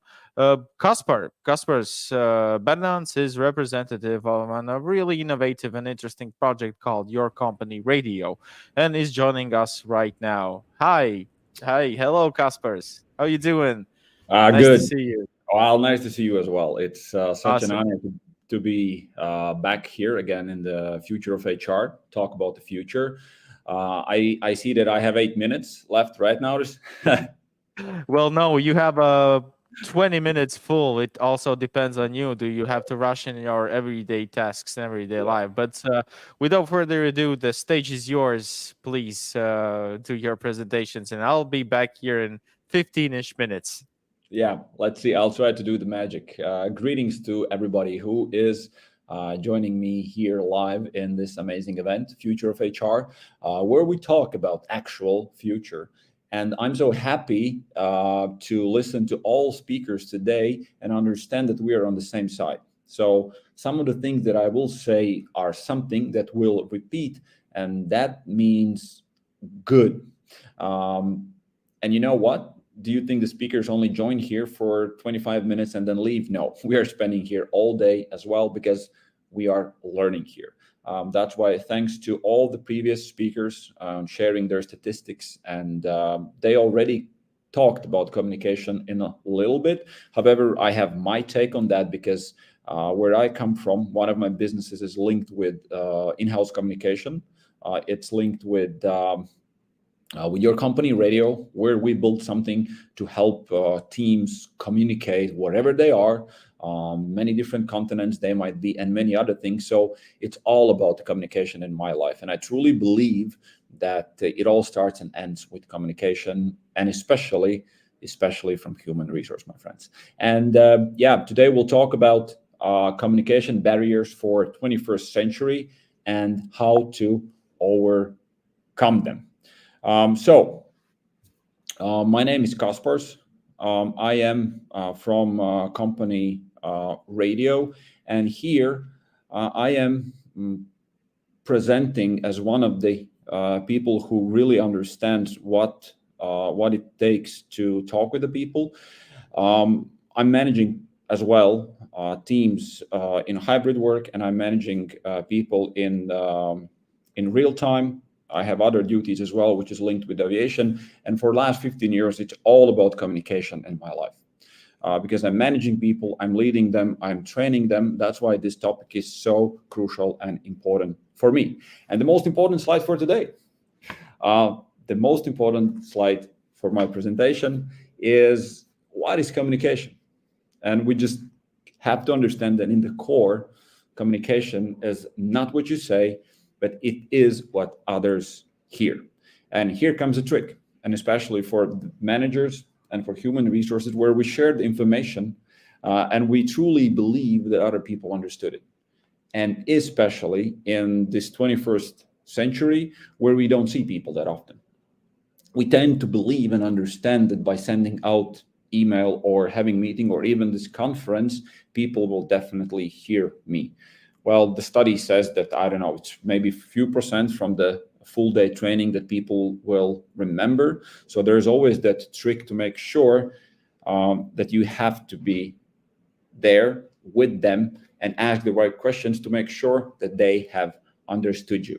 The communication on 21st century is moving away from being next to you, which is something amazing. Pandemic totally changed that. We all know that.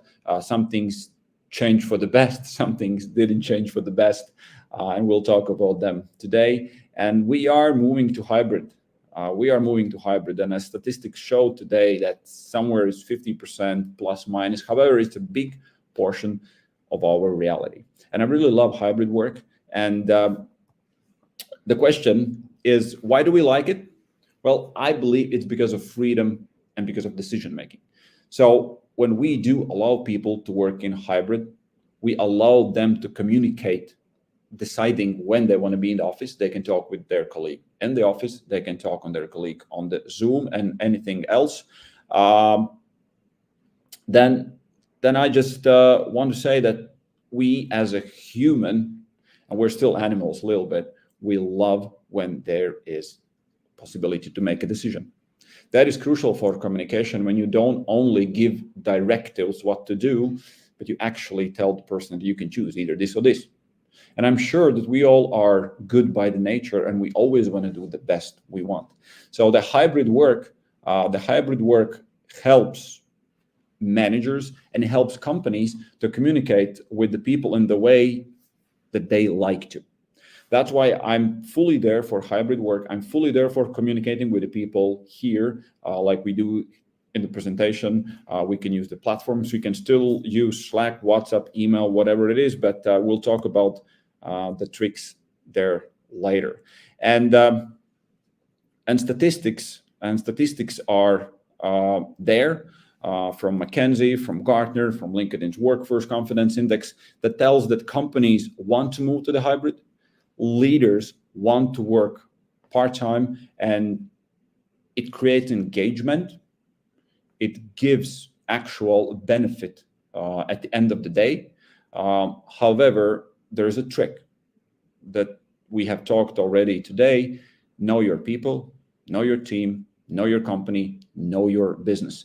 One of the things that I do is linked with the aviation industry. I cannot afford people to give part-time or maybe allow them to work in hybrid, which is just impossible, because they are doing something where they're meeting customer every day. However, if I have a team of 5 human resource people who have to have the interviews and have to manage processes, create manuals and other things, then maybe I have to ask them, how do they feel about working 2 days abroad and on a hybrid and 3 days coming to the office? Because this, again, allowing people to give decision gives them freedom. So I'm not the one who tells, well, I don't care, do what you want. And I'm not the one who likes Elon Musk on this, like, you have to, you must. Yeah. So there's always, you don't have to come from one grave to another to be there. And data is there to confirm that. The challenges that are for human resource leaders and the managers when we move to that hybrid, when we move more home, is linked with that possibility to be disconnected and that isolation feeling. We haven't fully recovered from pandemics, and I think Bogdan said that we are running faster than we have ever done it, and there are more pressure on the people, more and more and more, and kind of we're pushing people to burn out. And the studies and science is behind this. If people feel alone, they are much, much more unhappier. That's why the challenge for the manager and the challenge for human resource is to make sure that your people working at home are not alone. I know it sounds like, well, yeah, Casper, everybody knows that. Tell us something new. But believe it or not, we all know how to live a happy life and how to manage the people, but somehow we don't succeed always. So that's why it's nice to remind ourselves. It's nice that we have such an opportunities to be in conferences like these where we can talk about. And what is missing for us when we were working in that office work, we were communicating, then we switched to the hybrid work. And the question is, what is missing? What is that thing that we tend to miss? And the answer is pretty simple. Physical presence of colleagues. I know there's always someone who is super happy to work alone, always. I know those people, and it's nothing bad about that. But general society, general public don't love to be alone. And we need to meet with the people, because this is what studies and surveys are saying. They just feel alone and they miss their colleagues. Well, and what is the turnout of all this? It's reduced communication. When you see that the person just don't want to talk, there is, I don't know, meetings and Zoom and Teams and the cameras are off and you cannot turn them on. So he's there for program minimum. So it's like program minimum. Like you do the minimum that is needed. I really don't want to see it. I don't want to talk with you. Like you don't care about me anyway. That isolation that comes with it puts you even in more difficult position. And what actually sucks at the end of the day, that you don't have company culture. You don't have culture at all, maybe. And the person is totally disconnected from you as a company owner, as a manager, and the most importantly, as a team leader. Putting all these things together, well, I think we don't have to ask why we should care about communication when our teams are working from home or from hybrid. And what else we are losing? We are losing time and effectiveness. And this might sound silly because you see all these applications here. They are amazing. I know that they work. They do the amazing thing if we know how to use them correctly. Same as Facebook and Instagram and many others. They are great. They are amazing as long as you use them. Because if you don't use them, they use you. And what I'm saying with these, that there's a tendency that when we were working all in the office, many things could be solved quickly because we saw the person, we talked with John, with James, with Casper, then we make a quick decision, we put it on the whiteboard.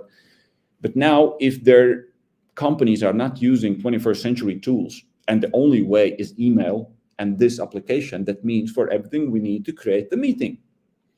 And if the meeting is always 30 minutes because, everybody jumps in, jumps out and talks and blah, blah, blah, then for the small question that previously could be fixed in 5-10 minutes, we generate meeting, again, emails, again, meetings. So what I'm saying that there's either not enough communication or maybe there's too much communication. And this is nothing new, guys. This is nothing new. We all know that. But we have to think about it on a daily basis. Like, why do we have that meeting? How long is it? Maybe once in a week, we need to meet all together on the Monday morning to discuss the all big things and they go and do the job. Maybe we don't have to. Maybe it's once in a week. I don't know. But we cannot just put it on a 21st century tool and say, well, Zoom and Slack will fix it. You will fix it. And this is old but gold, but this is really old picture. And it's still powerful here. Are you lonely? Hold a meeting. Meetings, practical alternative to the work. And that's how I see that. That's why planning meetings and willing to communicate with the people through those tools is a good thing. However, if it's too much and your manager is spending 5 or 6 hours per day on the meetings, that something is not good there. And we, as a business owners, as a managers, as a human resource managers, we have to recognize these signs. We have to see it. And the one thing is only see it. But the next question is, do we care? Do we care about that person? And do we want to communicate with him? Do we want to offer him another opportunity? Maybe we can say, hey, I see that it's tough for you for next 2 weeks work from home. Do we really care about that? And if we care and we see, I'm sure the result will come. And how to fix it? Well, I think today everyone who is speaking here is saying to talk with your people. It's not a rocket science. Talk with your people. And in best case scenario, not the way how we do it here. This is amazing still, but we talk about your team, talk with your people on a spot. How to talk it? Well, that's where the company radio comes in. We can create amazing events and tools for your companies and teams, wherever they are. Through the fun part, create your own in-house radio. So to make communication more interesting, because remote teams is the future. How to get back on track. And today I hear this a lot and I'm super happy about it. Mental health and well-being. Right? Mental health and well-being. It's not only that we pay salary for the people. That is motivation 2.0. And last but not least, if there is challenges, trust me, there's nothing better than talking with your people. after each employee, there's a human. No one is a dark writer who wants to destroy the world or your company or your team. There's simple human being behind there. Bring them together. Plan to communicate with them on the spot. I know that probably another Casper after 3 years will say, no, we don't need to come on the spot, but I doubt it. I'm the manager and the person who believes that you need to meet with the people on the spot. So if we talk about communication barrier for 21st century, there are many of them. Disconnection from society, disconnection from your workplace, isolation, disengagement. Talk with your people on the spot, plan it, use whiteboard, and you're going to see amazing results. And last but not least, if we talk about communication is to make life easier for others. And if you want to join me and ask the questions on LinkedIn, then use this simple QR code. I know that I could tell you, find me on LinkedIn, but communication is not what you say, but what others hear. Make communication easier so more people can reach you and make your life faster.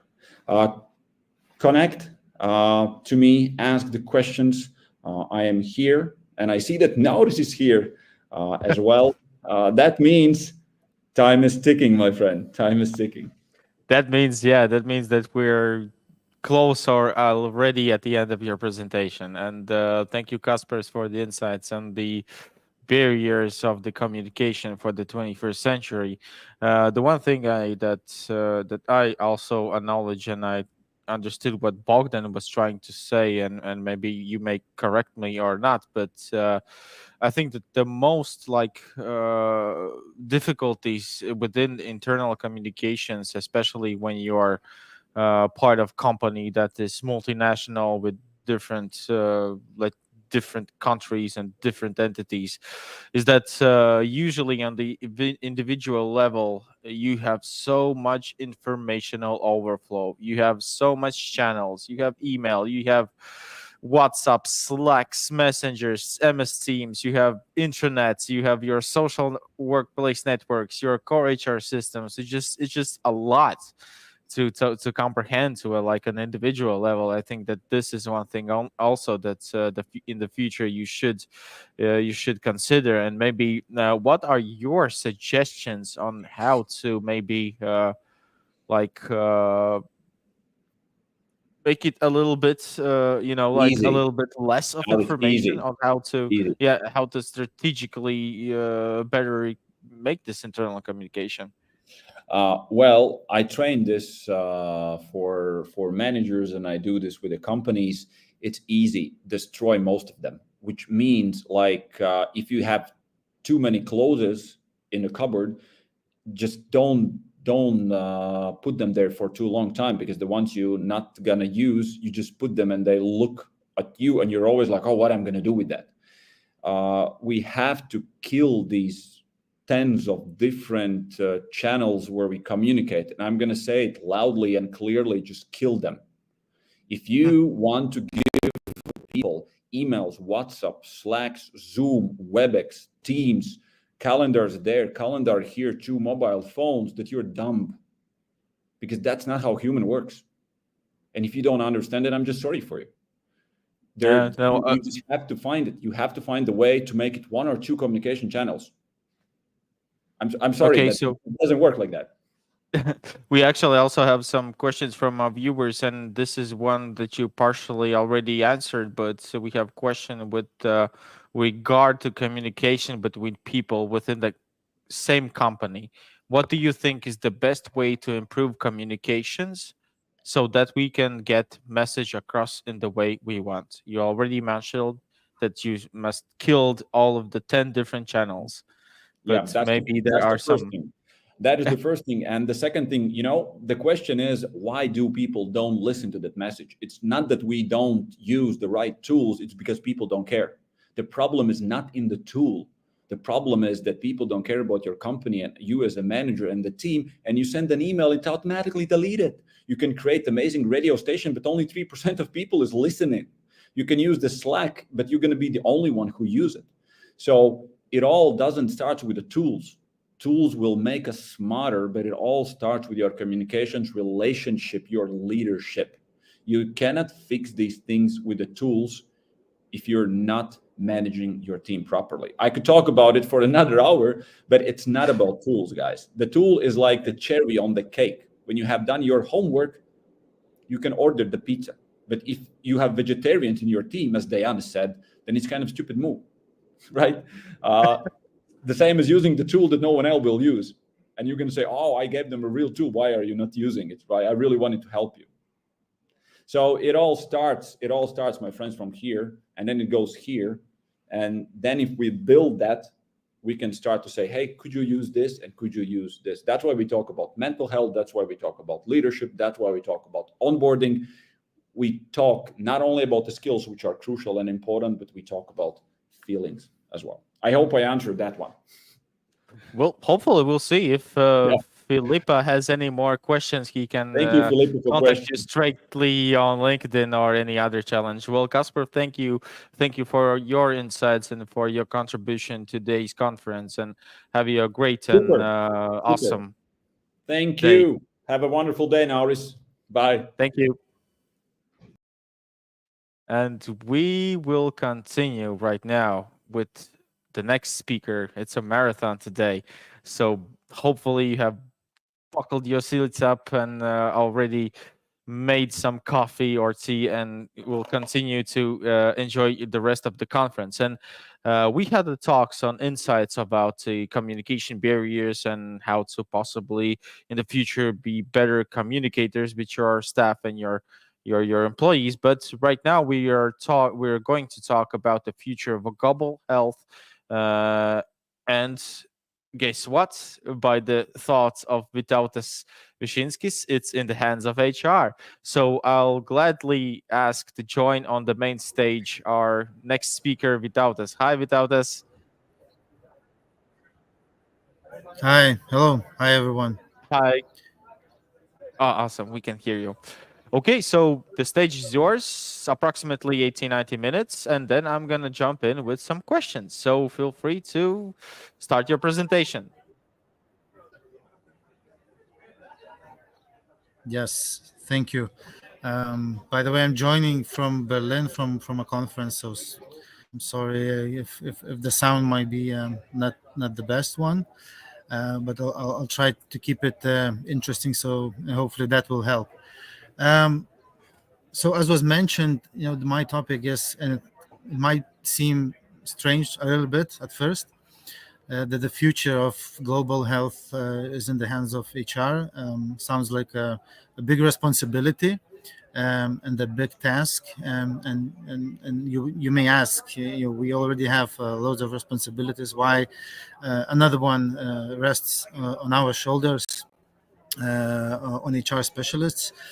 But my idea here is to give you an overview of, let's say, global trends where healthiness interconnects with sustainability, and how this plays out on the global, country, company, and personal levels, and what's the role of HR and how we approach things at Walk 15, how we offer some solutions that address these issues and these problems, because these are really big issues that every country and every business needs to think about, and has to invest as you invest in your employees, and those employees, they are part of the community of your country, and so on and so on.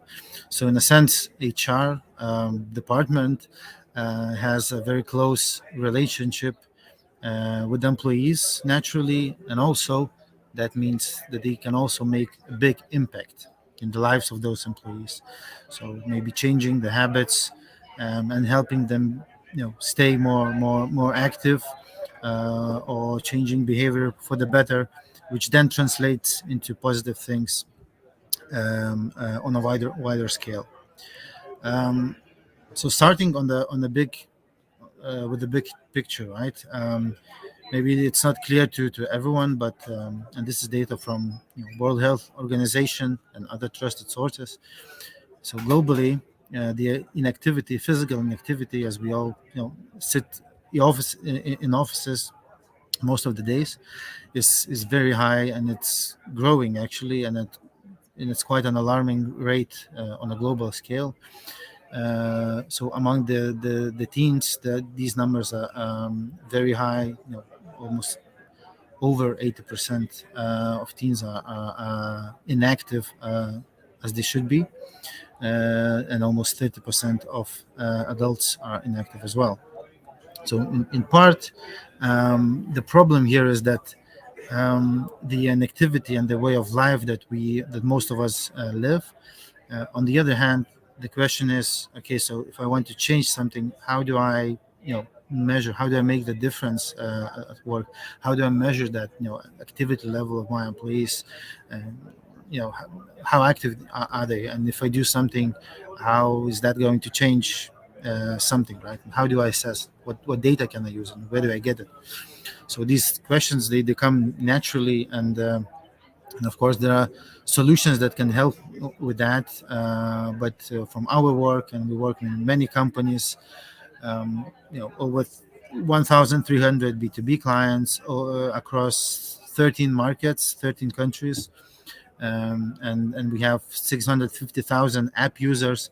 So we have quite an audience, and we understand what works, what doesn't, and the struggle that HR departments and actually the whole company has in terms of how do I engage employees in a meaningful way, make them motivated, but also measure the impact, and then maybe use for the annual report.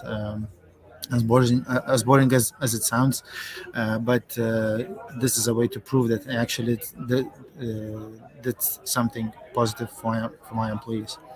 And continuing on that note, again, some numbers just to give a perspective about the importance of the issue.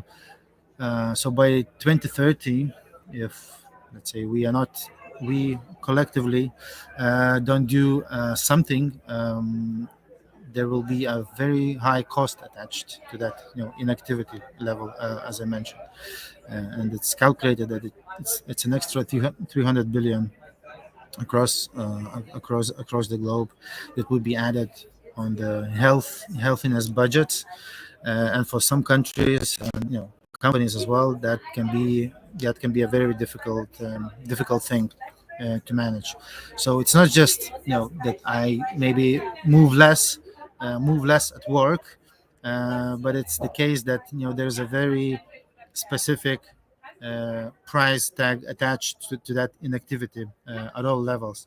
And of course, governments and other international bodies, they all, and especially big companies that cover half of the globe, they all look for the solutions, because they know that this is a long-term investment. The thing that I do today will translate into savings, effectiveness, and more happy and motivated employees down the line in the years ahead. And the last number here is that if we actually do something, then that can be translated into a very positive impact for the whole economy. And we're talking about trillions of dollars.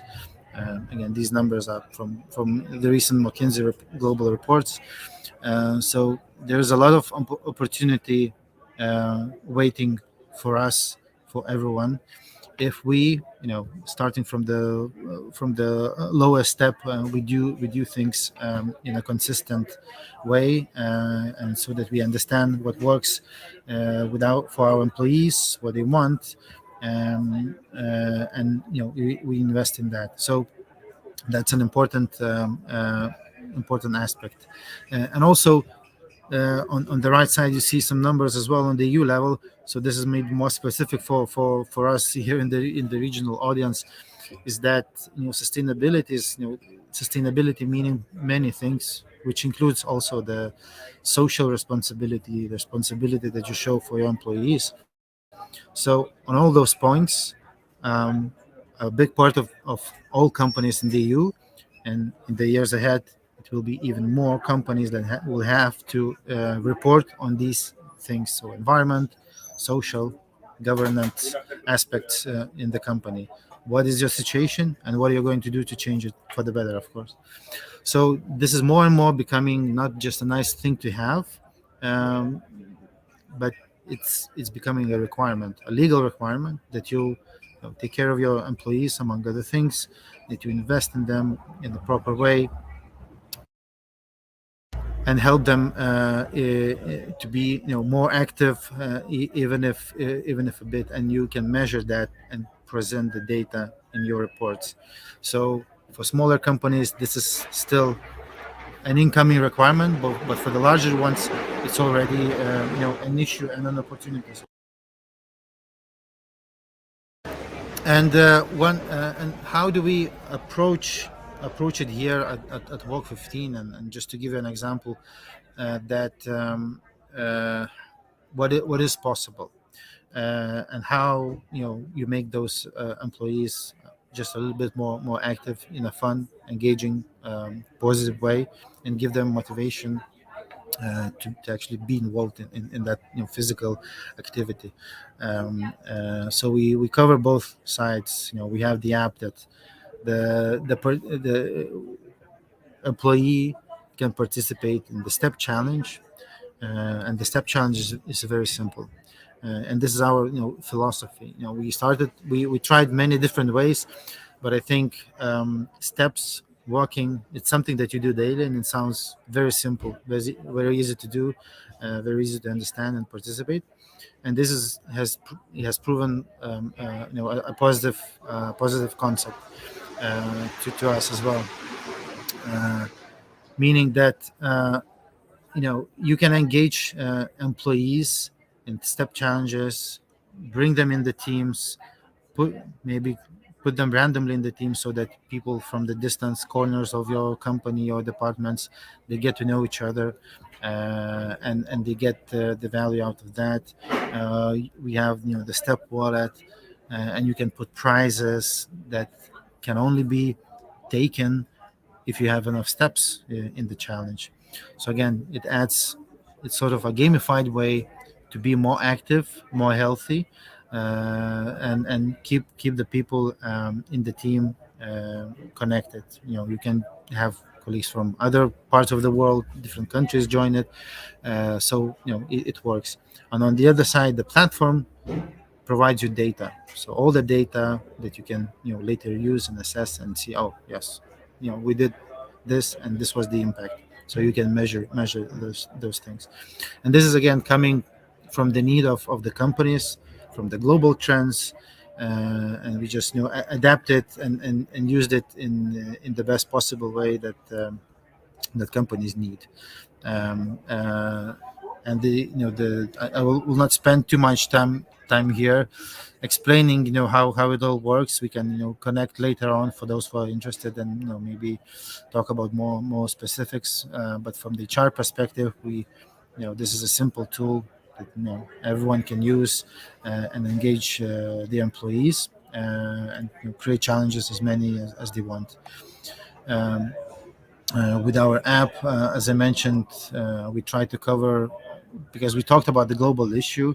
So the idea is that we also think globally, and the clients, they also think globally, and more big companies, they need some solutions that work not only in one country or across the Baltics, but it should cover any part of the world. And they have teams in the US, Europe, or maybe we have colleagues here that have the same setup of the structure that is global. So it's a nice way to have a single tool that solves many issues, because this is also a trend that you want a single solution that covers and ticks many boxes and solves issues, rather than just ticks a single box and then you need to come up with some solutions on the other on all the other points.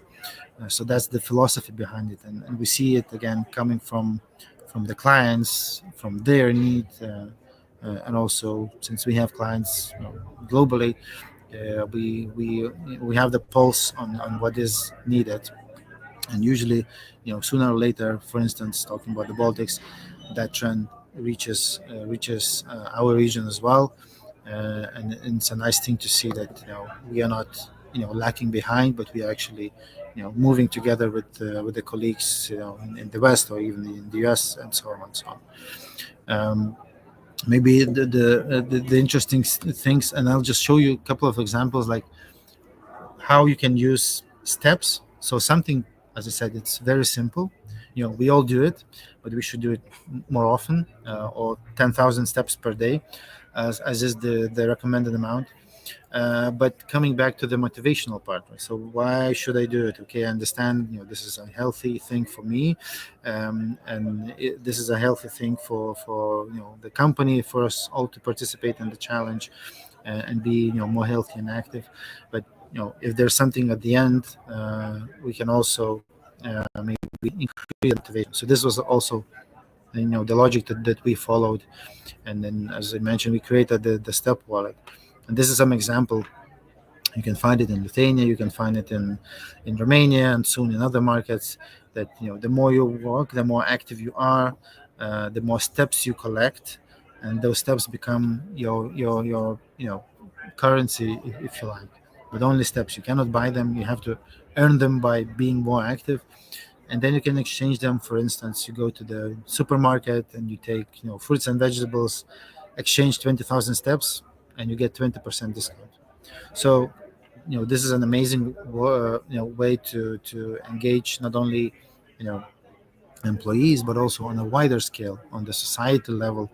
This is something that can be and is successfully being applied for a number of years already, and people like it. They change it. They change their daily, let's say, behavior to be a little bit more active, so that they can use these interesting, funny, whatever offers and so on and so on at the end of the day. Yes, and I see that I'm probably running close to the end of the presentation, but let me skip through some examples and leave my contacts here for those who would like to hear more.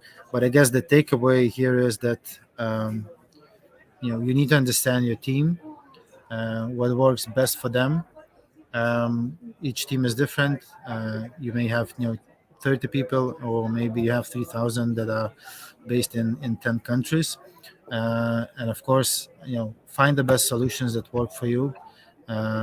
Look for digital solutions. That would be my suggestion, because it eases the management of and it eases the everyday life for your employees.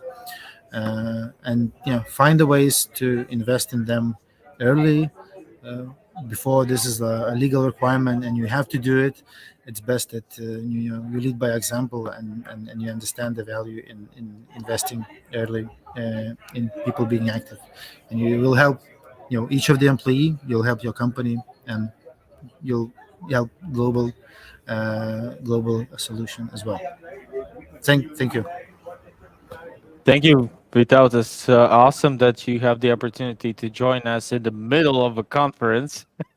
Well, you skipping one conference to join another one, but thank you a lot, and for this insightful and meaningful presentation from your side. From my side, I can add that I do feel the trend or the need for the companies that they are searching for different kind of interesting engagement and well-being elements at the same time, of course. But as you mentioned, maybe you can help our HR colleagues with your suggestion on maybe how to choose the best fitted solution, or how to acknowledge if there's any need for technological help for the company's employees and overall well-being. Mhm.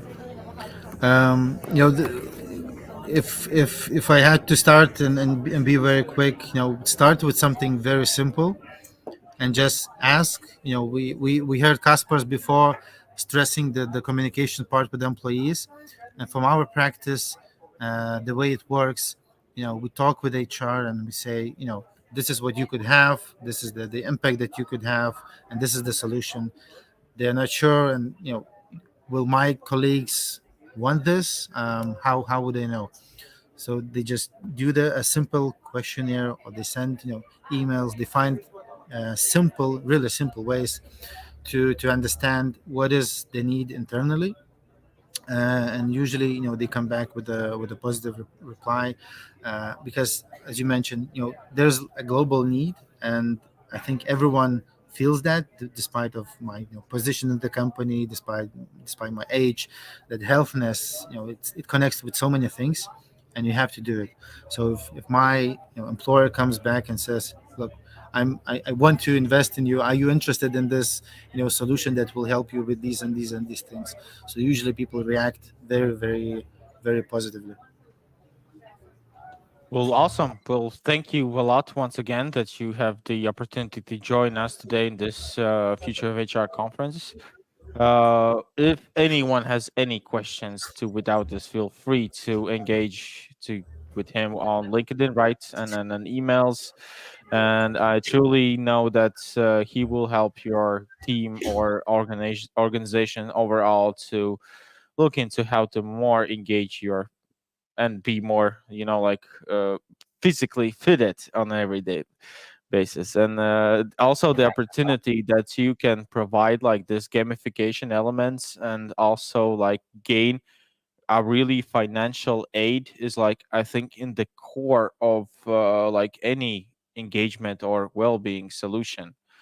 So it asks me what's in it for me, not only to be the part of the team that uses this challenge for to be more competitive with each other, but at the end of the day you also have the opportunity to exchange your inputs into something you do on a daily basis, for your example, for produce example. So awesome. And thank you once again for the Thank you. presentation. Have a great and wonderful conference over there in Berlin.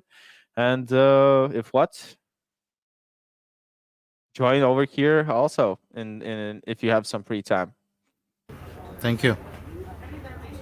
Awesome. Thank you. And we still continue. We have 8 presentations left for the first day of the Future of HR event. I want to emphasize again that you have the opportunity to be part of this conference by asking us questions in the comment section. And we will continue with the insights on the future of employee experience. And our next speaker is strongly for the ultimate flexibility of benefits. And Vidmantas, have you joined us over here? Hi, Yes, hi, you Robert. are. Good to see you. Here I Hi, am. Vidmantas. Good to see you too. Thank you for joining us. And without further ado, the stage is yours. You have some 18-ish minutes, and I will jump into our conversation afterwards. Thanks a lot. So, hi everyone. My name is Vidmantas. I'm CEO at MELP, where we work with employee engagement solutions. And today I want to talk with a really big trend that we see coming in the market. So it is ultimate flexibility or ultimate personalization that is already such a big thing that it's never gonna going back from this. So why it is happening now in the market? It is because of a big shift. 2024 will be the first year when Gen Zers will officially surpass the baby boomers and will become the largest part of the generation in the workforce. So what does that mean? And we're talking about 2 billion people. 2 billion people are coming of age. They are born between mid-90s to the late decade after 2000. So what does that mean? It means like business leaders are really cautious about Gen Zers. And according to recent research, 40% of business leaders consider Gen Z graduates unprepared for workforce. And this is significant thing to say, and even 94% avoid hiring Gen Zers. But having in mind that there will be so many of them coming into force, they are taking over. Businesses will also have to listen and will have to adapt. And what does that mean? So there are really strong numbers connected to that could reveal that Gen Zers, for example, 54% of them feel disengaged at work, or that they want to leave their jobs in the next 2 years, 34%, so 1/3. And having in mind what I said before, 74% of business leaders find Gen Z to be the hardest generation to work with. But it's hard until you don't understand people. When you start to dig in, when you start to listen, when you want to understand, so then you get back. And it's not all black and white. Gen Zers are really ambitious. They want to achieve things. They are really looking into the future potential. For example, 27% say that future potential is a key motivator to join a company. So they want to educate themselves, and they want a company to be engaged in their education. They look up to their leaders, to the management, to the direct management. So looking into their values and expectations, there are such strong things or strong values, virtues like purpose, diversity and inclusion, transparency, and of course, personalization. And all these 4 big pillars mean that there will be a change in companies' culture, because they will have to adapt. The more people there will be in the workforce with these values, so the more you have to represent them as a company, as a team. And this will go through many different aspects of the company life, from the same reports or ESG reports, but also looking into the tools or into approach. How do you talk to these people? How do you listen to them? And long gone the days when previously everybody was given one same thing, for example, in employee benefits or in your work tools. So everybody had the same can of beans as a privilege. And it could be a cost-effective thing to do. You buy lots of cans and get a good price for them. It might be nutritious. So in general, somebody would say, yeah, beans are good for your health. Maybe it's employer convenient. You just make one acquisition during the year. And it's quite universal, because most of the people would say, yeah, it's all right for me. But at the same time, it's monotonous choice. It's not employee convenient, because I cannot choose in general. It's not personal. And so popularity of this will decrease, especially with Generation Z. So we are saying that Gen Z is canceling standardization, and they are welcoming a new standard, personalization. And what does that mean? It means like when new people are joining the company, at first they are asking, are they able to choose the working place? So can they work from home? Can they work from office? And what does that mean? Maybe hybrid. So how many days there and there? And it might be very, very important for them. Looking at the same working schedule. So we are talking about result-oriented economy. It's not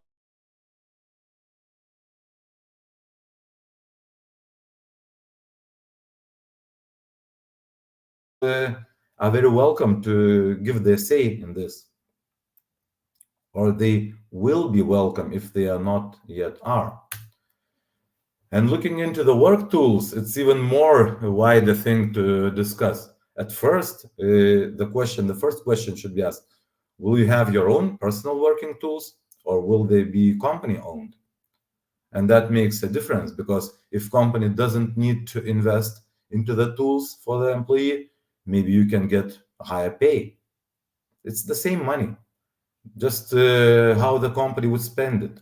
So which kind of phone would you like to have? Which platform you are convenient to work with? Which platform you are the most efficient with? Your output, how fast can you work with a Mac or Windows PC? And the company should be interested, not just we have one standard for everyone and be proud about that. No, we could have as many standards as we want until you deliver. And when we are talking about the working place and so on, so fixed desk, flex desk, so there are plenty of examples. I would say tens or sometimes even hundreds things. How can you be more useful for the employee? How can you be more happy as a person? And how can you deliver better? Even in compensation. So we are all get used to that compensation once a month or once every couple of weeks, depending on the country. Salaries are transferred to you. But there are already startups such as WageStream that even if you worked a day and you earned a salary, it belongs to you. So it should be you in charge of your money and saying, I would like my salary to be paid once a week. And there are plenty of people who struggle to make it in the end of the month, and they are looking for some money to catch up because their salary is coming in 3 days. But if they would get their salary on a weekly basis, so maybe they would be more happy. And in general, why companies don't do that? Just because of administration. It's not because the employee didn't earn it. They still pay a salary when it's earned, but they want to make it their own life simpler. They pay it once a month to make it more easy for them. But it's not what Gen Z is talking about. It's not what employees are talking about. They want to have their own opinion, what's convenient for them. And talking about communication, it's in general, like either communication is personal or it's not needed in general. Because we are all overwhelmed with so many messages across so many channels. So if I get 10 messages from my employer and only 2 of them are important for me, so I would be so grateful to have these 2 only, not 10. So is there a way how I can mark that these are the messages that I want to receive? And maybe employer would mark also somewhere that these are messages that I have to receive because it's connected to my work. And talking about benefits, so also it's all about the taste. Usually companies go through this life cycle when at first they don't have benefits at all. Then they add some kind of one benefit that they say, we all of us will have this one. But it's personal choices that define importance. And one thing that it's important for me might be totally irrelevant for the other person. And when we are starting to look into these personal choices, we will find that everybody is different. Like nothing new probably, but sometimes we close our eyes and try not to look at it because it's too difficult to handle.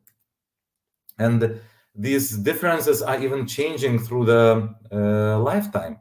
So personal needs are changing.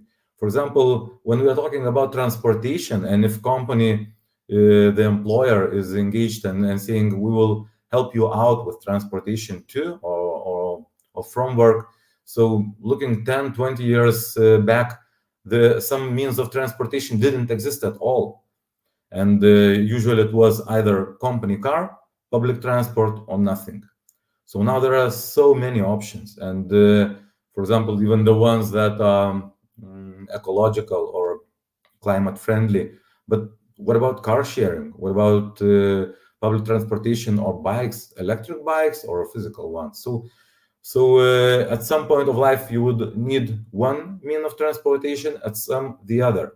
And as I said, it's just the final line in your personal budget. Employer would consider that you as an employee cost them something. So why cannot you decide?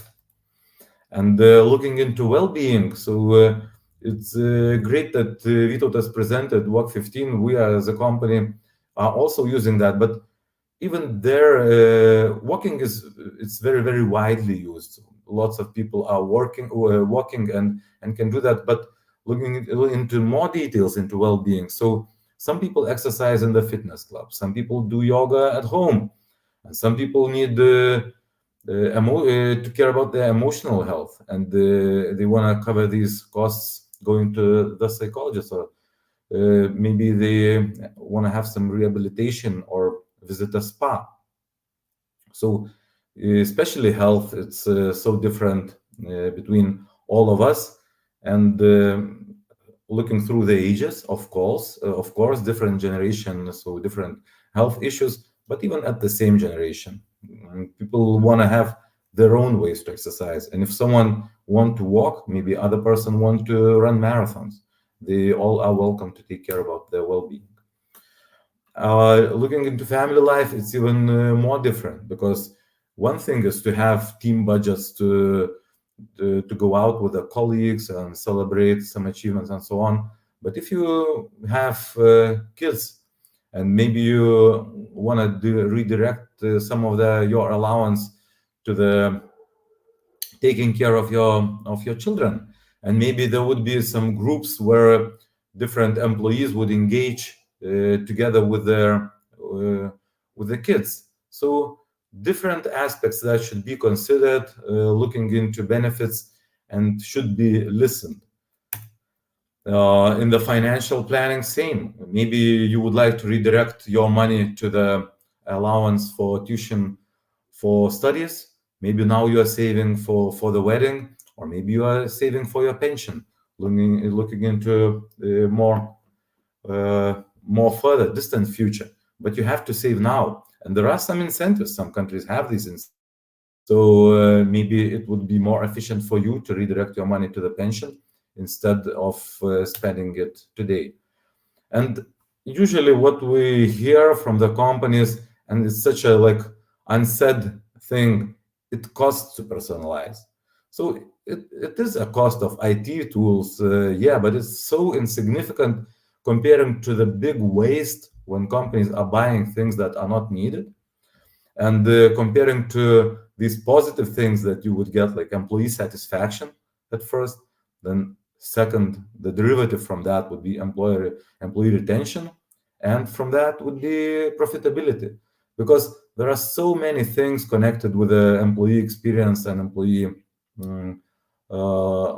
life value it creates for the employer, for the companies. So in general, when we talk about personalization, Gen Z raises its importance, but all different generations love it as well. So it would be Gen X or Gen Y. We all love personalization, and all of us could remember the thing when we were given by our employer something that we didn't need, and said, "Okay, thanks. I kind of don't need it, but it's good that you're giving it, but it costs money." So if someone would ask me before, how would you like to spend this money, maybe I would have my own choice.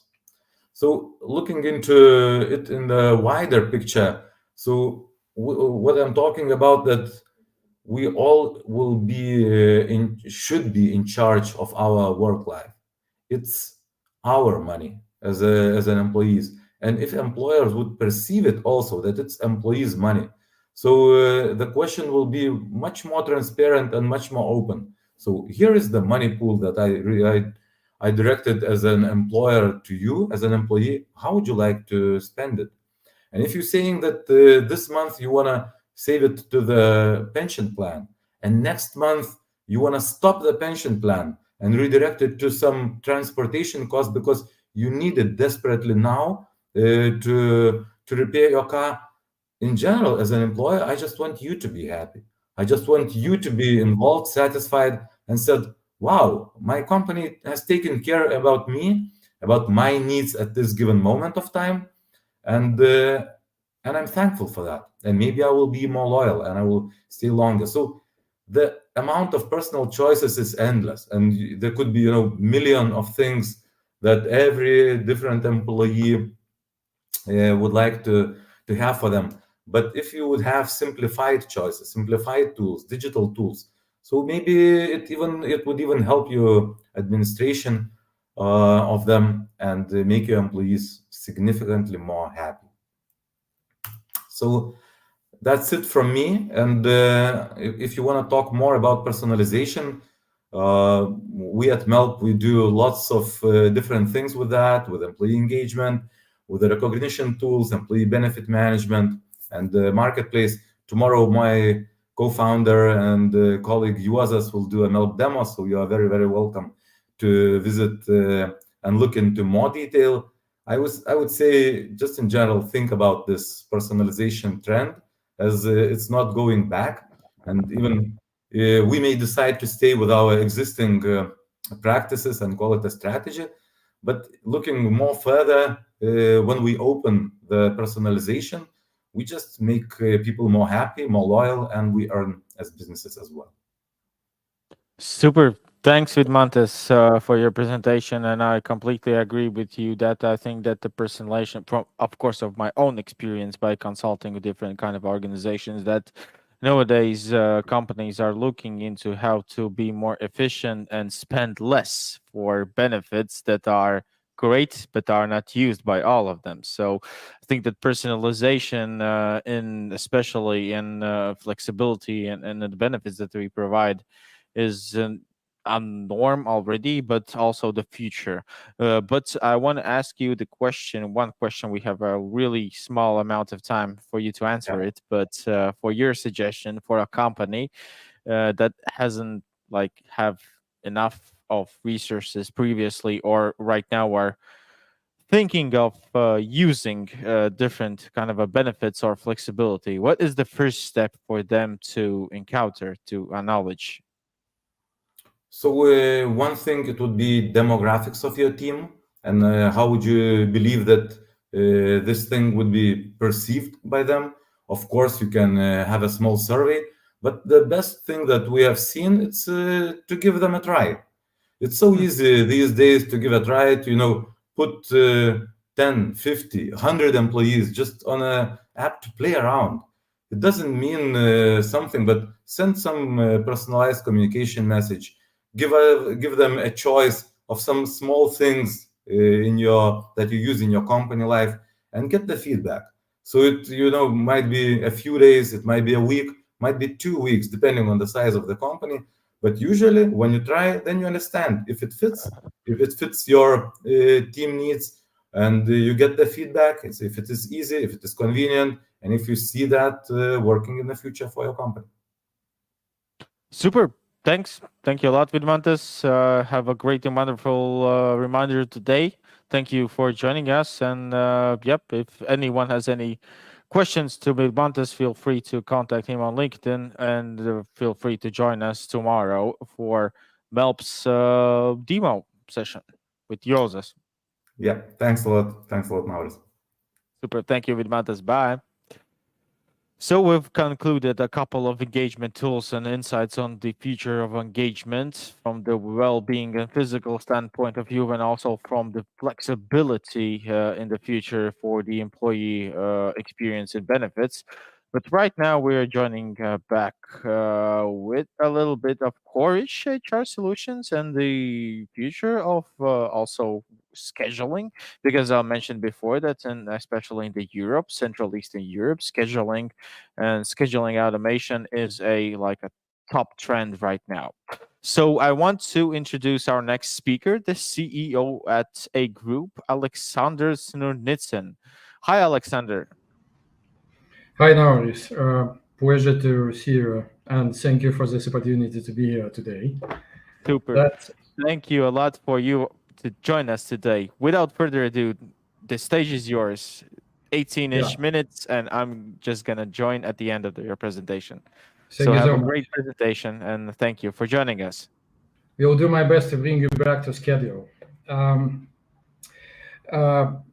Ladies and gentlemen, once again, glad to be here today. There are so many interesting presentations and speakers, So you probably already got a lot of information. Among those presentations you heard today, there were presentations from StaffLogic. I know this company quite well, their product. They have very good product. But today I would like to give you a little bit different angle to the same issue, to the same problem many of us trying to solve with technology available already now, which is artificial intelligence. Okay, so, but before we go deeper, let's talk a little bit about history of this problem and what actually does it mean.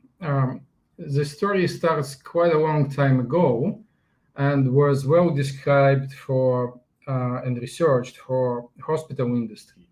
So imagine that you have a hospital with a lot of patients and a lot of nurses, and you need to create a schedule so each of your patients is treated well by nurse with appropriate set of skills, appropriate background, and everything.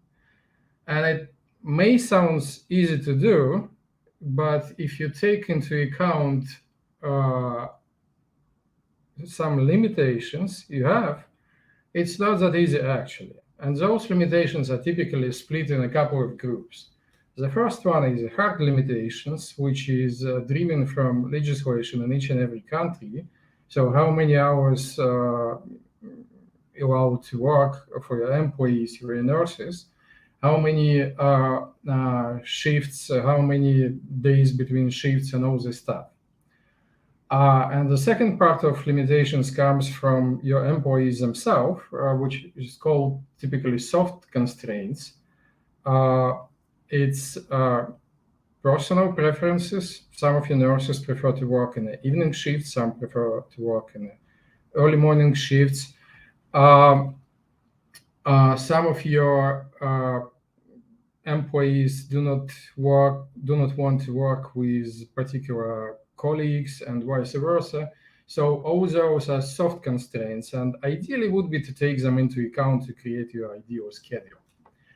So the problem is how to create this optimal schedule while following all the hard limitations and preferably soft limitations, and minimize the costs of this schedule of employees involved, and at the same time meet the demand curve. So basically to serve each of your patients.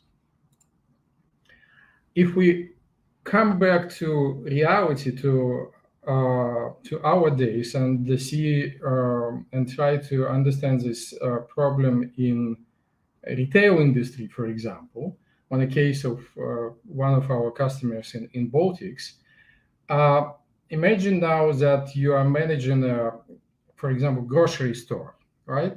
And this grocery store, you have a different zones. You have warehouse, you have shopping room, you have gastronomy, you have cashier zone. And since you're a very advanced retailer, you know for sure how many customers will come to your shop in a different months, in a different time of the day. You know that in the morning it was typically more people than in the middle of the day, and another wave comes in the evening. There are more visitors in the Christmas time, etc., etc. So you have all these statistics. And now you need to create your schedule in your particular grocery shop for particular day. So knowing your demand, and knowing how many customers will come to your shop. And the problem is that if you put too many employees in a shop, then probably some of them will idle, and probably you will pay too much salaries and wages to them. So that will be definitely not the optimal, cost-wise, not optimal solution for you. But if you put not enough people in your shop, you'll get long queues to a cashier zone. Some of your customers will be frustrated, And to make the story short, you will end up with a lost sales, which is even worse than big costs.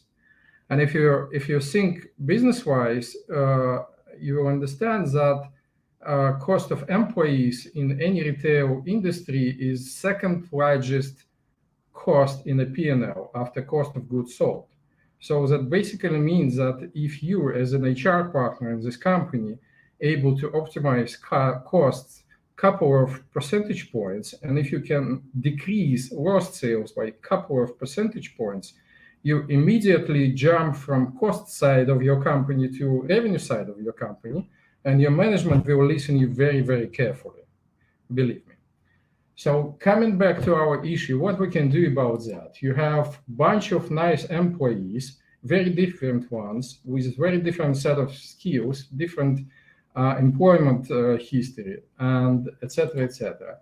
And you somehow need to minimize the cost while satisfying this demand curve. So that means you need to put them on those posts in the different zones, with all those limitations we discussed before. That is quite a difficult problem. And if some of you know math quite well, you know what it means NP-hard problem. But in a simple words, that is a type of problem you cannot, mostly impossible to solve analytically. So there is no equation how to do that. Or it will take so much computational power that you will spend years to solve this issue, to solve this problem, and it doesn't make any sense. But the good story is that with the modern technologies, and it's not even a future already, that's current reality, you can use artificial intelligence to create schedules which are statistically much better than ones which regular human able to create. And that means that those companies who adopted artificial intelligence in creating schedules for employees actually get in a competitive advantage for the companies and outperform losers who still use it as in an old-fashioned way, just using expert opinions of floor management, managers, etc. So it's just a matter of time who will implement it first in your particular region, in your particular vertical, in your particular industry. And already on market, there are a bunch of products who are able to solve this issue for you for a decent amount of money, or not that decent. But the problem is that majority of those solutions comes from abroad. And if you remember our first slides, the significant part of this problem is so-called hard limitation, which is legislation in each and every country. So that means that you need a local good enough solution which able to take into account the legislational limitations. How to do that?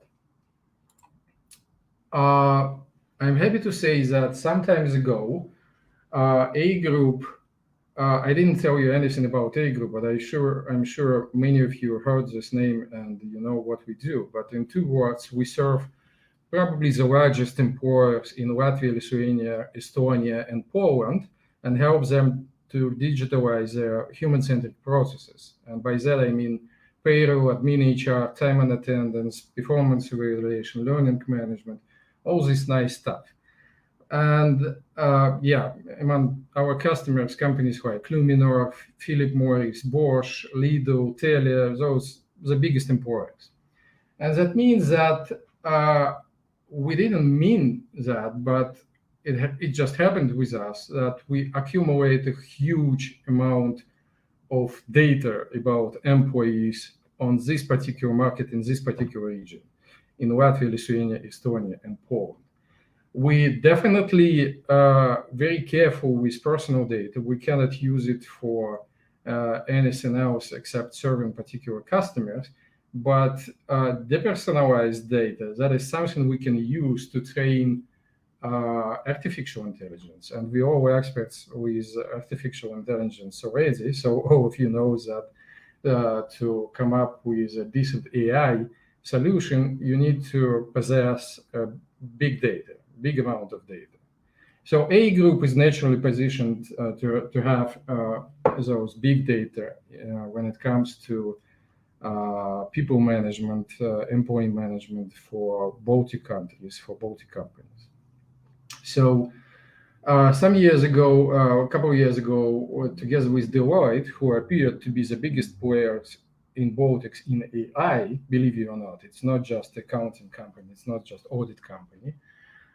We started to work on the AI solution for this nursing problem. And in addition to that, quite recently, we acquired a Polish company called Graphic Optimalny, which already has some software solution for creating these schedules using AI. So all in all, it's not yet today, but it's like not day after tomorrow. It's tomorrow. It's the nearest future of for those companies who already joined HRB portal ecosystem, our clients, and for those who will join us quite soon.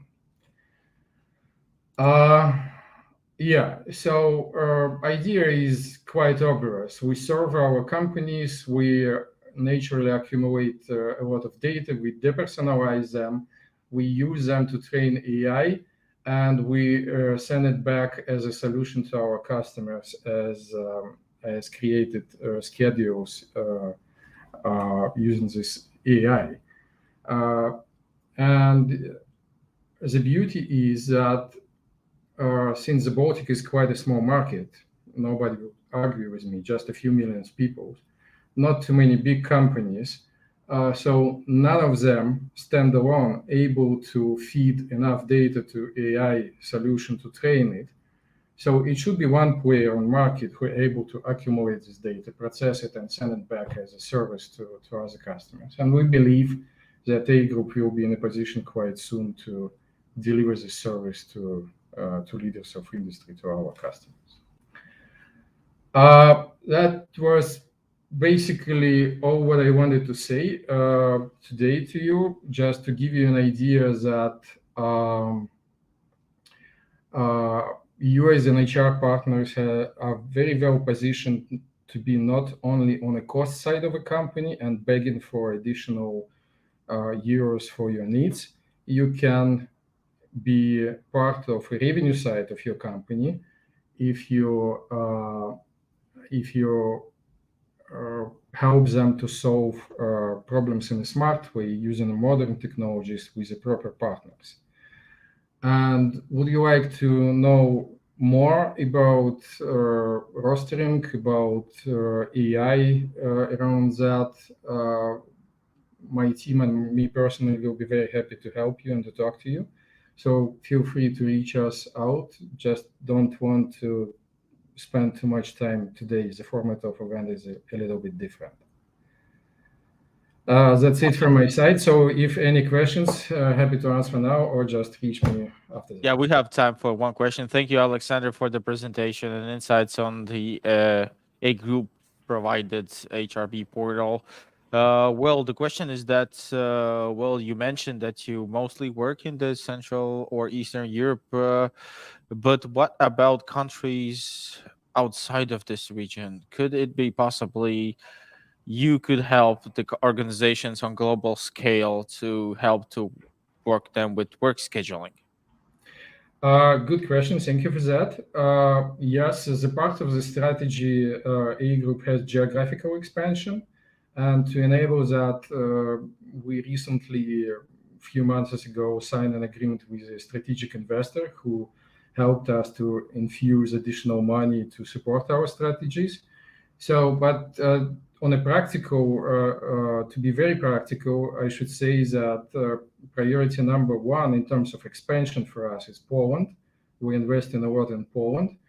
Probably the second priority would be Bulgaria and Romania, so Eastern European countries. We just follow in our customers because the biggest customer of us, which we have in Baltics, they typically have a presence in Poland, and those who are even bigger, they have a presence in Bulgaria. So that's the nearest plans. And if you have, if you're a company of similar setup, we probably can help you. Awesome. Well, once again, thank you, Alexander. And if anyone has any questions regarding the automation of this work scheduling and also consultations on based on how you can possibly be best on how to digitalize your HR processes, I think that everyone can freely contact you or your team, as you Yeah, mentioned sure, before. sure. It's quite easy to reach us. Yeah. Awesome. Okay. Thank Have a you. nice Thank day. you once again. Yep. Thank you for joining us today in this conference and sharing your insights and own experience and vision of the future. Well, we'll continue right now. We will continue right now. And the next presentation is going to be kind of interesting because we will talk about on strong employer brand that can attract more talent. And next presenters will actually be like a mix of service provider from social cedar, Mary Line, and a also a client of them in the Baltics. On hello ladies, have you have the opportunity to join me? Yes, I can see you on the main stage. Awesome, nice to see you. Hello. Cool. Hello. Hi. Well, yep. Without further ado, I know you. I think that you know the drill. Some 18-ish minutes are for you, ladies, and afterwards, I'm gonna pop up with some questions, and as a signal that it's the end of your presentation. So, best of luck to you, and the stage is yours. Thank you. Thank you. So, first of all, thank you everyone to be present today to learn more about the topic on how to build an employer brand that attracts talent. It's very nice to be part of such an interactive talk. Just moving the slides. Up. So, who am I? My name is Marlene Verelst. I'm Customer Success Manager at Social Cedar for more than 3 years and a half now, and I'm very glad and excited to be part of an adventure of employer branding. As you know, every organization is unique, has values, and has a story to tell. Here you have some examples of clients who tell stories thanks to our platform. It can be different stories, as you probably has the same in your company. It can be corporate social responsibility, an event you have inside your company, or so on. So those are all topics that you can ask your employees to share very easily thanks to our program. Did you know that 92% of the people trust suggestions from their peers, meaning family and friends? But that in companies without an active employee advocacy program, only 1% of the workers spontaneously share company content, which is kind of pity when you know that 92% of the people trust their peers. There are several reasons why some workforce, why employees doesn't share spontaneously content. They have no time. They don't know how to do it. They are afraid of sharing. They're afraid of doing something wrong. They don't know what to share or how to share it, which can be understandable.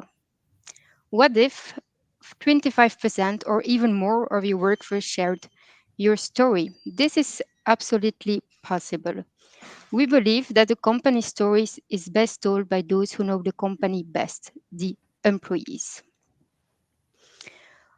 At Social Cedar, we often speak about ambassadors, to make your employee ambassadors, to create a community of ambassadors that will be more than happy to share your information. But what is an ambassador? An ambassador is a person who shares stories on a voluntary basis. It's not an influencer. We really want to make the difference because an influencer is someone who is paid to share things about the company. An ambassador is not, which is very interesting as well because this will allow you to have insights on what on what type of topic works best for your employees, so what appeals the most to them, but also what type of topic work best in their network, what is the most appealing topic in the network of the ambassadors.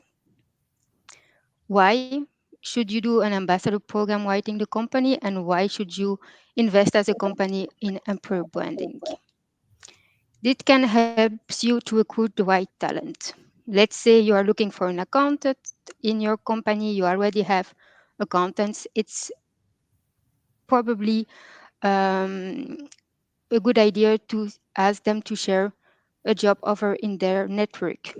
They can have the good fit in their network. So thanks to employer branding and thanks to the ambassador, you can recruit the right talent. It helps also to engage workforce and to create proud coworkers. People are proud to share stuff. The more they share, the more they are proud and the more they feel engaged. To communicate about themselves as an interesting employer, to communicate about the brand values and beliefs who are unique to your company, to share CSR campaigns. CSR campaigns are viewed way more authentically when it's shared by an employee than sometimes shared by the company itself. And in overall, it encourages all the workforces to become Salesforce. When you share content with your network, you can be seen as an expert, you can create thought leadership, and when the timing is right, you can be top of mind in the network of your ambassadors. How do we exactly do this? Firstly, we define your strategy, goals, and KPIs. This is something we sit together with the client to really have a workshop to define what are the goals, how will we implement the strategy, and what KPIs do you want to reach. Then the program is launched over all departments. Employer branding is not only something that one department does, it's really the whole company that is involved. And thanks to our program, you could be easily follow up, measure, and adapt your strategy. Part of the methodology that we have is to firstly complete this. I will not go on everything today regarding the time, but I would just like to highlight the goals. For example, we sit with the client and we ask them, why are you using our tool? What would you like to achieve? Often it's increase awareness, is be able to have control on what the people are sharing. It's to engage the workforce, is to have more engagement of the employees as well, just to name a few. What's also important is the why. The why is basically, why should an employee become an ambassador? Why should he, on a voluntary basis, share content? This is very important because everything starts with that. There are different ways to do it. I will show you today and speak about you today on the right way to do it. As I mentioned, always start with the why for your coworkers. Why should they participate in a program? There can be different reasons, such as find your colleague. So with sharing a job offer, your friend can become your colleague. You can say together we make a difference. You can enlarge your community. You can increase your personal brand. And it's really effortless for the ambassador. They only have to click three times, and it's done. So they don't have to choose the content. Everything is pre-made, and it's really fast and easy for them. Speaking on the right way to do it, here are some ideas and some ideas and methodology that you can use to implement it in the correct way. So as I mentioned, start with the why. You can also start with your power ambassadors. Power ambassadors are people, I'm sure when I say think of people you have in your company that are already ambassadors, some name comes up. It can be people who speaks a lot about the company, or it can be people who interact a lot with what you already post on social media. You always have a few power ambassadors in the company. You can start with them to create a program and then bring it to the next level. It's also important to involve management. Employer branding is not something that's great in the middle, it's something that's great on the top. And it's a very strategic decision as well to involve management in employer branding. You have to define the project owner. Employer branding is not something that just take 2 months and the project is done. It's a really long-term vision in order to create really employer branding and attract talent. an important question as well is, do you have content? What type of content would you like the ambassadors to share? A content plan often helps with that question. Regarding the frequency, we see in Europe that a frequency of 3/4 times a month is doable, and it's a nice frequency towards the ambassadors. It's important to have a certain frequency. Don't do it too much, not to burn your ambassadors' employees, but do it at least twice a month in order to keep a certain frequency and keep them evolve. If you stop sharing anything for a couple of months, the program will drop, the engagement will drop. Incorporates CSR campaigns. So as we mentioned, those are better viewed way more authentically in the network of the ambassadors when they are shared by the employees. Thanks to the tool, you can measure the impact. You can measure how many people came back to your website thanks to the impact of your ambassadors. You can also create a common goal. A common goal will help the ambassador to engage and to align on a common goal. That could be, for example, simply if we have so many people coming back to our website, by the end of that day, we will all have a very nice barbecue in the summer. It can be if we reach this, then we will do that. You can name it. You can also give the program a name, which is very important to create a community feeling, to create a sense of belonging for the employee. And the more they belong to the group, the sense of belonging is bigger, the more they will be engaged. And last but not least, the importance of authenticity. It's very important to speak about your company in an authentic way. Very concretely, for example, if I speak on visuals, stock images won't be a good fit. It's always better to have authentic pictures of your company. Even if it's a selfie, it's sometimes better because it really speaks way more to the people than two branded or two stock images pictures. This is a bit about what we do and the added value of an ambassador program and employer branding. But I think one of the best way to show you as well is to ask a client of us to explain what they do and how they do it. So I would like to give the word to Evija to explain a bit more what they did. Yes, hello everyone. My name is Evija. I am a talent acquisition project manager at the insurance company BTA. So almost half a year ago, I was thinking, we actually at BTA do a lot of interesting things and projects and activities. And I was thinking, which I'm very proud of, and I was thinking, how can we share these things even more with the world? What can we do? And in that moment, the idea of ambassador program was born. The easy part in the process was actually partnering up with a social seeder, because you can very quickly learn how to use the system. It's very easy. It's very convenient. It's nice looking, and you can get also a lot of interesting data and statistics out of the system. And also, we as BTA are pan-Baltic company. We work in Latvia, Lithuania, and Estonia. And of course, we wanted to create this ambassador program in all three countries together. So we did that. And actually, we have only one account, and we all three countries work in that one account in social seeder, and it works out greatly. I really appreciate that I can at any time export statistics for each country or all countries together. So it's very easy, very convenient, and you can truly get interesting data out of the system. What's the hard part in the process? I think the hard part of creating an ambassador program is that tiny little voice in your head which tells you, but will truly somebody will want to participate in the program?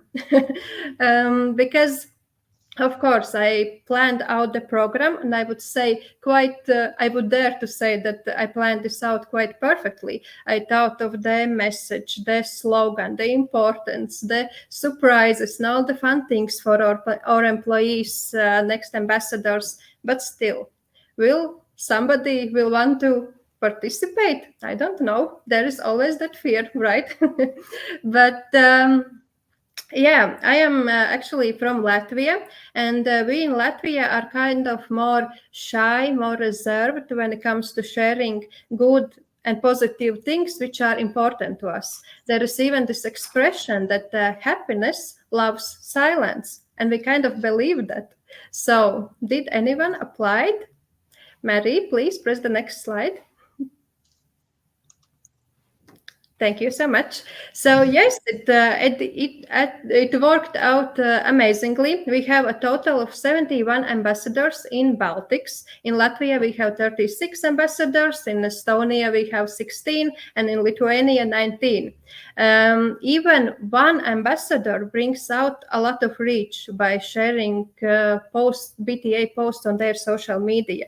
The total numbers you can see on the screen, but the numbers and reaches are very high, and they even exceeded our expectations, definitely. And Marie, next slide, please. Yes, and if you would ask me, is it worth to create ambassador program in your company? I would say yes. And if you would ask me, is it worth to partner up with Social Cedar in this process? I would say definitely yes. And Mary, next slide. Thank you so much. So thank you all for your time. It will be all from my side, Dare to Innovate, and back to Mary. Thank you a lot, Evija, for your testimonial, if I may say. It's a real pleasure Yeah, to work it's with recorded, you. so it's true. It's true. So to sum up, what you can expect if you're doing right, such as BTI does it with an ambassador program, you can have minimum of 20% of your workforce that become an ambassador. It's on voluntary basis, and we see that 30% active shares the topics. When you share a campaign, not everyone will share it every time. We see most of the ambassadors share it, but it will be different topics from time to time, depending on the topic that speaks the most to them, depending on what speaks the most to them to the network and the timing. We also know from experience that every sharing, so per ambassador share, you have 10 people back to your landing pages, to your environment. So picture how many people will share your post and the return you can get in terms of reach and in terms of leads and people coming to your website. It's a strategic and long-term impact. It's really in the global picture of employer branding, and it goes on different topics. It can go from recruitment, on sales, and on branding. It really helps those different departments. It's really the most efficient recruiting program, because when an employee share things about the company, it shows that the employee is happy and proud to work there, and that it's often a healthy environment to work. So other people from the network will really see it as a good place and a nice place to work, and therefore will be more likely to join it. So to finish, I put here a QR code of my LinkedIn page in case you would have any questions, or you would reach out to me, would like a demo or anything related to an ambassador program or employer branding. Feel free to reach out. Thank you a lot. Well, thank you, Mari, and thank you, Evia, for this interesting and combined presentation from your side. I think it's really cool that you have the opportunity to manage from your side, from the one side, to be showing how the potentially this employer branding tool work and how it works actually in reality. So my question for you, ladies, is that well, the theme of the presentation was to how to build a strong employer brand that attracts talent. So my question is here for Evie. I know that you have been using Social Cedar for a really, really little time to be like get a real data and etc. But has there been any attraction? Have you seen any attraction that Social Cedar could really help to attract new people, new employees in the Baltics? And definitely, yes, we had the case when we shared one specific vacancy with our ambassadors. So ambassadors reshared that message to their social media, and one of our colleagues came back to me and told, "Oh my God, like I have so many comments, and the phone is calling like in every 10 minutes." Well, maybe a little bit I'm facing this, but it was like that. So it sparked a lot more interest in others because I saw, oh, I trust this person, I know this person, I will ask her about the job. So definitely, yes. And also like inner branding, it works out great because more and more employees are actually asking and starting to be interested in becoming an ambassador. So we can create this culture of sharing that you don't even have to be an ambassador, but you still share and be ambassador to your company. Well, of course, in these days and times, in the era of social network excellence, I think that it's just stupid not to use social networks to either ways Yeah, to but promote I your think I'm products sorry or for. yourselves. Yeah, I just wanted to mention that I think it's people probably needs that push a little bit because they feel shy to speak about their company. But once they get that push and motivation, it works out great. And they understand that it's an easy way It on is how very to easy. engage, like you have just to click one button or just to click one share. So for everyone that is watching us online, of course, and on the recording, you have the opportunity to contact Marie or Social Cedar or to exchange on experience also Evia. So ladies, thank you a lot for this really interesting and insightful presentation from your side, and have a beautiful and wonderful end of the day. Okay, Thank you a thank lot. you. Let's keep in And touch. we will thank you, and we will continue with our marathon next. So yeah, you had the opportunity to see on how you can excel by using your own team, your own employees, for being brand ambassadors on the most social, on the most popular communication tools as social networks. But our next speaker is also from the Baltics, and Arturs will help you to understand how on minimizing manual work you can enhance your productivity. So, Arturs, are you here? Are you with me on the main stage? Yes, you are. Yes. Awesome. Okay. Hi, So, Arturs. hi. Hi, awesome. Nice to see you again. So, as usual, the stage is yours. It's like 18 minutes or something, Okay. 18-ish minutes, and I'll appear with some I'll set questions, my to timer. notify you that your time has gone to the end.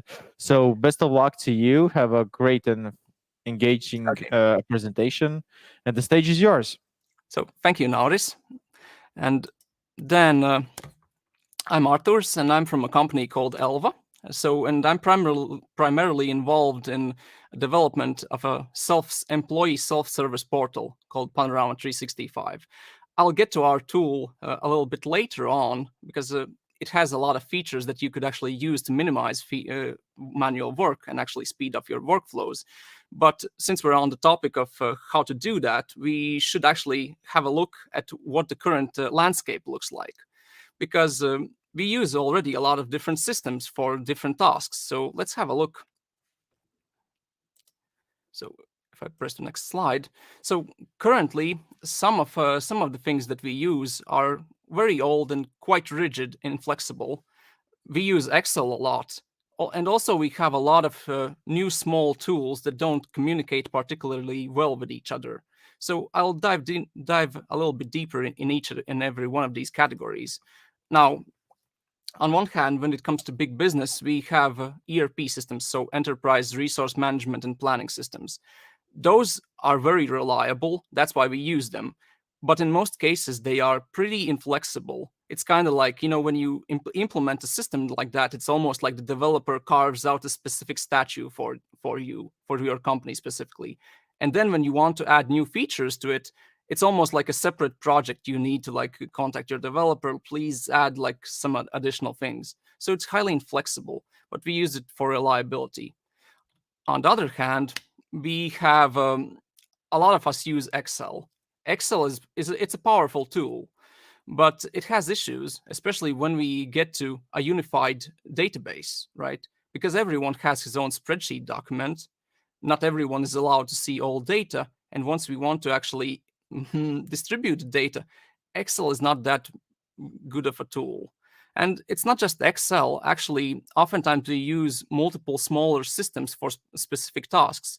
We might have, the ERP where we store all the data of the company, but then we might use actually like SharePoint for document distribution. We might use like a third-party tool for employee evaluation and so on. And the problem is those systems, they don't always communicate with each other. So transferring data from one to another it's quite an issue. And that same issue is with Excel. And since we're on the top in the 2020s right now, a hot topic for the past years has been AI and smart solutions. So that's a huge topic in itself. But I would like to make a distinguishment between AI and smart solutions, right? So AI being more of this crazy generative thing that comes up with new awesome random ideas and generates those out of thin air, and smart solutions being something that's more like reliable and kind of more rigid, but not as inflexible as the classic ERP systems. So I purposefully picked this picture because I would like to point out a couple of key problems with AI tools, right?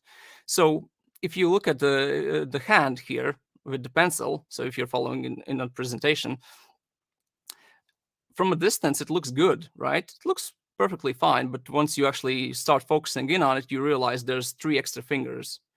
And now, how do we get to a situation like this? The problem starts with already in the development phase. Oftentimes, we didn't have like a specialized algorithm for how to develop and handle hands, right? And once that was included, right now, the new iterations of these generative AI, they draw hands perfectly. They can draw perfect, like anatomically correct hands. But at the beginning, it wasn't that way. So when we develop an AI or smart solution, we need to have a good set of base algorithms. And those, well, that actually falls on the client side, because you understand your business as the client very well. So you need to provide a good set of base algorithms. Because if you don't, then we might run into an issue like this, because we develop something for you, or an AI company develops something for you, and it doesn't work properly in situations like this. Just imagine this in a business case. Here it's an extra finger or 2, but in a business case, that could be like an extra 0 at the end of a salary, right? Someone might be happy, some other people might not. Well, those issues, that's why I think pure AI solutions will still have a long way to go before they are properly adapted into business. But talking about smart solutions, there's also one other issue. It's data, right? All smart solutions, the new solutions that we currently develop, they rely heavily on data. You need to feed in quality labeled data. And that's also an issue. If you want smart solution, you need to be able to provide data for it, right? Especially that's an issue when we get to like a third-party AI or smart solutions, where you have to submit that data somewhere into the internet, right? You can quickly run into GDPR issues, because maybe they don't want to sign an NDA, and they will use your data for all sorts of things. You don't know that. So that's an issue when it comes to AI and smart solutions.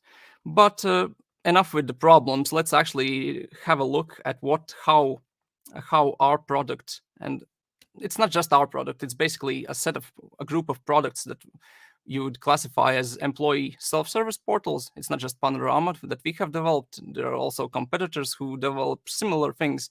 But so this is an introduction to this type of product. So basically, it's a product that connects to your ERP, where you have most of your data. And this self-service portal is where we can actually distribute that data and to our employees, and allow our employees to interact with that data. Because the problem with ERPs is that it's very limited access, right? It is very limited access. Usually only your top accountants, your top HR has have access to those systems, right? But this personal portal, self-service portal, is where your employees, every employee who can connect to this system, can interact with that data. And here I have like a small screenshot of our system. So this is what a system administrator would most likely see. So there's a lot of functionality. There's a lot of different things that you could do. Also, you have access to the administration and classifier sections. So those are normally reserved for system administrators, and so on. This tool is also mobile friendly. It kind of acts as like a web page. So when you set it up, it's you access through a web browser, and it's also mobile friendly. But keep in mind, since there are data heavy functionalities such as like time planning and like timesheet creation and so on, those don't work very well in the mobile. Like the basic things like requests and approvals, those work perfectly fine. But once you get to timesheets, you just can't fit all the information on a tiny screen like a mobile phone. It doesn't matter that it has a high resolution. It's just small screen, so you can't fit it on there. But today I will actually point out two very key features of this type of product of Panorama that are not necessarily that very like marketing friendly. They don't look flashy on the outside, but they offer a lot of flexibility.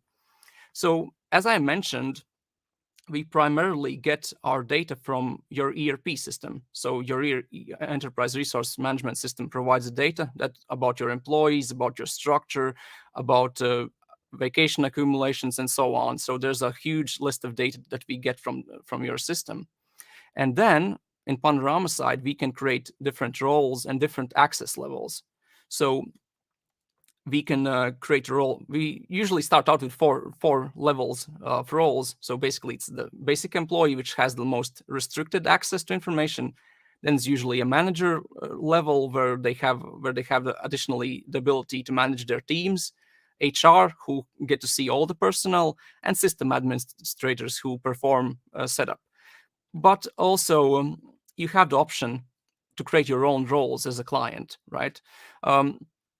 As I said, this is not the most marketing friendly screenshot, because the creation of roles and setting up permissions, you have to go through lists like this. You create a role and then you set, okay, this role will be allowed to do these specific things. So it's a lot of check boxes and pressing save and so on. But in the end, it provides a lot of flexibility. So you can hand tailor your own specific levels of access, how you need them in your company. The next thing that's actually extremely powerful is creating customized approval flows. Now, here, you would be able to create your own approval flows. During implementation, we usually start out with some more basic ones, and oftentimes, if it's a smaller client, they tend to run with the basic ones, which is, let's say an example would be, I request an absence, and then it's usually approved by my manager, and maybe and then the second step maybe an HR manager. So that's a basic approval flow. A lot of clients actually tend to stick to these, but I have seen clients that see that they can create their own approval flows, and then they go extreme on it and create approval flows like with multiple, like 4, 5, and even 6 steps. So it gives them flexibility, and those approval flows then can later be assigned to specific events. So similar to the roles, this is also the setup process is also not really that beautiful in screenshots. It's a lot of like lists, setting orders of steps and so on. So it's not really that sales worthy of a screenshot, but it's extremely powerful. Now, as an example, actually, when you combine these two things, it allows you to streamline different processes. And as an example, I will pick one specific process, which is an absence request. So let's pretend I'm an employee right now, and I have access to this absence section here. So that's inside our portal. I log in, and here as an employee, I see all my absence requests that I have created throughout the year.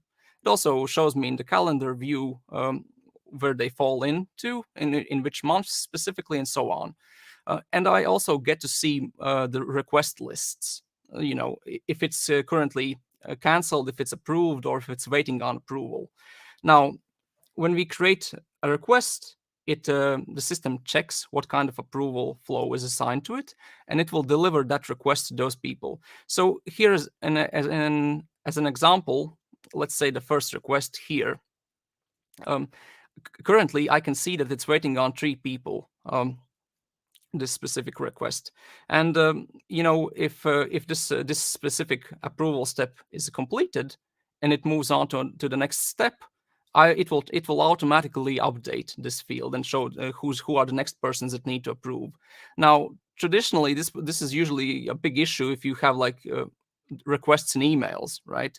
Because in emails, as an employee, I send off my request, and then it's like, if it's a multi-step approval process, good luck tracking that. I have to call my manager. Did you already approve? I have to call my HR. Did you already approve my request? I have no information. Here it's all laid out. I see which person needs to approve. So it brings a lot of clarity on all sides. And also HR managers who see all the list of all employees, they also can track fairly easily which people need to approve. And let's actually then quickly jump over to what an approver would see. So if I'm someone who needs to approve a request, once I log in, I'm greeted by my homepage, and here it already these blue tiles in the upper portion here, they show how much and what types of tasks I need to do. Right. So currently it shows me 72 absence requests are waiting for my review. Right. 2 timesheets and so on. It groups these things. If they're done in email, then good luck figuring out how many absence requests do you have. You might miss some, right? Here you already see precisely how many. You can also add notifications. So in portal notifications, where there's like a small bell that notifies you when you get something you need to do, you can add in email notifications as well if you want to notify that via email. And if you want to go the full mile and annoy the crap out of your employees, you can actually also enable SMS notifications. Now, those will cost you a little bit, but sometimes for some events, if you have employees that don't use smart devices and you need to notify them and make sure that they get a message, SMS notifications is the way to go. We actually have some clients who specifically use it for this type of communication.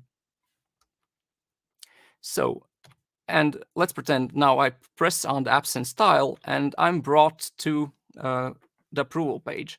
Here I will have all those 72 or 73 requests that I have that I need to review.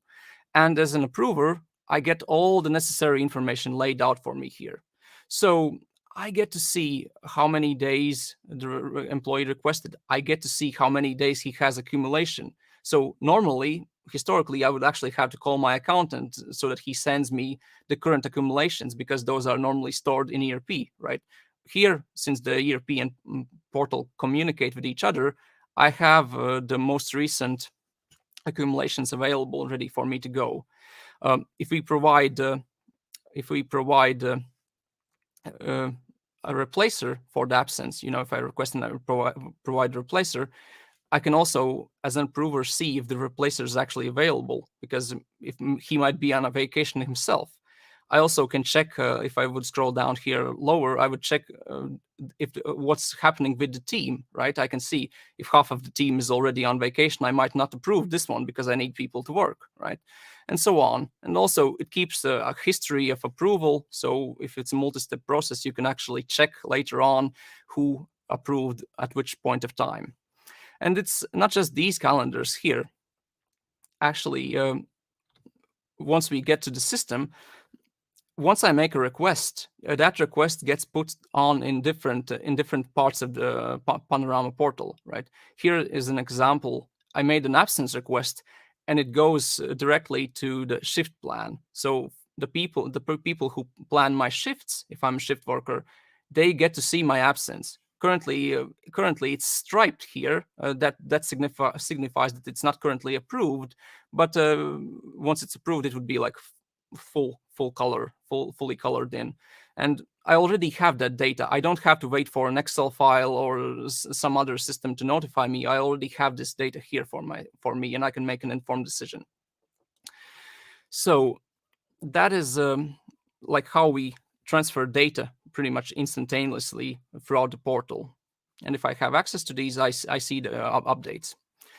Of course, there's also like different statistics that get updated. For example, if I make an absence request, it gets approved. It updates all the statistics for absences and so on.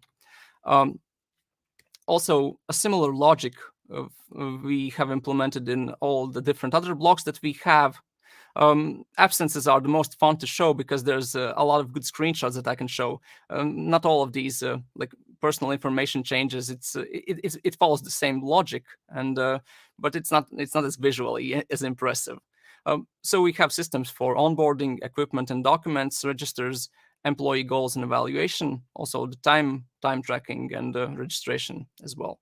So, and you can hand customize this specifically to your needs. So I will mention that the features that are more mature, actually, they have more features because they have been around for a while and have had time to add new features in. So the newer ones have less customizability, but we expect them to develop further. So as for clients, we have implemented Panorama in smaller clients, basically companies who have less than 100 employees. For them, they don't necessarily see the benefits of automation that much, but it helps with transparency, and so on. And we also have implemented Panorama for bigger companies which operate in all 3 Baltic states and all 3 Baltic countries and have well over 1,000 employees. So there's a spectrum, and we have some experience with different scenarios. So if you're interested in self-service portals, you can then check out this type of products. So they might be interesting for a company that's growing.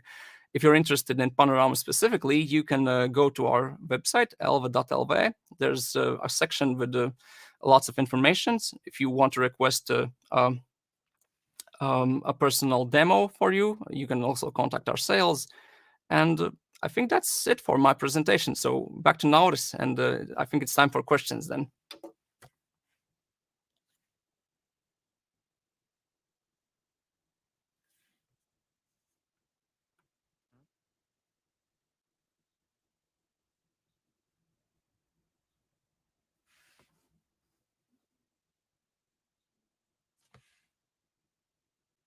Oh, a little glitch on our side from the internet. Okay. Thank you, Arthurs, for your insightful presentation and on possibilities on Panorama 365 and also on automation and digitalization of HR processes.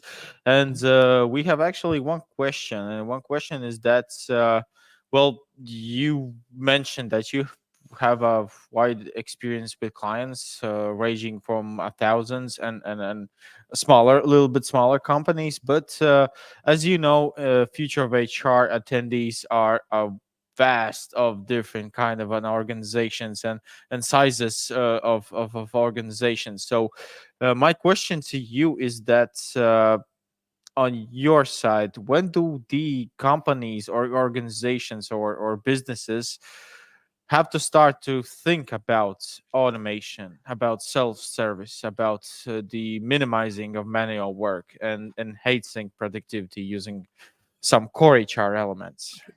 That's a good question. Actually, if you have the resources, you can start early on. But a good place, I would say, it's probably when you exceed 50 and like it's between 50 and 100 employees, because that's the point where you don't know everyone personally, especially if you work remotely. And not everyone's in the same place. And the Panorama and systems like this, they offer like a place where everyone connects in, right? It's a unified place. And based on all the processes that you can do, like it's like a unified hub for different things. Like you can perform an employee evaluation, you can set goals for them, you can plan times for them, and it's like a unified system. So I would say once you start like creeping in on the 100 mark, that's when you can definitely start thinking about. But also, if bigger companies have just much more benefits to this automation because it speeds up processes, right? So of course. I kind of like the analogy with dishwashing. If you have like 5 plates, like there's no sense of getting a dishwasher. If you have like 20 plates every day, it's like, okay, maybe I want that dishwasher. And if you have like 100 plates, yep, definitely getting a dishwasher. And actually, kind of a correspondence with the household people that are in the house. If you have like 5 people in your family, then okay, it's going to be a lot of more dishes, a lot of more plates, and you have to consider maybe the dishwashing machine is the option that we love to implement. Once again, thank you, Artur, for your presentation. It was an honor for you to participate in this conference. And if anyone has any questions for Artur's or want to understand how you can use Panorama to excel and achieve your business goals, feel free to contact Artur's and his team, right? Yes, sure. Awesome. Super. Thank you very much, Arthurs, and we'll continue with our last sprints, I may say so, but our last 5 presentations. So we have had the opportunity today to look into the different spheres and segments of HR processes, but right now we return a little bit into the recruitment. So for our next presentation, I want to invite one of the leading and one of the first applicant tracking systems that were locally founded in the Baltics, called Recruit, and Marit Alavali as a founder and CEO of Recruit. Hopefully you are here. And yes, I can Hello. see you really clearly and hear you also. That means that our viewers in the conference can clearly hear you and see you. Well, Marit, the stage is yours for approximately of 18 minutes. Then I'm going to pop up with some questions. So have a great and wonderful presentation and share Thank some you. knowledge from your side. Yes, thank you, Nauris. I'm really glad to be here and speaking at the Future of HR conference. I'm Marit. I'm the founder and CEO of Recruit. And what Recruit is? Recruit is a recruitment software, and it makes the recruitment easy and transparent for all the important parties, for recruiters, for hiring managers, and also for candidates. But today, so my topic is actually, it's not going to be directly about the software, but actually the future of successful recruiters, the right mindset and skill set. But before jumping into the topic, let's get to know each other. So as I told, that I'm the founder and CEO of Recruit, and my background in HR is now more than 15 years practical experience, and I have worked as a HR manager, as a recruiter, and I have also supported more than 100 companies in digitalizing their recruitment processes. And now I'm also entrepreneur, and I would like to bring the value to digitalizing the recruitment processes. So, but now jumping into the topic, why we need to talk about recruiters' success and how does the future look like? Because and one of the reasons actually is that based on the studies, 55% of companies already today investing some kind of software or AI technologies for speeding up the recruitment process and changing it to be more effective. And this number actually clearly shows that the usage of technology in recruitment is growing, and we can't successfully and effectively manage without technology. For example, it's in my mind, it's really reasonable to automate routine tasks, some part of the communication, pre-selection part. But I have also noticed and discovered that there's more needed to be successful in recruitment and especially in the future than just using the technology. You need to have soft skills, data analyzing skills, and also the right mindset. And this information comes from my everyday work with HR managers, recruitment managers, and recruiters. The studies also have shown that companies can actually lose up more than 47% of their candidates due to wrong attitude by recruiters, and this is something that actually makes me really sad.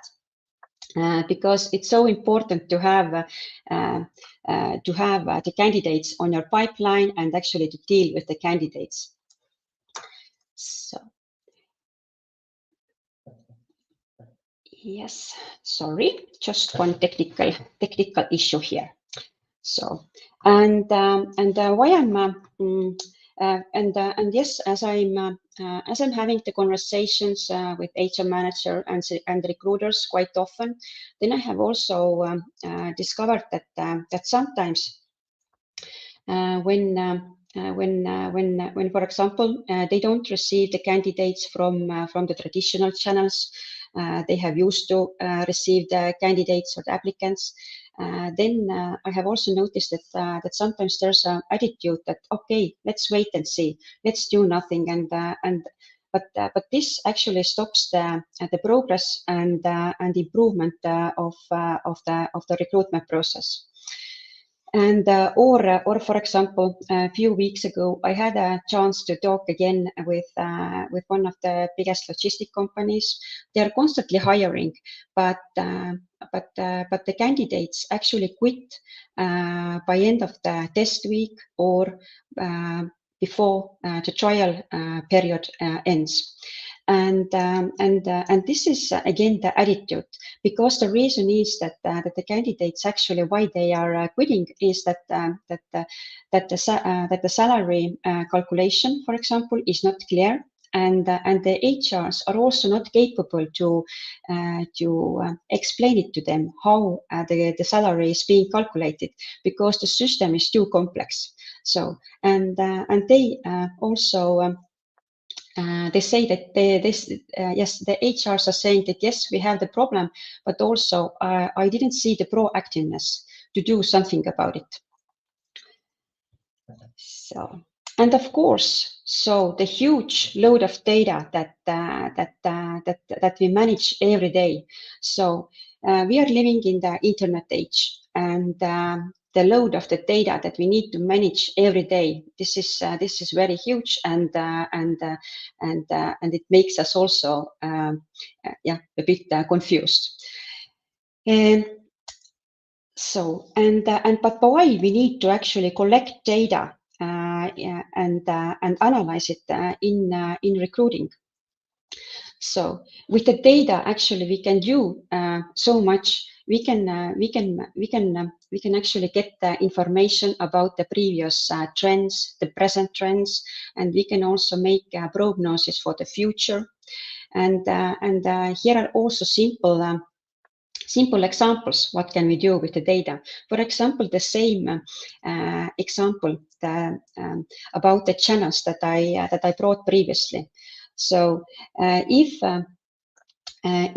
we have the situation when we don't get enough candidates but we are actually paying for the service, then actually we can get this information based on the data, and we can make the decision that based on the data we actually don't invest to these channels anymore.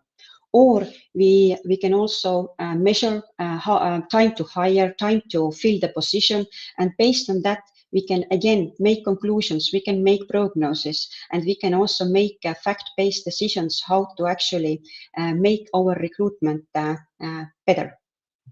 And that's why that's why the data part is really important. And I also see that that at the moment the companies they are also striving to be more data driven, and as the company is striving to be more data driven, then also the HRs and recruiters, they also need to be aware what to do with the data and how to interpret actually the numbers. And overall, the expectations to recruiters. So I also see that that the expectations to recruiter have changed. I would say that a few years ago, the expectations were maybe not so strict, and maybe not so so large. So basically, they were maybe more focused on the certain part of the recruitment cycle, for example, sourcing. But now I see that to be successful recruiter, competitive, you need to have more wider skills. And I think that it starts from the sourcing skills and ends up to negotiation skills with the candidates. But what is actually the solution then? So yes, I'm talking about what are the reasons why we are why I chose this topic and why we need to talk about it today. But actually, the solution is also the combination of technology, skills, and mindset. So that's the thing that I have discovered. And actually, the solution I have also studied. I have also learned from a lot of studies, and some of them also shows that that there's a list of the requirements for the future recruitment, and the list is so long; it's up to 70 requirements. So for me, it's a pretty long list, and it's not really, I would say, it doesn't bring my motivation up. So, but I would make it short and very concrete, and leave these requirements simple. So I would propose 3-part module, so that includes technology, skills, and mindset. Under the technology, I mean the usage of software and usage of technologies and AI solutions. But as a crucial skill regarding technology, I see that each recruiter should know how to use applicant tracking systems or recruitment software.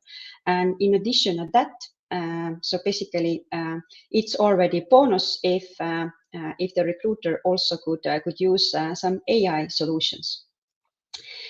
But coming back to this technology part, I really also suggest to test and to use different softwares and different technologies. And if you use the tools, then I also suggest you to test it from time to time, and also give feedback to product providers, so that they can actually improve the product, and they can also develop this recruitment technology world more further. And again, I can back to the data analytics part. So, for example, yes, the technology can do, for example, this data collecting for us, and can also give you the reports and such things.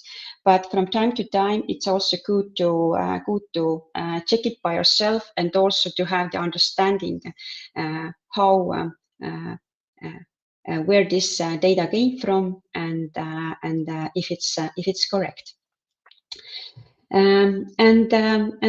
Yep, I'm also now jumping to skills part. So here I brought out top 3 skills that I see that is definitely needed in the future, and I see that that successful recruiters should have those skills, or at least start think about it. So the first one is data analyzing and data-driven decision making. So as I mentioned it earlier, and the second one is diversity and inclusion. So I see that in near future and already today and near future, I think that successful recruiters should have the understanding from different people with different backgrounds, and actually they need to have skills how to attract the candidates with different backgrounds without hurting anyone's skills, feelings. And of course, communication. So it's really common and it's general, but actually everything. So you while you are a recruiter, so you need communication skills, because your candidates, they are humans, and they need this face-to-face contact, eye contact, and they need somebody to talk to them. And then the third part of this module is mindset, and what I mean under here is the way of thinking, the way of the attitude towards your everyday work.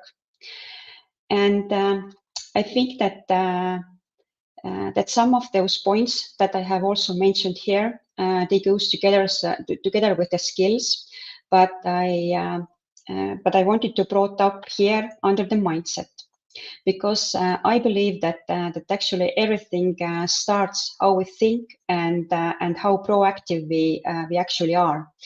And the most important and crucial the ways of thinking, I think, for the future successful recruiters are the critical thinking and problem-solving skills, open-mindedness, and the eagerness to learn, to improve. So I think that these are the most important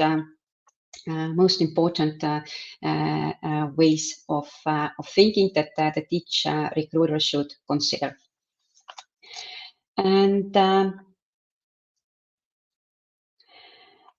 as a last thing, what I want to also bring up and emphasize is that alongside using the technologies, let's not forget that we are all humans, and your candidates are humans too. So I know that it's really great that the technologies are doing all the not so convenient work for us, but let's also stay connected with our candidates. So thank you, and questions, please. Yeah, thank you, Maris. We have a quick question from the audience. You emphasized the recruiters part and in these drastic changes in the workforce, but what about the candidate? What about the recruiters? What should they concentrate on the future of the candidate? Because, you know, the workforce is getting challenging and more challenging. So what about the candidate's experience? So the question is from the candidates view. From the candidate's viewpoint, what could you suggest to our HR leaders, to recruiters, to concentrate on maybe on the candidate side? Because the data, the technology, and then other things are inevitable coming into the future of the HR and applicant tracking and recruitment. But what are like the key factors for recruiters to keep in mind and potentially on the candidate's experience in the future? Mhm. So I think that actually the first thing that the recruiters should keep in mind is that the candidates expect to get the feedback as soon as possible. So they don't want to stay just to and wait.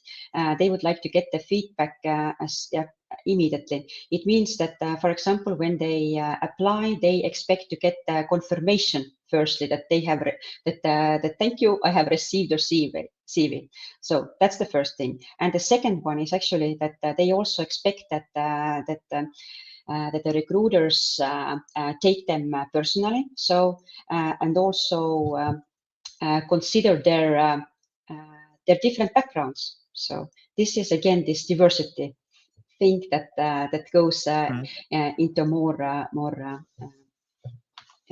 I think that coming back to previous presentations and then also understanding in my own experience that well, one of our today's trends is like kind of a personalization. Casper's from your company already also emphasized it that either it's onboarding or recruitment or internal communications. Then the personalization is the key.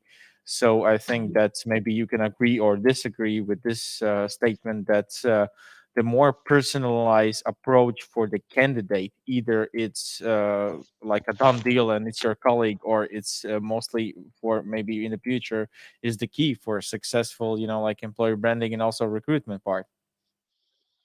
Yes, I totally agree that this personalization is important, and but on the other hand, so I truly value also the work that actually the machines do for us, because I think that actually we should let the technology do the work that doesn't bring us any additional value, or for the candidates, so they can do all the routine tasks for us and the administrative tasks, so that we as a recruiters, we can also focus on our candidates and communicate with the candidates. So this is something that I believe.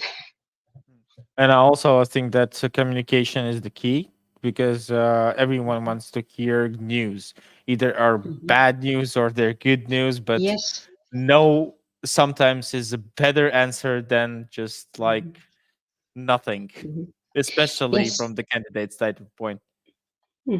And actually, so basically, the statistics from the Baltic states, I see that yes, the candidates they are now claiming, no, they are saying that yes, they are getting more feedback from the companies, but actually. I also see that the numbers could go more better. So yes, we are moving step by step. Okay. Awesome. Well, thank you, Marit. Thank you for being a part of this conference. Thank you for your insights and your presentation. Once again, if everyone has some questions to Marit or understand how the recruit could help them on their recruitment processes, feel free to contact Marit on LinkedIn or either on the other channel, right? Thank you. Super. Thanks. Bye. Have a good one. Well, dear friends, we continue with our marathon and we have only 4 presentations left. That means we already have been through 19 presentations and a panel discussion. And we're going to continue with recruitment. And our next speaker is CEO of Team Dash, Pavel Hale. And Pavel will share his insights on the future of artificial intelligence and automation in the talent acquisition. So, hi, Pavel. Hello. Nice to see you Hi. again. Nice to see you again. Also, oh, I see you that have a really interesting background that over there. Is Yeah. it We is have it a just random had some background or brainstorming it sessions here, so maybe is it's it? interesting. Oh, awesome. Okay, so without further ado, the stage is yours. 18-ish plus minutes is up to you, and we'll leave some couple of minutes for Q&As. Have a great presentations, and I'll be here in the background listening and analyzing you. Yes, thank you, Nauris, and yeah, it has been a long day already, so I hope I can share some interesting insights which are not touched yet. So my name is Paavo, as mentioned. I've been in talent acquisition also for the last maybe 15 years already, and the last 4 out of this I've been building TeamDash as one of co-founders and CEO of this company. And today I will talk about AI and automation in talent acquisition, which is clearly connected with candidate experience as well, which you touched on a previous discussion. But before I start, then maybe a few words about what TeamDash is. TeamDash is a talent acquisition software, and it's built for in-house talent teams who have a variety of different roles to hire for, or a high volume of candidates per one role, or both. And how we help our clients, we enable our clients to automate everything that is reasonable to automate in the hiring process. And our clients are from many different industries, including, for example, retail, logistics, manufacturing, and some others. And there are actually many companies with amazing employer brands and with different recruitment needs that we have helped to set up successful recruitment processes for. And also maybe geographically, we have clients in the Baltic states, Poland, Finland, the UK, and some other European countries as well. And why our clients are happy with us, the main reason is because we work with them to make sure that the software matches each customer's specific needs. Because we all know that there are as many different hiring processes as there are different companies out there. And moreover, even within one company, there are different hiring processes for hiring different roles. And TeamDash is built so that on one hand, it's very easy to use and super simple to start with. And it's actually ready to use right out of the box for typical use cases in hiring.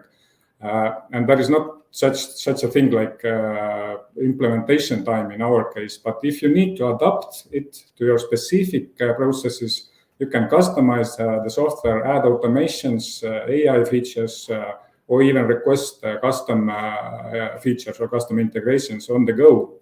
And such approach is also the reason why TeamDash was chosen this year as the HR solution of the year.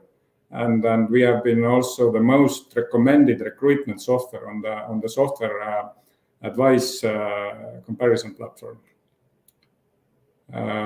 Laszlo Pok, former vice president of people operations at Google, has wrote in his book that hiring is the most important people function you have. And refocusing your resources on hiring better will have a higher return than any training program. And today I'm going to talk about one possible option on how to refocus your resources better with the help of automation and AI, so that you could get more return on your hiring efforts. During my, let's say, last 10 years, there have been 2 problems I've heard each year over and over again. First, candidates always claim they don't get enough feedback. And recruiters always say they don't have enough qualified candidates. So if you are in talent acquisition, it might sound familiar for you, I guess. And there is a lot of research data on both of these topics. But maybe for now, I wouldn't stop on these too much, but rather ask that how these 2 things are related to each other. And the lack of feedback that candidates claim is just one of the symptoms of the problem. And I think that it's not that talent people don't want to give feedback and offer a great candidate experience. Usually it's just because it's impossible to do, due to the increased workload on recent years in recruitment and the simple lack of time. And this has a huge impact on the candidate experience, your employer brand, your ability to find those suitable candidates. Unless, of course, you have proper tools for automation your workflows.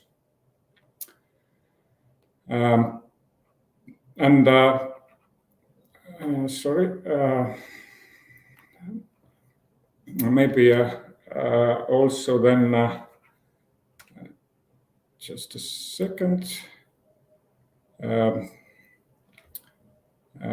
Before we look at what to automate, let's see also what's the difference between automation and AI. The main difference is that automation algorithms in software tools like Teamdesk do always exactly what you want them to do. For example, you want to reject candidates whose CV doesn't include the phrase C1 level English. And then the automation algorithm does this for 100% of such CVs. AI tools that are used in software tools like Teamdesk are based on large language models, so-called LLMs. And LLMs have literally read through most of the internet, and based on that knowledge, they offer you the solution that has the highest probability to be reasonable. For example, the same example, your requirement is C1 level English. Then AI doesn't search only the specific phrase in these CVs to match the candidate, but it includes the phrases like fluent in English or advanced English speaker or whatsoever. So with the help of AI, you can find candidates that might be suitable for you, but who you couldn't find by simple automation or reading CVs by yourself. And also maybe why to automate, or what does this increased workload and lack of the right candidates mean for you and for your organization? Then, of course, the first is speed of hiring, time to hire, as we measure this in talent acquisition. If you are not able to fill your vacancies fast enough, your company will lose business. And also good candidates don't wait until you read through all those hundreds of CVs or until your hiring managers comment on them. Second, of course, money. I can say that an average Teamdesk client is saving 50 hours per month per one recruiter only from automating repetitive tasks. You can, of course, calculate it by yourself. What does it mean for your company's payroll? But no, it's at least 10,000 euros per one recruiter per 1 year. Then, of course, if you automate, you get better candidate experience. And this is the biggest return you can get from automations and AI as well. And at the same time, it's the most difficult one to measure directly. But as a rule of thumb, better candidate experience means better talent and bigger competitive advantage for your organization. And of course, the most important, I'm 100% sure that most recruiters didn't decide to become recruiters because they like to read through hundreds of maybe irrelevant CVs and then copy-paste information from one system to another. So if you automate, you can focus your resources into these parts of the jobs which you can enjoy and which also bring the highest value to your employer. So what to automate? The short answer to this question and what is also our mission in Teamdesk, we automate everything that is reasonable and possible. And as you are probably in talent acquisition because you enjoy working with people, not because you like to do tedious and repetitive tasks. So So we enable you to automate everything to support your goals. But let's start from the very beginning. The precondition for the automation of your workflows in hiring is that all your applicants are in one place, in one system. And usually you get candidates from many different sources like job boards, social media, career pages, mailboxes, you name it. And that's why the first step in automation is to import automatically all your candidates from multiple sources to your recruitment software account. And the same applies, for example, to email apps like Outlook, for example, to keep your candidate communication all in one place, or your favorite video interviewing platform or HR software where you need to send all hired candidates eventually. So your recruitment software has to be integrated with everything you use in hiring to avoid those double data insertion problem. If this precondition is filled, then second, of course, GDPR, or to be precise, what to automate here exactly is candidate consent management. You probably want to be compliant with data protection regulations. Otherwise, it's just too big risk for your company, and you may have heard that fines in case of personal data regulation breaches can be in Europe in 6 or even 7-digit figures.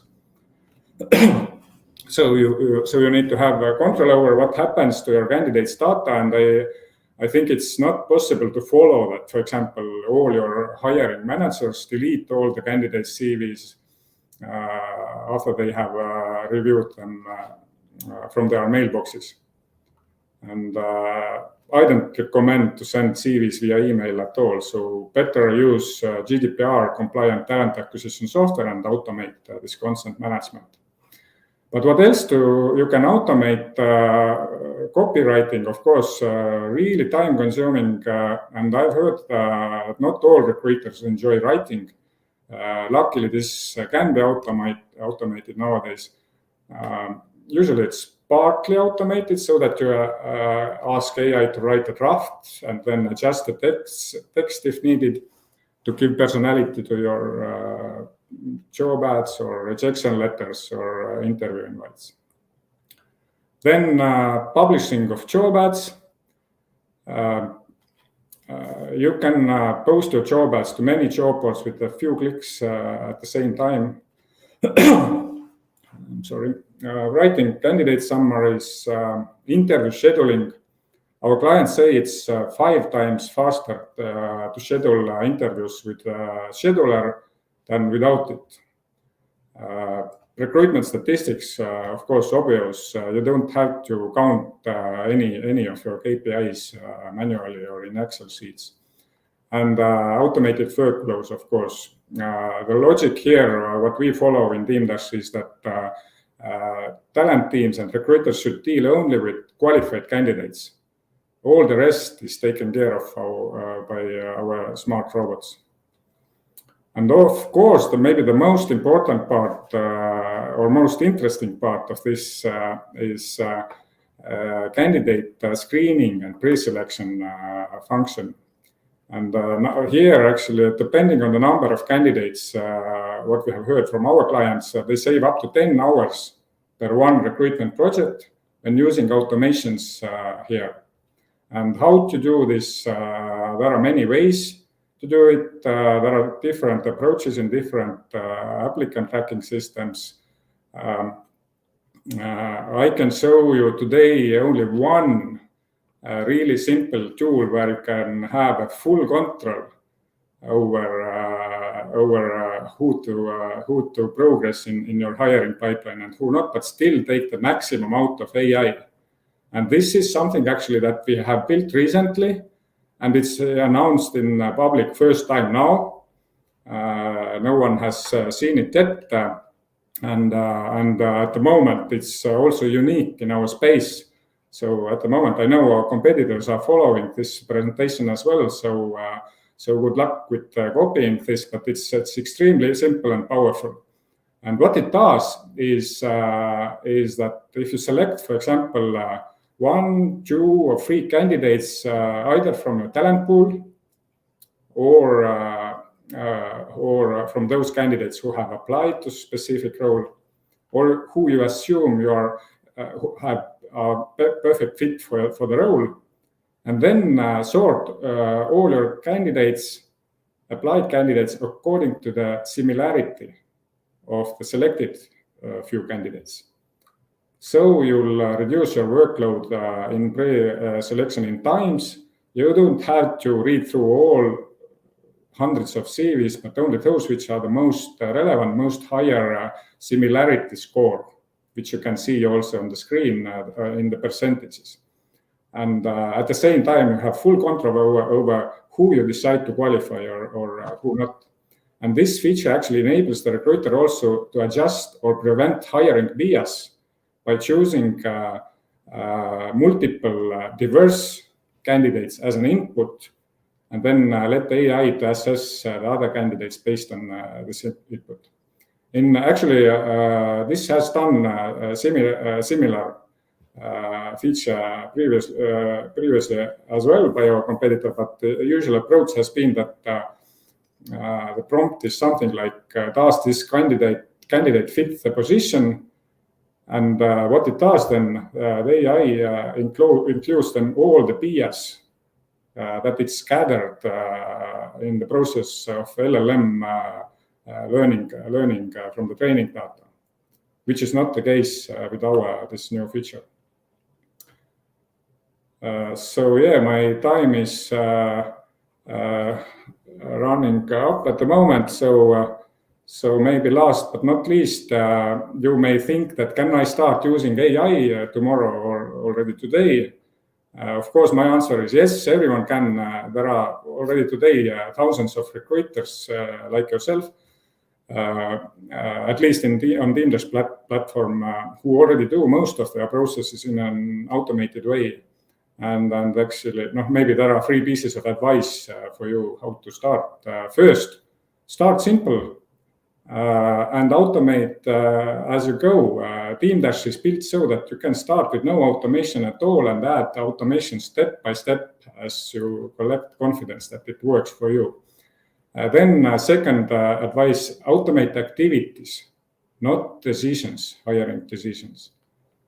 And third, let the software do it for you. The feedback we get from our customers is that using automations and AI is a bit easier than writing an average email.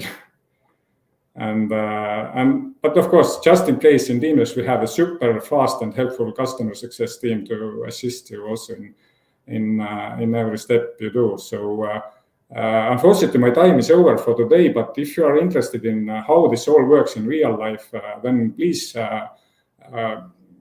book tomorrow at 2:50 p.m. Eastern European time. My colleague Steve will walk you through Teamdesk in a public demo in the same Future of HR event. And if you have any questions right now, then I'm here for some more minutes. So ask in chat, I guess, or something. Yeah, we have a really quick question for you, and also for tomorrow. Yeah, everyone can join tomorrow's presentation. It's gonna be at 14:50 GMT +2.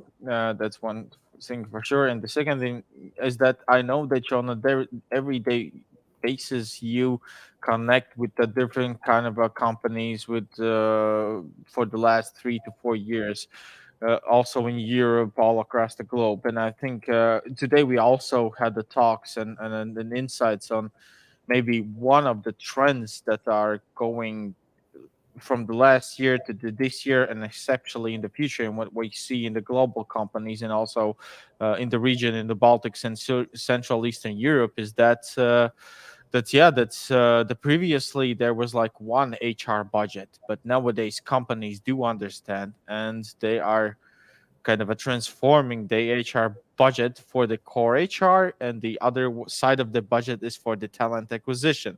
So my question to you is that, do you see this tendency in the markets in your clients, in your meetings, that right now they are like more flexible companies that can argue with you, or maybe gain some help in the talent acquisition part? Yeah, actually, this is really a great point, which I have seen many talent acquisition teams are struggling with.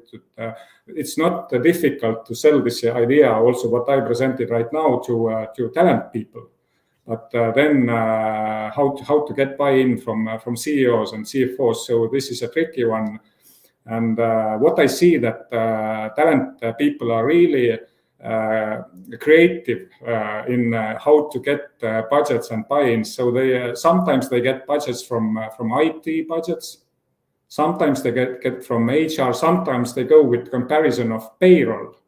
So you see, we have 500 employees.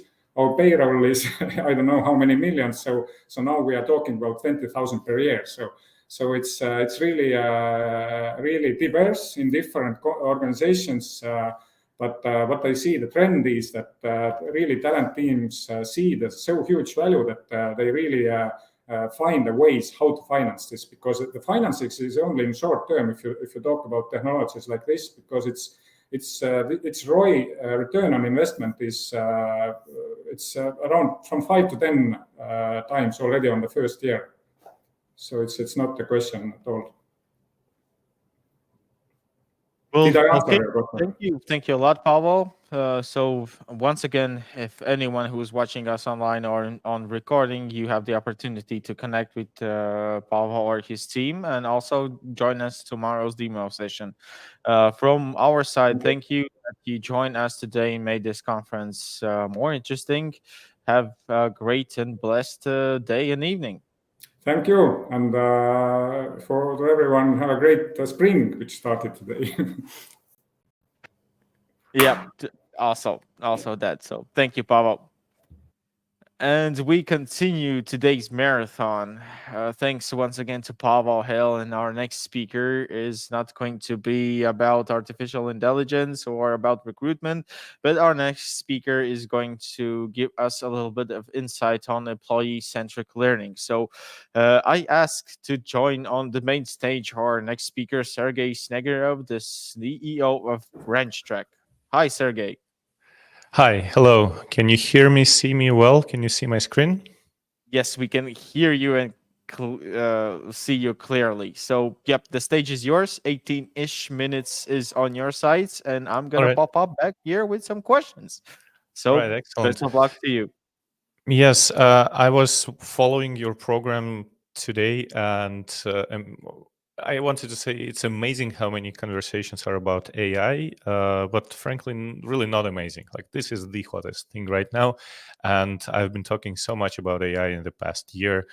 But yeah, I feel it will be a little bit fresh to talk about humans, actually. Let's talk about employee-centric learning and why it's the future. I've been doing e-learning programs for about 15 years now, and I feel that the market and the corporate culture is really shifting away from treating employees as just objects who need to learn certain skills, certain knowledge. They need to put certain ticks into check boxes to make sure that they're certified to do this and that, into kind of a more human approach, or what we call employee-centric approach to learning. And it hasn't happened everywhere, and I guarantee you the mandatory learning will stay. And still, you will have learners who will have to take tests. And I'm not going that everything is going away and that your employees will only take online courses that they like. But if you sort of push them to take a certain course, it's better if they like it than otherwise, right? And I'm not saying that if you are forcing people or pushing people to take the courses which might or might not be useful to them. It's better if they are useful to them and if you can communicate that. So with that thought in mind, I wanted to talk about, let's say, one idea and two tricks or approaches, if you will.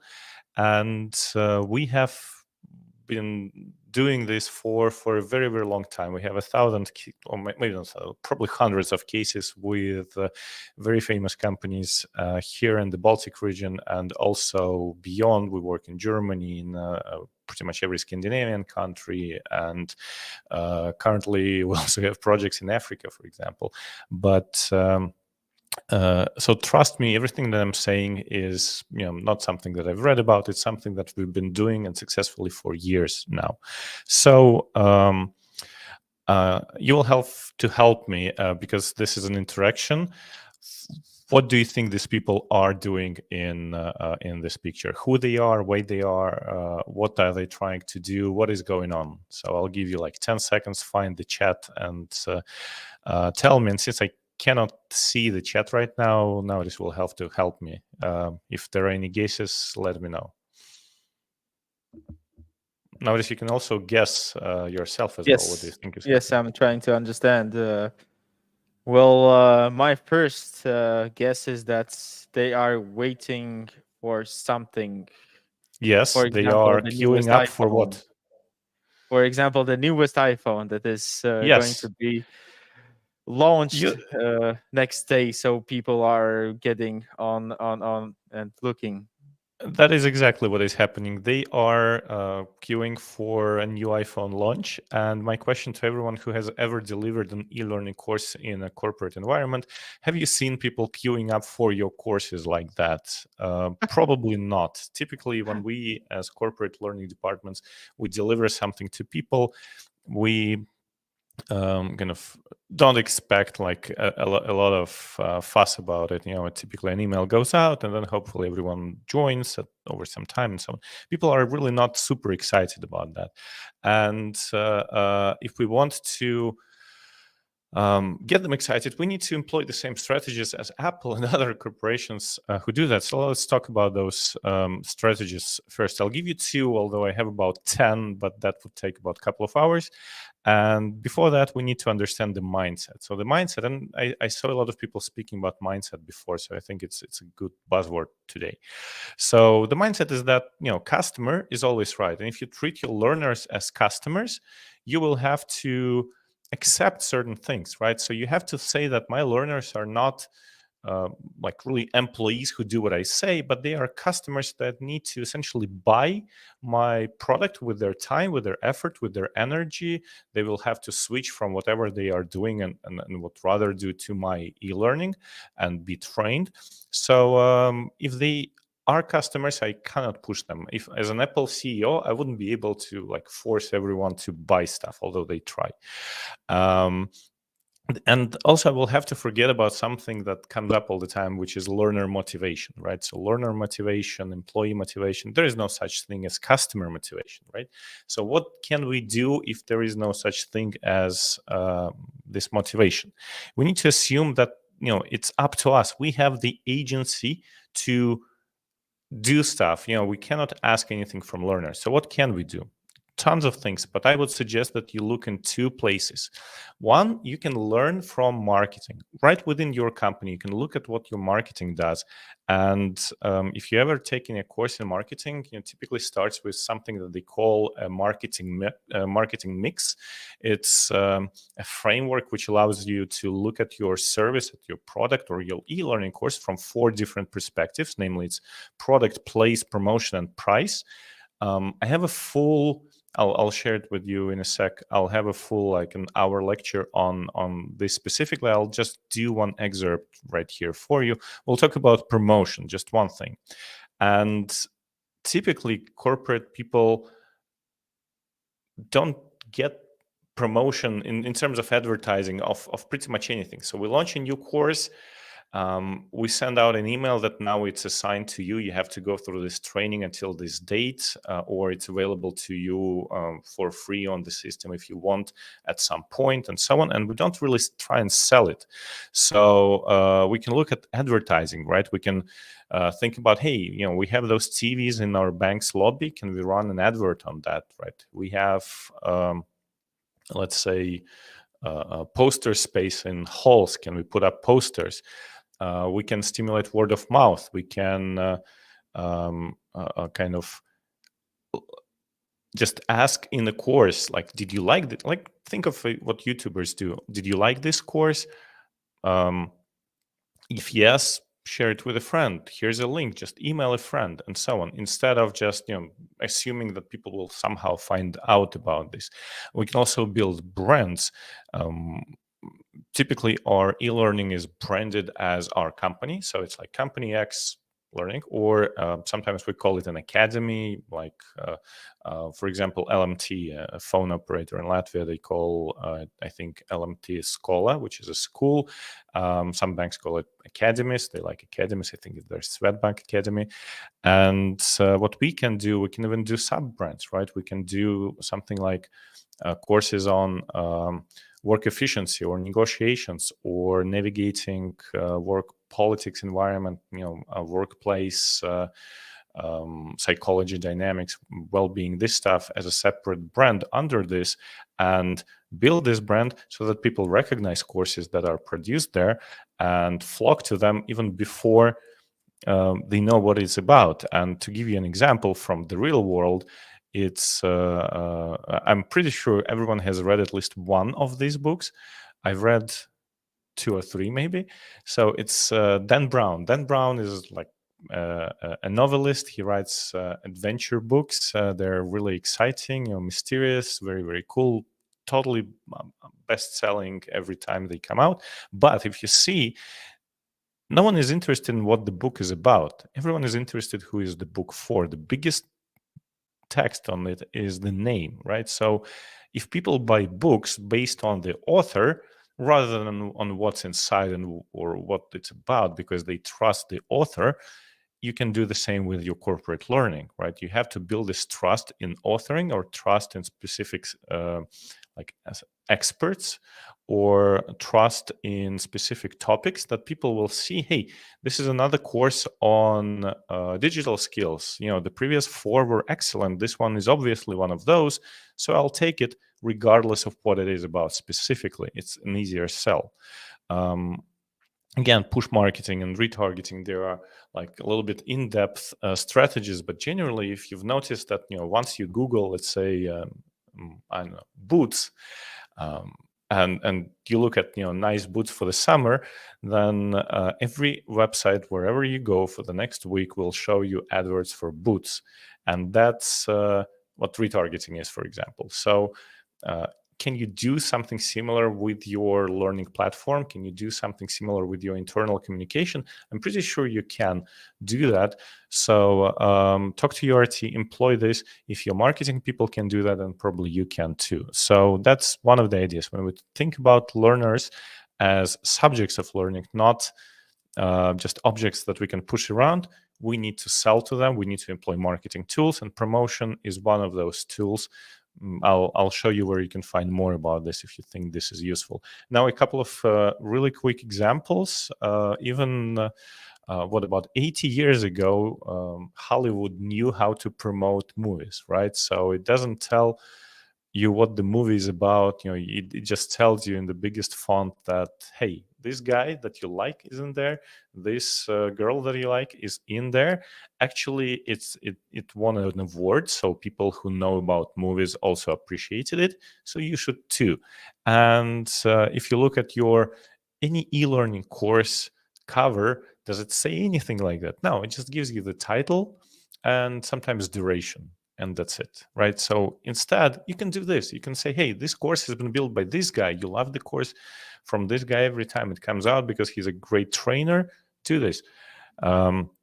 This has come to ridiculous amounts recently with movies, right? So now you don't know what's going on. You just know that it's been critically acclaimed left and right. It's happening like that on every poster. Also, another trick that actually you can learn from media is excerpts, like testimonials.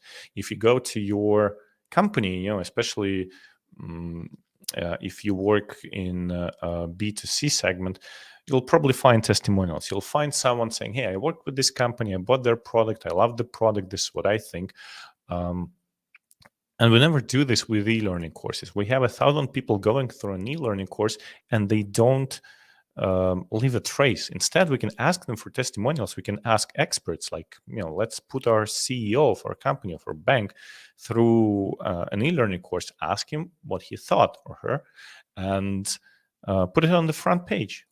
In this case, it's on the back, but people do that on the front of books as well. We can do this with courses just as well. So instead of just saying, hey, this course is about this and it takes 40 minutes, you can say, hey, this person went through it and they think they love it. Why? They're just like you. So you will probably love it as well. You have to sell the idea of this to people as soon as you decide that your learning is centered on them as subjects, not objects.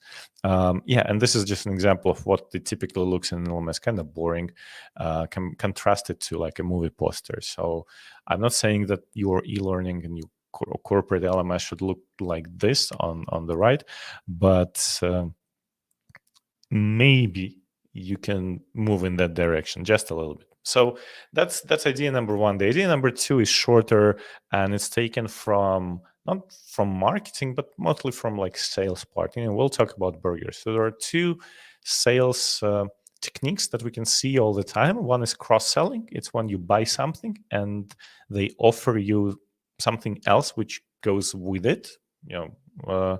Jeans and shirts, shirts and shoes, and so on. And upselling, when you buy something and they offer you same thing but more of that, right? Obviously, fast food is like number one prime example for that, but it happens absolutely everywhere. Whatever you're buying, are you buying a house? Are you buying a car? Are you buying a service to clean your apartment? They will also offer, hey, do you want to wash the windows? Do you want to subscribe to do this every month, and so on? So this what is everyone's doing, but we don't nearly do that enough when we try and sell our e-learning to people. So here's a couple of ideas what we can do. Let's go into IT realm first, right? You're buying a MacBook, they will offer you accessories.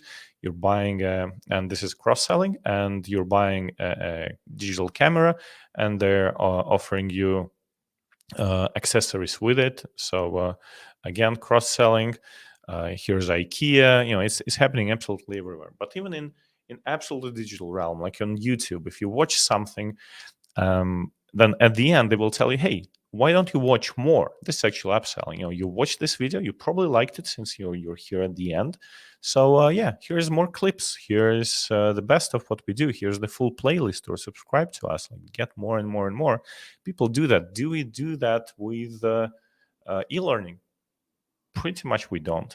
So this is the same example, but from Netflix, in case you don't watch YouTube. So what we do with courses, what we can do is very, very simple. At the very end of the course, say, hey, if you like this course on Excel basic skills, here's a course on Excel advanced skills. Just click here and register.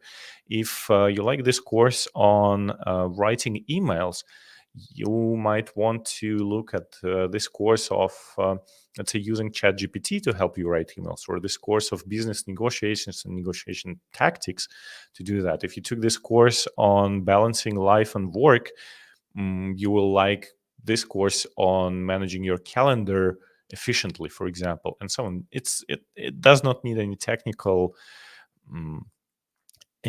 solution for that. It just, you need to try and sell something else at the end, or in the middle, or at the beginning of your course. So that's another technique that helps incredibly to increase uptake of courses, especially of courses which are not mandatory. But even with mandatory courses, I will finish with what I began. If you are pushing people to take this piece of training, it's way better if they also like it, and if they also find it useful, and if they are excited about taking this, it's just an easier way for you. So hopefully these two techniques and one idea were useful. If you want to learn more, here's a whole YouTube channel, says 31 subscribers. It's probably about 100 now. Very close loop, close circle for mostly our customers, where we publish this kind of talks every couple of weeks. and you're welcome to join. If you want to get like a specific invitation to a live meeting like that, you can do as well. Just reach out to us on social or contact us through the website, and we'll send you an invite. With that, yeah, thanks. That's been kind of fun. I didn't take notice of time. I hope I didn't overrun. You did okay. You did okay. You know, Thank you. for the one of the last presentations on the long day conference, it's okay. But thank you for the analogy. I think that's wow. I haven't seen these much book covers in a while, and the analogy was great. But you mentioned before that you try to like escape from this artificial intelligence, but it is a buzzword. You know, it is something that everyone is eager to understand how artificial intelligence can help us on our daily basis, and especially on the learning part. Thank you for your presentation on employee centric learning. But quick question: your insights, AI learning, what's it gonna be in the future? So I think the biggest one, the biggest change that is happening is generative AI, which will help people write better and faster and more. And it's a double-edged sword, because while it potentially can free up a lot of time and energy to focus on things like instructional design, of actually answering the question of how do we want these people to be trained best and what we can use for that, and then the actual process of writing or creating content, or now even creating videos, for example, is taken care of. We can also fall into the risk of just overproducing content that is diluted, that sort of is inflated, and we can just overwhelm learners with material that's of not high quality, so that they will like it. And you know, in the sea of content, it will be difficult to tell good from bad, and that will be very frustrating for learners. And I can already see examples of both outcomes happening in some of the companies that we work with. So it's a blessing and a curse, and it's going to be a very exciting few years while it's really getting up to speed and kind of entering every facet of corporation, including L&D. Super. Well, thank you, Sergey, for your insights, for your presentation, and well, it was a pleasure to for you to be the part of this conference. So we meet again tomorrow at 13:40 GMT +2 with the demo, right? Yes, thanks for having me. And tomorrow I'm demoing something else not related to Inte at all. That will be my other company, which is a platform, AI enabled, by the way, platform for creating scenario-based learning. So simulation scenarios and learning by doing. If you feel that this is something you're interested in, do join. Thanks. Thank you. Thank you, Sergey. Woo! We tried to escape from the AI in our last presentations, but we have two more presentations for the first day of Future of HR conferences, and the first one is going to be like an overall presentation on the challenges in adopting artificial intelligence in HR.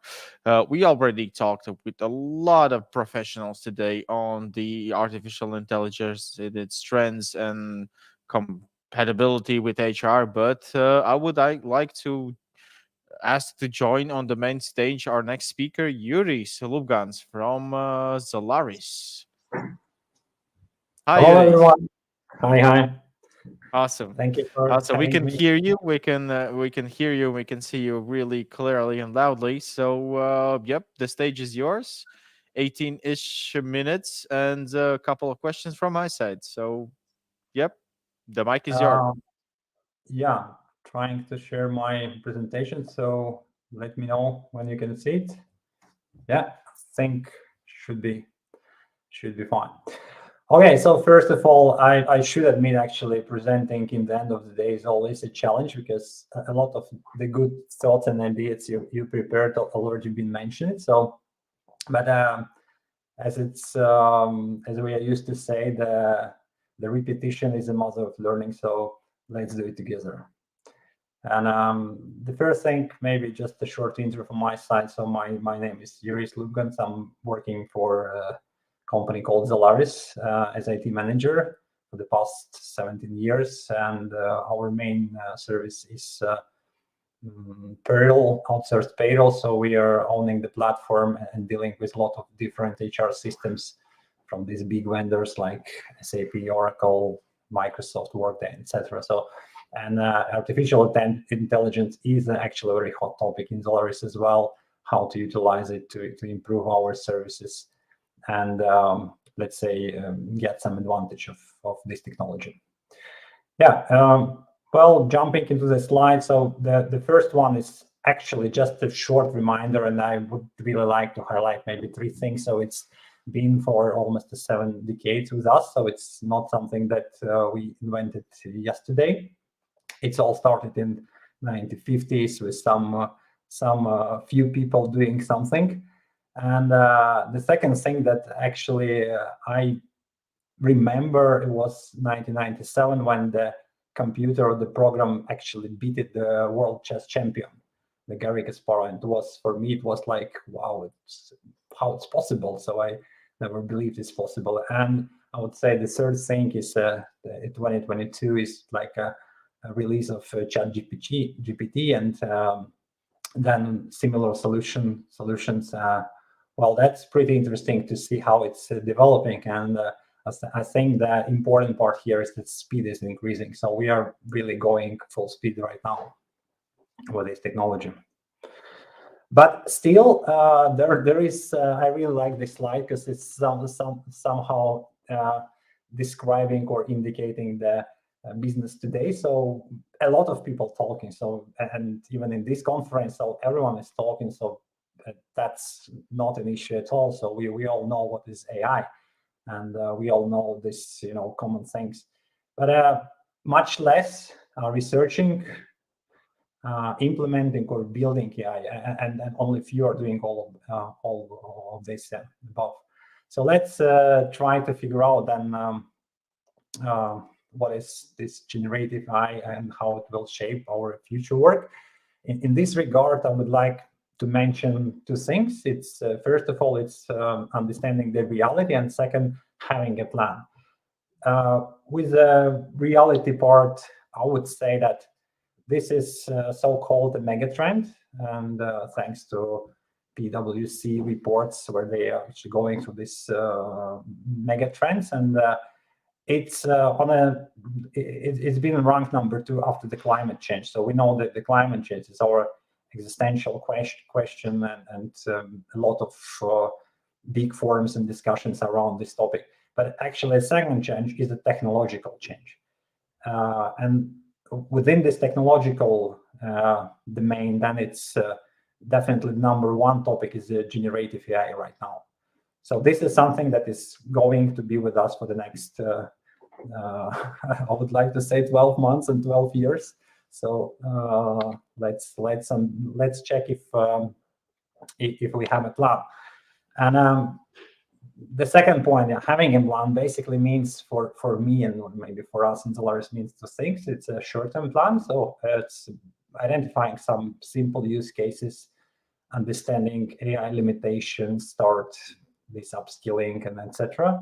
And a long-term plan is developing some strategies and understanding how we can hold this technology and how we can develop on top of what we have today. So I think these 2 things are the core of this generative AI today and tomorrow.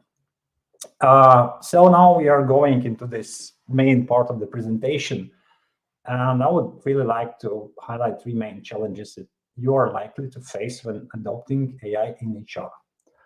And I will start with the first one, just to define and show you some numbers here as well. according to different surveys, so there is around 85, 86, or sometimes even 90% of workers believe that they will need upskilling in AI. And only 14% of the frontline employees saying that they actually received the training. So as you can see, there is a huge gap in this upskilling, and that's definitely the very important topic to focus on. And that's number in the middle says it's like 26% are using Gen AI tools several times a week, and I'm the one who is using as well, and I'm the one from this 14% maybe who didn't receive any training, but I'm trying to upskill myself. So it's also for us a bit of a challenge to how to structure this the programs. And I think there are just a couple of advices. So first of all, like globally should organize it into some framework. So it should be not like a random courses. Hey, we have AI, it's a buzzword, so let's go and check what's that. No, it should be something like you can call a framework, and usually HR like this part. So you should be structured. There should be some plan behind this. And there are a few things that I'm highlighting how you can structure it. So it's based on on some focus on the group of employees or some categories. It could be like fundamental training for more or less for everyone, for the frontline employees, for the tech people, for the leaders. Of course, you should tailor this content and think about the learning material providers, and then big companies are having a lot of free trainings as well, so might be you can utilize this as well. The consideration engage your workforce is about the people and the employees. So I think it's very important to engage people so that you can retain. And I think we are quite often, and everyone, I believe, quite often working with the new generation people. And sometimes it's pretty challenging. So they are not that much focused on the compensation packages and etc. That they really like the companies to be modern, and this is one of the way how you can probably also attract new people that in your company and upskill the ones that are working for you already. So the people are the key here. So it's quite clear. And upskilling takes time. So it's something that, well, the framework, building the framework that takes time, and the upskilling takes time. So I think there is not that, let's say, not that much time left until some other companies will be ahead of you. The challenge number 2 is HR readiness. And once again, so some numbers, 26% of organizations have a policy governing AI. It means that like most of companies have no idea how to handle this technology. And 77% of HR leaders are concerned actually about the data privacy. So, and this concern is based on some reality. So this, I think it's a big beast, but it's like a horse. It can kill you, and you can ride it. So it's now it's a time to understand if we are ready to ride the horse. And 76% of HR leaders believe they must adopt AI within the next 12, 24 months. And it's actually not like 5 years from now. It's more like, come on, after the new year, we should have something based on AI. And this is, I think, the reality that is hitting us. So once again, some advice and considerations.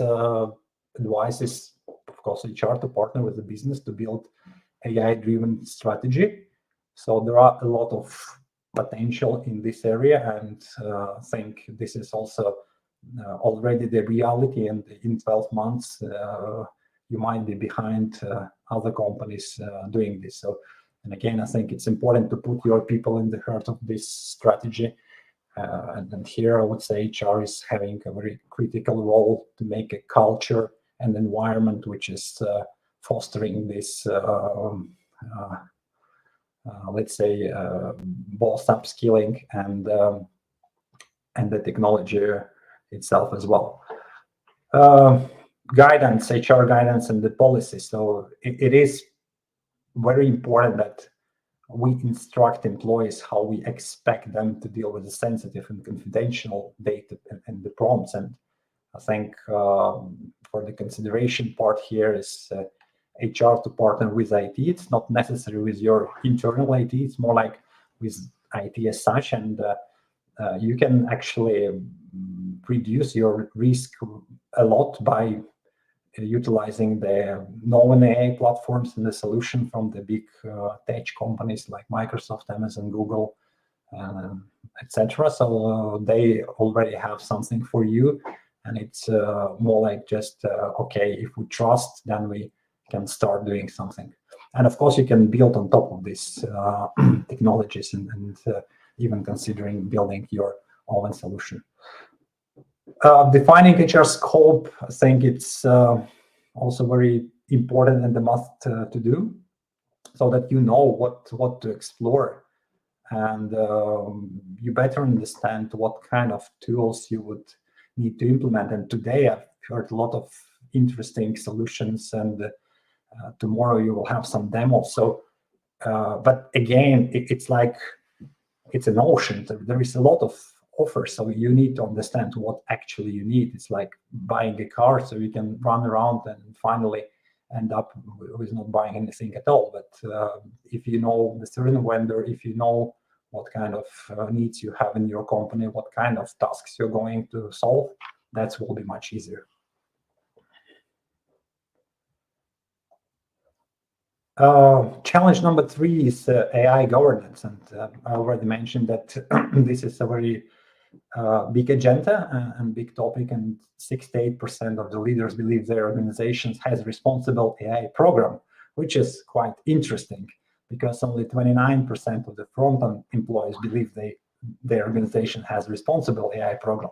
So I think this is also where HR can contribute, connecting the leaders or the business leaders with the front line and actually making sure that this so mentioned AI program exists, and we know how to handle this horse. 79% of the respondents consider AI-specific regulations necessary. So I think also in the, let's say, in the other end, there are no doubts that we all think that we must have some regulations. But if we go into this advice part, then obviously we don't have any regulations yet ready. So instead of waiting for the regulations to emerge, I think it makes sense to consider developing and deploying AI systems safely. And this approach is called responsible AI. And a lot of big tech companies, once again, they're having these platforms, and it is for you to consider what you can start with. The risk assessment part is vital here as well. So you have to establish some controls. Even knowing that there is a trusted vendor and solution, it is still your responsibility how you will be utilizing this technology and solutions in delivering your services, or actually in this I mean delivering your services internally as well. So it's not only external delivery, but HR is a function of any organization, and you are delivering the services to a business. So think about this data privacy concerns and other things. Considerations. Of course, there is a lot of discussions around AI ethics, and I think it's one of the sensitive topics at how we can actually make sure that AI controls exist, and we have practices that are, let's say, trusted. Well, coming to the end, I have a few things for you to as a takeaway. So definitely AI investment won't deliver the full potential without focusing on upskilling and employee confidence. That's for sure. Then that you should, let's say, set more or less as a first point. Having humans in the driver's seat of the technology. So AI is not meant to replace, but rather to enhance human capabilities. Of course, the question is, will someone lose a job? Yes, someone will. But that's not the idea of the technology. The idea is actually to automate.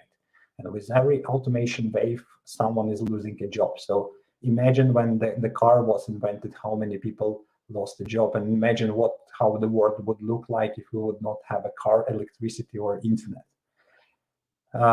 Considerate approach to AI adoption is something that you balance the risks between technology and human judgment. So this is very important that you have some understanding how you can balance these things. And finally, AI should be utilized in the responsible manner, and you should prioritize responsible AI practices. In this regard, we're discussing these responsible AI platforms. Yes, that's it about the topic. So now is super. Thank you. We have a quick one question. Thank you, Yuris, for your presentation on challenges on adopting AI in HR, and of course on the possibilities and how we can implement AI.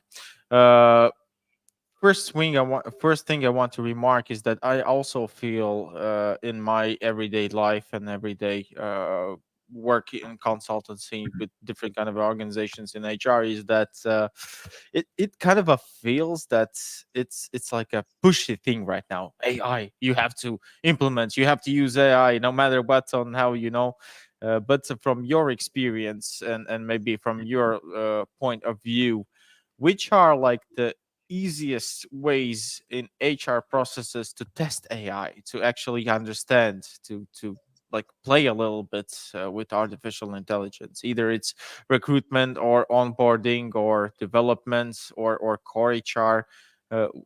What is your opinion on this?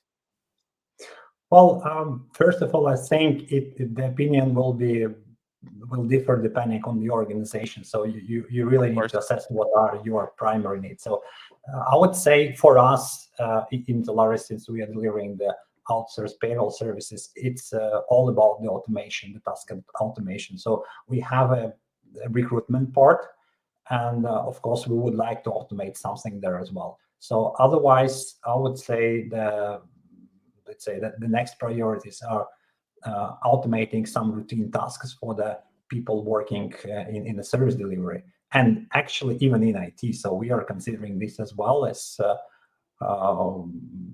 some help to our programmers, for example, and etc. So I would define this maybe per category. So there is something for HR professionals, and then you decide which talent management block is vital for you.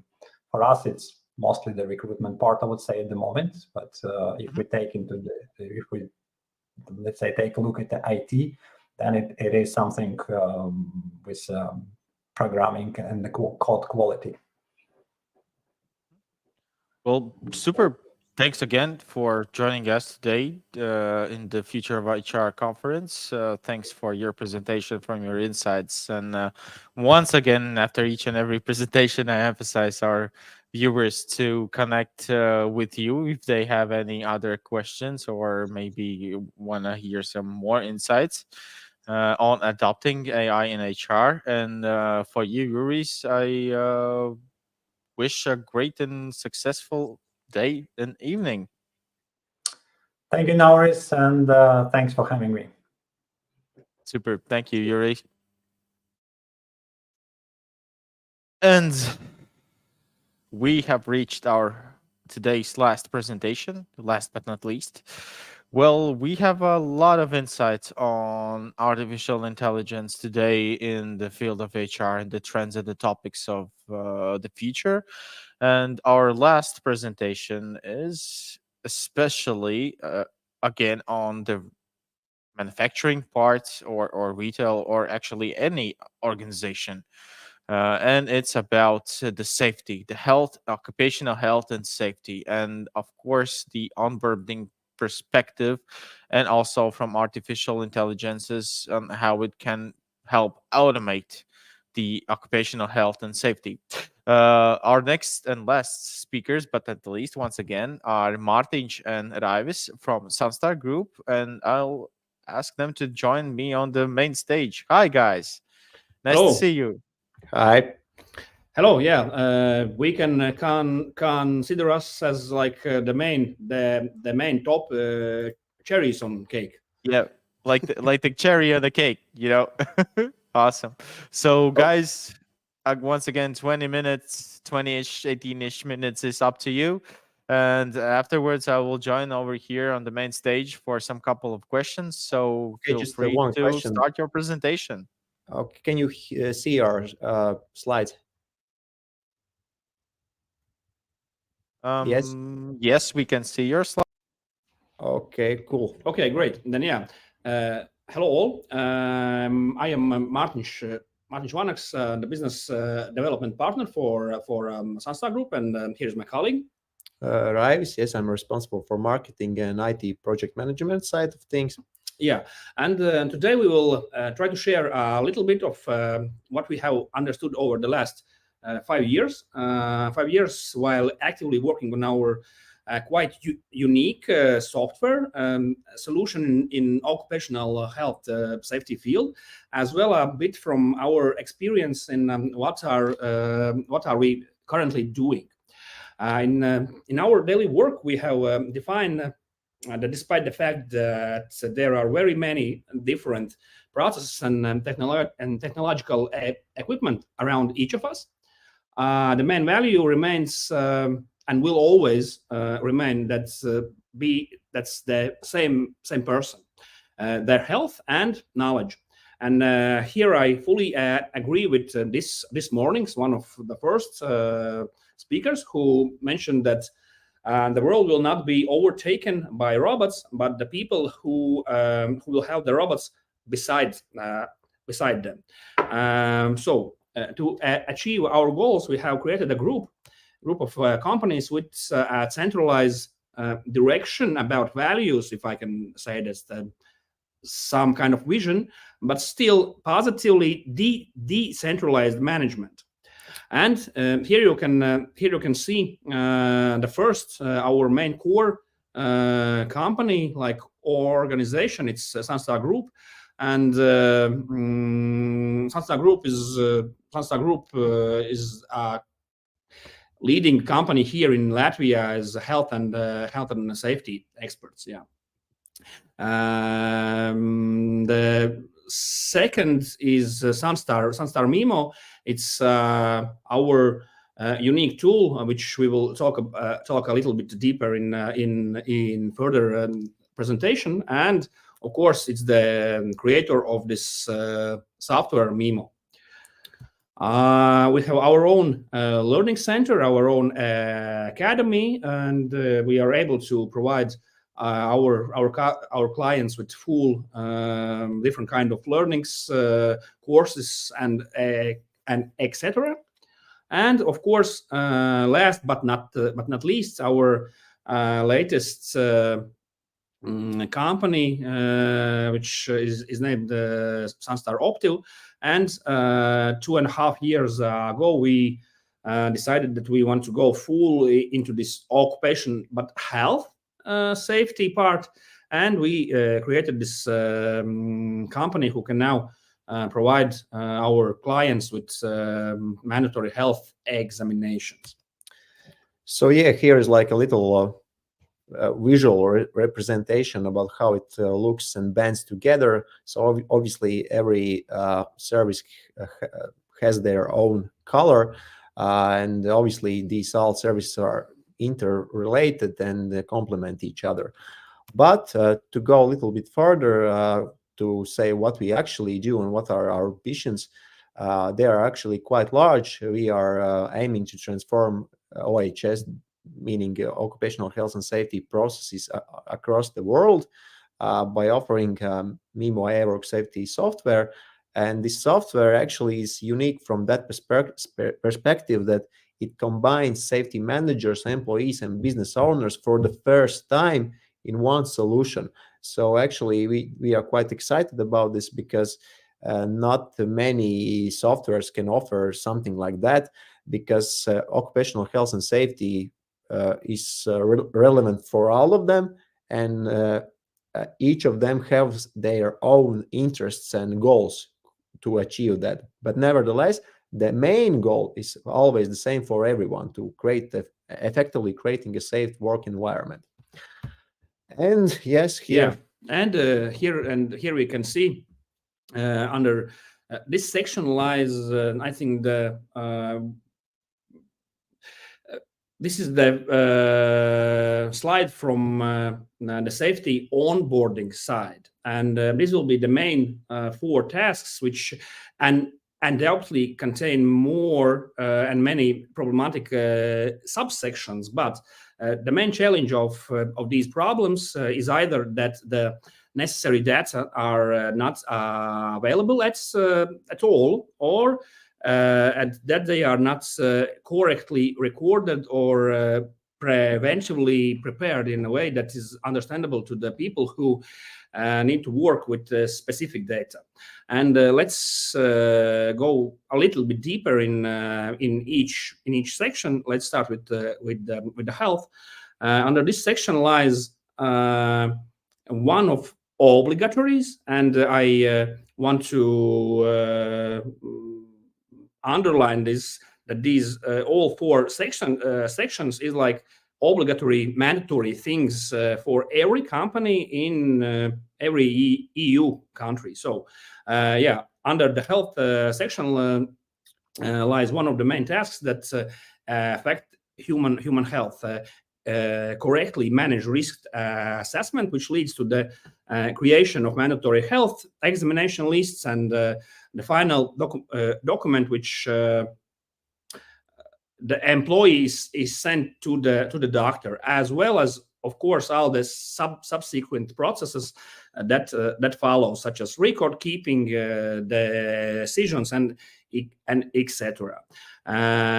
Qualification, and again, from a properly prepared base of documentation and understanding of the processes, another document is prepared, which determines the necessary training, the number of trainings, the frequency of trainings, as well as how these documents should be stored.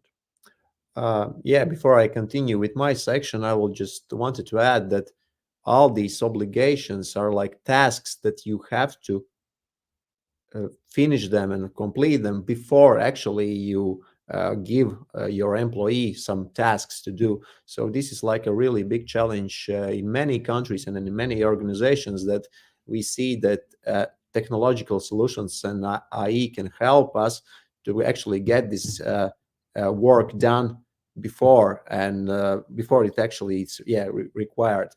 And talking about training, I wanted to add a few things here that, well, basically you have to train your employees, yes, before they start to work, any kind of work, yes.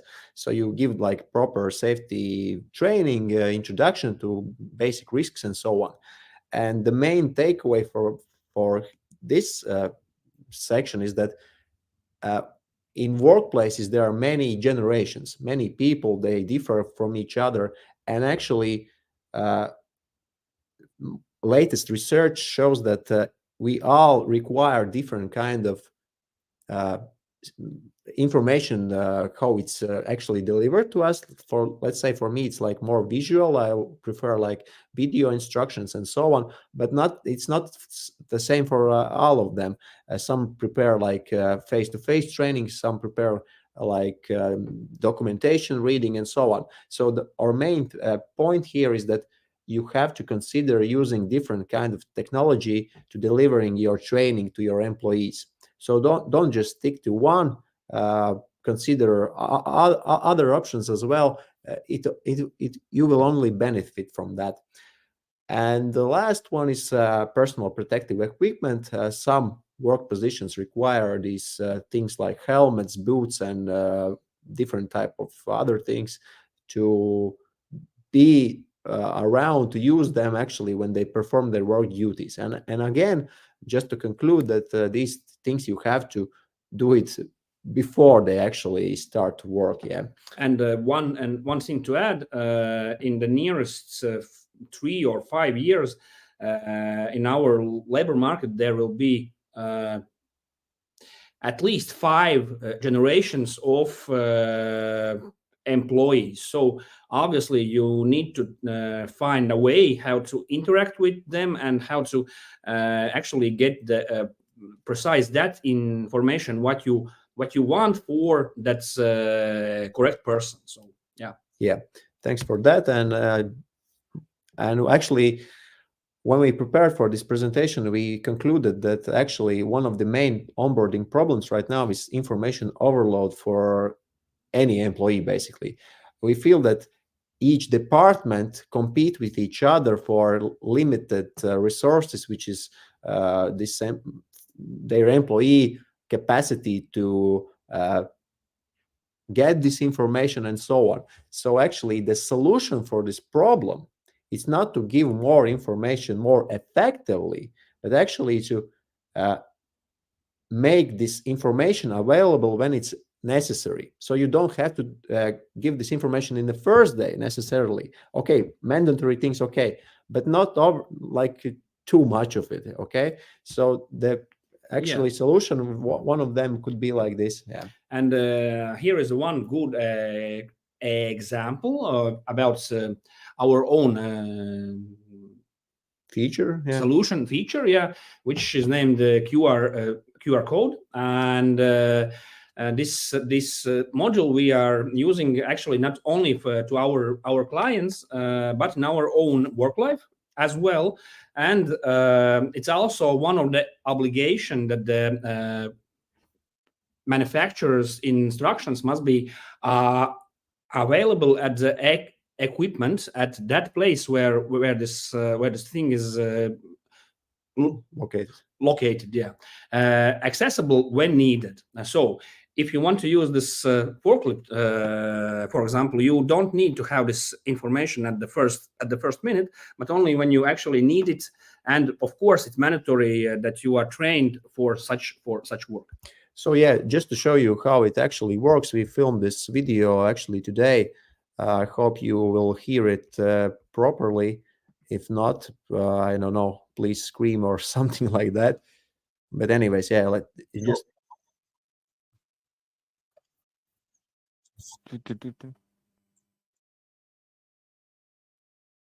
Hey guys, unfortunately, we will not be able to hear the video.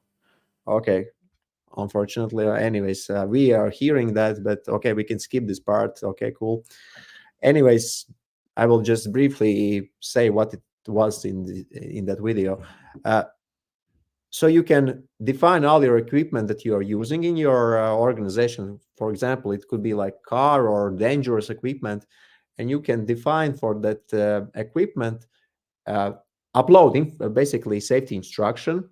You can easily, after scanning QR code, send some risk card, meaning that if there's some dangerous situation or I don't know, some leak or I don't know, some observation regarding the health and safety, you can notify the safety manager about that after scanning QR code. And before you actually start to use this equipment, you can fill out a basic checklist that it's predefined for you, where you just go through like basic safety things it's written for you in front of you. So for example, check the brakes if there is if this car has completed this how to say, it's like a this safety check, which is yearly thing, and so on. And obviously, these things you define only once, and they are automated in a sense that in a workplace, when I interact with this equipment, I can basically have access to these things, to notify about something, to maybe read safety instruction and so on. And this is all about data. We will talk about it later, but anyways, for now it's all that we wanted to say what it was in this video. Yeah. And just to continue our presentation, we see that actually all these equipments or things, they can communicate with us, engage with us through different type of the examples. We actually concluded this by our own experience with our printer in our office.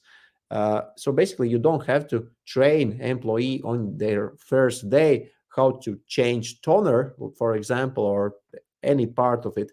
Actually, more sophisticated printers will tell for you how to use it when it's actually necessary. So we see that all this technological revolution and progress will make only these things more interactive, where we actually feel like we are communicating with these things. So it's like an add-on to your own existing infrastructure. And yes, here is little tapped problem, how we called it. So basically, obviously, there are employees who are office workers who don't actually engage with dangerous equipment on a daily basis. And for them, actually, this problem is more psychological, different kind of mental problems and so on. Just to switch between these tabs to maybe use different apps in your daily life. So it's really big burden to your mental health. Yes. So, and the solution for this could be like this one. So we call this like a startup idea, but obviously these kind of solutions in a way exists already. They are these work time management platforms that basically can check at what time did you checked in and checked out in your work and so on. So basically track your time spent on your computer. So we see that in the next couple of months and maybe years, someone will probably, maybe you guys, someone in the audience. In the audience, implement on top of that these health and safety features that basically can see how distracted we are, see our keystrokes, our usage, and so on. And obviously, our goal is to actually catch these red employees where we can see that they are in a burnout, maybe, or I don't know, there's some other issues. So this is like an example where we completely forget about some sort of surveys that we do annually. We can't catch these things with surveys. We have to check these things when it's actually happening, when it's actually something makes these mistakes or whatever. Yes. So this is like a great example how we can see the development of these things, where yes, some AI or other tools that are implemented on top of these softwares actually track and analyze this data to give easy access to safety managers. Yeah, and what can I add? For example, you all know from HR or for marketing department a person who in daily basis creates some video content, and if a software like we try right now to create could help you to see that probably you are creating not only one but 3 or maybe 4 or 10 contents, and at the end of the day you are choosing the third one or the fourth one, then this software can you can rely on this software that this software can help you to be much more precise on your time management and not to overburn your actual qualities. And yeah, does anyone from the audience know why in some countries you must register every use a first aid kit?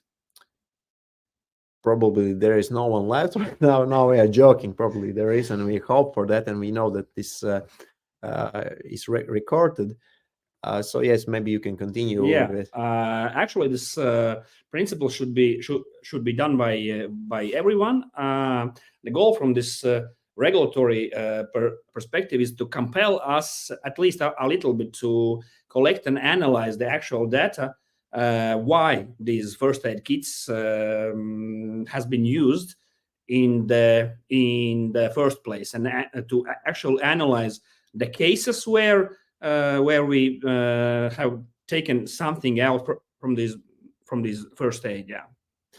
So yeah, we are going to our conclusions about long-term benefits and where we are heading actually. So in health and safety field, it's all about prevention. It's all about prevention, how we prevent problems from happening in the first place. So this was like a little example how you can use. There were obviously different examples during our presentation, but yes, it's all about data, how good it is, how we can analyze it, how we can make priorities in our safety challenges and so on. Without that data, there is no these prevention, let's say, successes. There is only like we are just dealing with, let's say, fire instead of preventing fire in the first place. Yes. So yes, what else we can add? So obviously we are living as one person, regardless, either we are in the workplace or outside of it. Right now, there is this feeling that we can somehow separate, that we are completely different person outside our work. This is complete nonsense. This is not how how world is working right now. And we see that AI and different tech solutions actually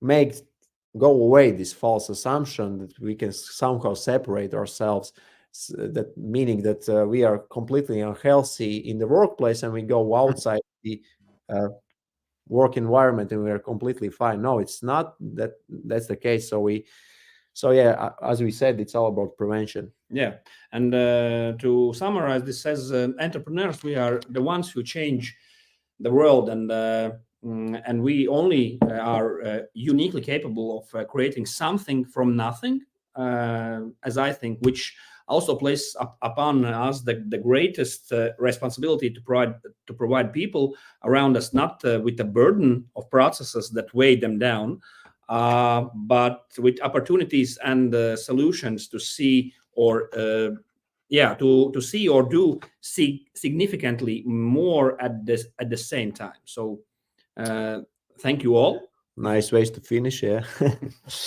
Thank you, guys. Thank you.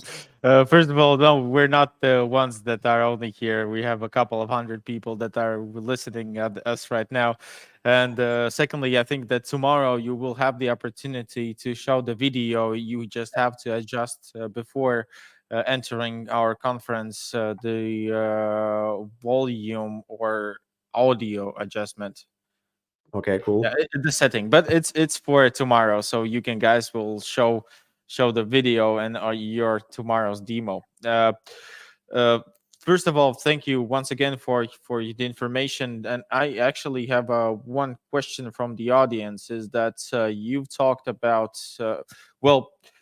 First of all, when we talk about health and safety, the first things that we assume these kind of processes are mostly in the manufacturing, sector of the businesses.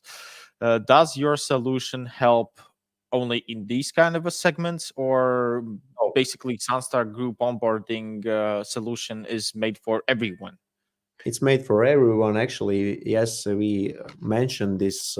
We showed you the world map.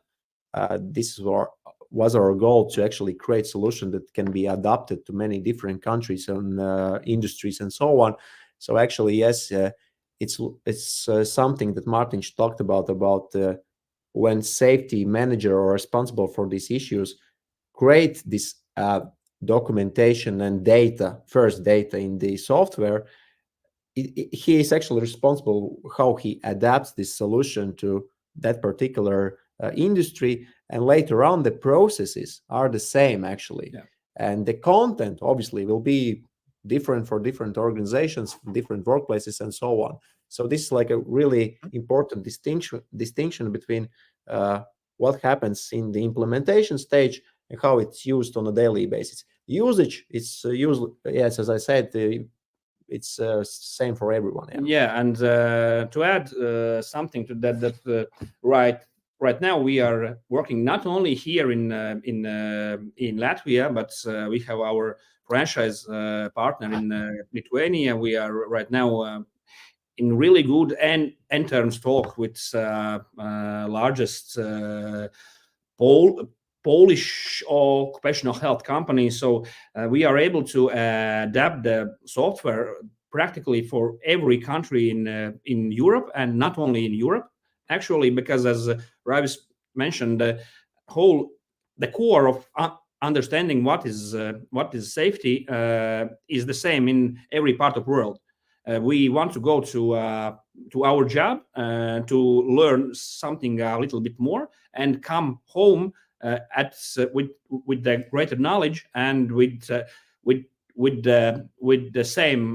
same health. So obviously, it's the burden upon these occupational health specialists to create these processes. But we, as a company here in Latvia, and of course our software can help you to do that in much precise way, and to help you to diminish these all things that probably the specialists are going too deep. So yeah. Yep, I truly know that this is a challenging over here in the Baltics and also globally. So for those of our viewers and participants of the conference, feel free to contact Sunstar Group. Feel free to contact Martin on LinkedIn or on email on any other channel, so they can help on your way on occupational health and safety on automized and artificially based intelligence.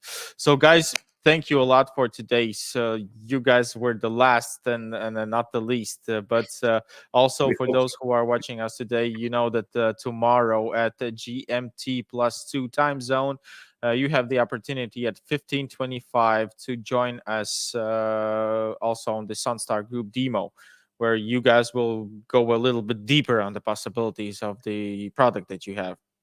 Yep. Yeah, exactly. Awesome. Nice. Well, Thanks for having us. Yes. Goodbye. It's always a pleasure. You guys and all of other speakers are the ones who are creating this conference. So thank you a lot, and have a great evening. And yep, best of luck to you both of you guys. Woo, what a day. What a day. 21 presentations, a panel discussion with 4 different representatives, and we finally reached the end of the day 1 of Future of HR conference. Already my tongue is a little bit of exhausted from all of this, but yep, as we come to an end of this conference, this first day, personally, I want to extend my heartfelt gratitude to each and every one of our presenters, panelists, attendees for the active participation, insightful contributions, and unvarying commitment to advancing the field of human resources. Well, throughout the day, we've explained a myriad of topics, from the impact of the technology on talent management to the importance of continuous learning and development, and the role of HR in the fostering a culture of engagement and well-being, and of course the impact of artificial intelligence We've learned and we've heard from esteemed panelists engage in thought-provoking discussions and gained valuable insights that will undoubtedly shape the future of HR within our organizations. Right now, you can see at the bottom of the screen the QR codes for tomorrow's demo presentations, where we're going to dive into several different solutions that you've seen here presenters today, and tomorrow we have really interesting and insightful also demo day. But as we leave this conference, I think that we'll carry forward the spirit of collaboration, innovation, and a lifelong learning. And well, let us harness the power of technology to drive positive changes, empower our employees, and create workplaces where everyone thrives. And I do encourage for those who are watching us on the recording to stay connected and continue your discussions in the comment section, and also explore new ways on how to drive organizational success through strategic HR practices. Well, together we have the opportunity to shape the future where HR not only adapts to change but leads the way forward. Well, thank you once again for being a part today's conference. My name is Nauris Vitols, and I was the moderator for today. And once again, we'll meet you tomorrow on the same channels. And yep, my job here is done. Have a blessed and awesome evening. Thanks once again to all of our today's participants. And check out and don't be afraid to encourage change and technology in your organization. And of course, if you found anything that today was interesting and you thought that you might have wanted to know a little bit more, you can always contact me or contact any of today's speakers. Well, my mic is dropping right now, and that's it. That's it from me. And have a great rest of the evening, and meet us tomorrow. Goodbye, everyone.